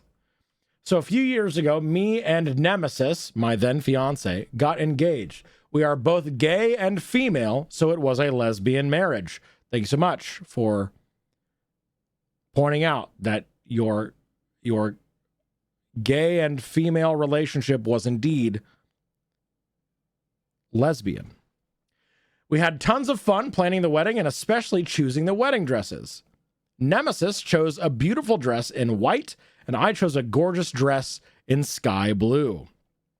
Me and Nemesis have a mutual friend who I will call S. We now need an S name. Slut. Socrates. Shinji. Sodomy? Stupid. Samantha. Ship. Sinister and Nemesis. Ooh, Sebastian.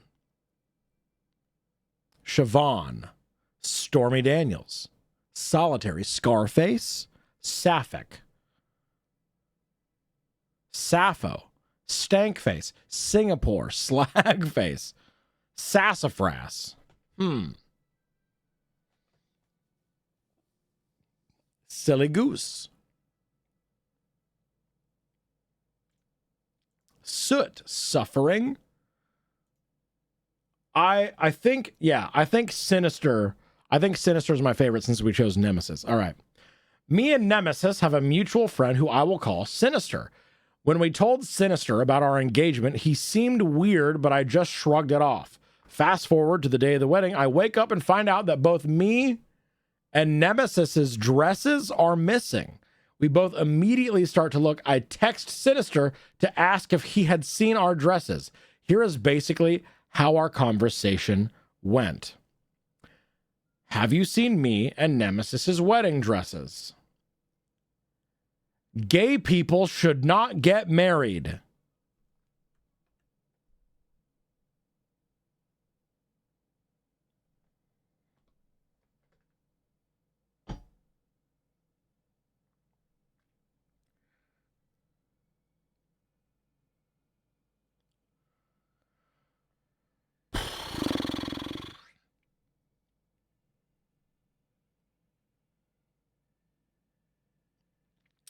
Yikes-a-rooney.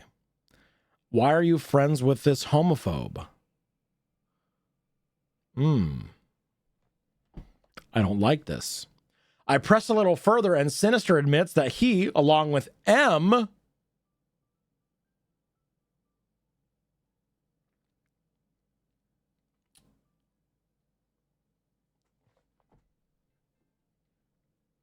true.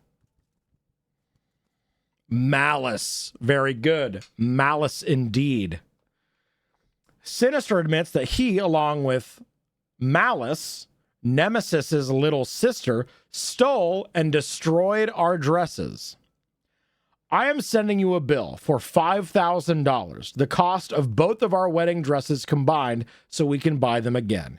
If you and Malice don't pay that, then I and Nemesis will be taking both of you to court. Me and Nemesis both started crying then because we didn't know what to do. We then decided to wear another fancy dress we we have, though the whole day was basically ruined. After the wedding, Sinister and Malice surprisingly pay us, and me and Nemesis go no contact with them. Absolutely. Absolutely. Yeah, that's a felony in the United States. $5,000, that is a felony. A felony and also multiple charges. Easy. After we went no contact, another mutual friend of ours said that we should not have forced Sinister and Malice to pay because it was not like we were going to get our wedding dresses back. Why are you fucking friends with these people? Your friends all suck so bad. What? Yeah, get new friends. Plot twist, they're conservative gays. They're one of the ones that are like, it could never happen to me. Oh, why are all of our homophobic friends being homophobic? What? Whoa! That's the only way I can think that this would go down. Yeah. But I'll keep going. I'll keep going. We'll see. The thing is, me and Nemesis wanted to buy our wedding dresses again as a keepsake because they were really pretty. Nemesis's dress had flowers on it and mine had glitter. There it is. And little white clouds on the skirt. That's really cute. We took the money and bought our dresses again and tried to move on. But I am still conflicted on whether or not we should have asked for $5,000. Am I the whole? I am not looking for judgment on cutting my friends off, but on forcing them to pay $5,000. No, they literally stole, like, take the wedding dress part out of it. They stole something from you and your wife worth $5,000, and you said, hey, pay us back for the thing that you stole from us and subsequently destroyed worth $5,000. Fucking easy. Fucking easy. That literally no fucking brainer. What do you mean? What do you mean? Thanks for all the awards. First ones I've ever got on Reddit. And a lot of people asking how Sinister and Malice stole the dresses. He lived with us in a house that me and Nemesis both owned. After the wedding, we kicked him out. Me and Nemesis don't feel comfortable sharing photos of ourselves on the internet, but I can write a description of the dresses. My dress was like this, except in sky blue, but with sparkles on it and white clouds in the skirt. Nemesis' dress was like this, with purple flowers, pink flowers, and green leaves on the skirts. We designed them ourselves. Since we never got to wear the dresses on our wedding day, we wear them for our anniversary, special and formal events, and on our holiday cards every year, there's a picture of us in them. Whenever we are not wearing the dresses, they're in a special mannequin in our room. That's pretty cute. We did report them to the police, but chose not to press charges. And they cut up our dresses and threw them away. That's how they destroyed them. They did not sell the dresses. To all the people saying this is fake, you're welcome to believe what you want. I will not argue with you. Shout out all the people in r/am I the angel who seem to have nothing better to do with their time than trash talk me and Nemesis's wedding dresses on the internet. All right, what do these look like? Oh my god. Oh my god. Gorgeous. Absolutely gorgeous.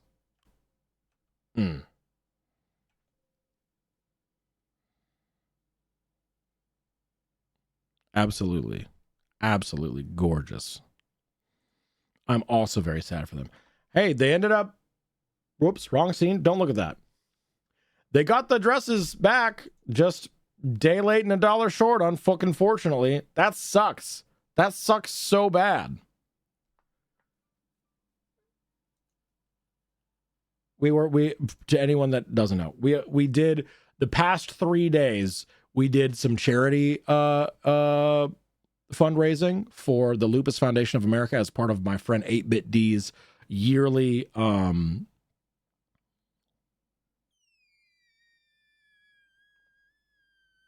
charity fundraiser for the Lupus Foundation of America called Go Tell.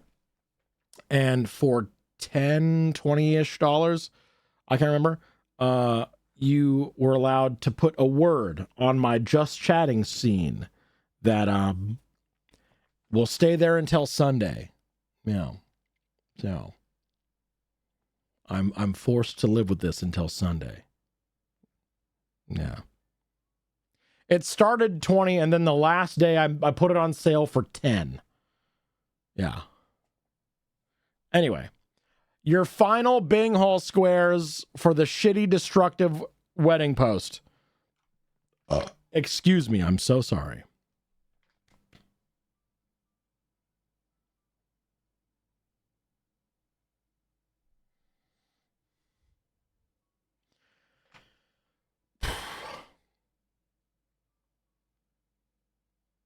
Hit them with your car.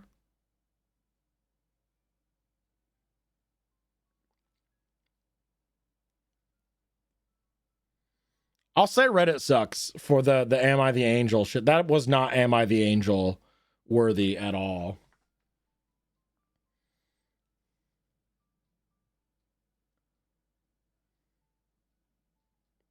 Grown ass adult acting like a child.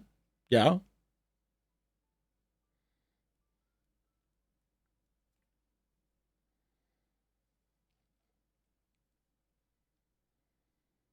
Surprise bigotry.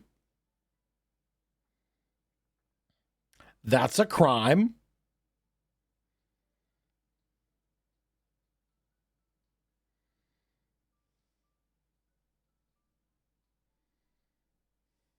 Not the hole.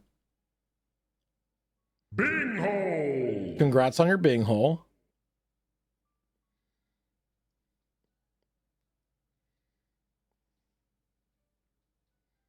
The wedding post.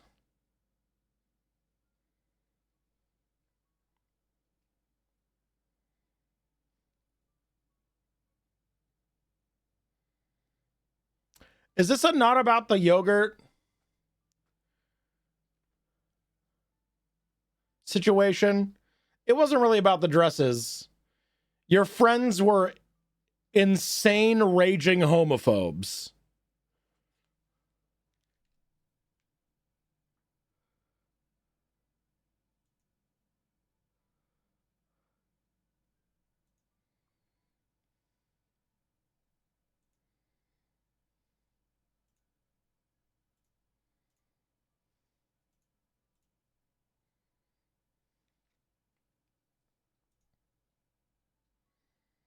Yeah. Right in the trash can, right where they belong. Absolutely. It was sort of about the dresses. That was just prompted by the homophobia. True. Obi is more focused on the dresses and the homophobia. Right. Which is a little bit like, you know? Always baffled by the weird stupidity of bigotry. Like, you shouldn't get married. I'm going to steal your dresses and destroy them. Like, okay, Weirdo was still getting married and you fucked yourself out of 5,000. Good job, buddy. Right. No one said that homophobia was smart. Most people who are homophobic are dumb as hell, which is why they spend so much of their time and energy focused on things that don't affect them in the slightest. You know? Homophobes can't be smart, right? Because if they were smart, they would realize how dumb they are. Just got home from seeing my parents, siblings, and baby niece. Love being an uncle. Let's go, Griffin. Hell yeah, congrats. I live with you both, and I know you're gay, but you shouldn't get married, right? Is there this guy lived with 2 lesbians and had an issue with it right at their wedding? Yeah, fucking weird. I'm fine with gay people dating and living with them and living under their house and living by their rules and being a part of their housing situation and also mooching off of them and living with them and them dating, and that's fine. But getting married? Getting married? I don't understand. I don't get it. Yeah. Not the whole for asking for $5,000 to pay for the dresses that they cut up and ruined and threw away. Absolutely not. What do you mean? Why would that make you an asshole? Oh, you're getting manipulated by your friends saying that you shouldn't have asked for that. That's weird. Anyway, that's all the time we have today. Thank you so much for tuning in for Hole Inspector. If you enjoyed this, we have a huge playlist of edited versions of all of our streams, over 170 episodes of Hole Inspector content edited on my YouTube. If you want to check out the YouTube, !YouTube, !YT. If you want to check that out, I'd be very grateful. We're trying to grow the YouTube a little bit. So I'd appreciate if you wanted to like, comment, and subscribe. So check those out. We've got Hole Inspector themed merch if you would like to check that out as well. I am very close to no longer being in debt with my merch company from doing all the giveaways that I did the last time that we did giveaways. So that's really cool. We are going to raid 8-Bit D, who is still raising money for the Lupus Foundation of America until the end of the month as part of the yearly yearly charity fundraiser Go Tell Game On to End Lupus. Thank you so much for being here. Thanks for hanging out. I appreciate the fuck out of you. Hole Inspector is so fun for me. I love the how much engaging and in-depth conversation that we get to have, this like ethical, moral debates that we have every single Friday. We do this every single Friday if you'd like to come back for Hole Inspector. I also stream Monday, Wednesdays, and Saturdays. I normally do challenge run content for video games. So if you enjoy challenge run content, you enjoy seeing people bash their head against brick walls until a crack forms, I'm your guy. I've been described as a digital masochist by very, very many people. If you would like to check out some of my challenge run style content. Right now, I've been currently getting into Core Keeper. I just discovered it. That's pretty fun. But other than that, I will see you all again tomorrow for more video game bullshittery shenanigans. Love you all, and I will see you in the next stream. Goodbye! Not cod milk.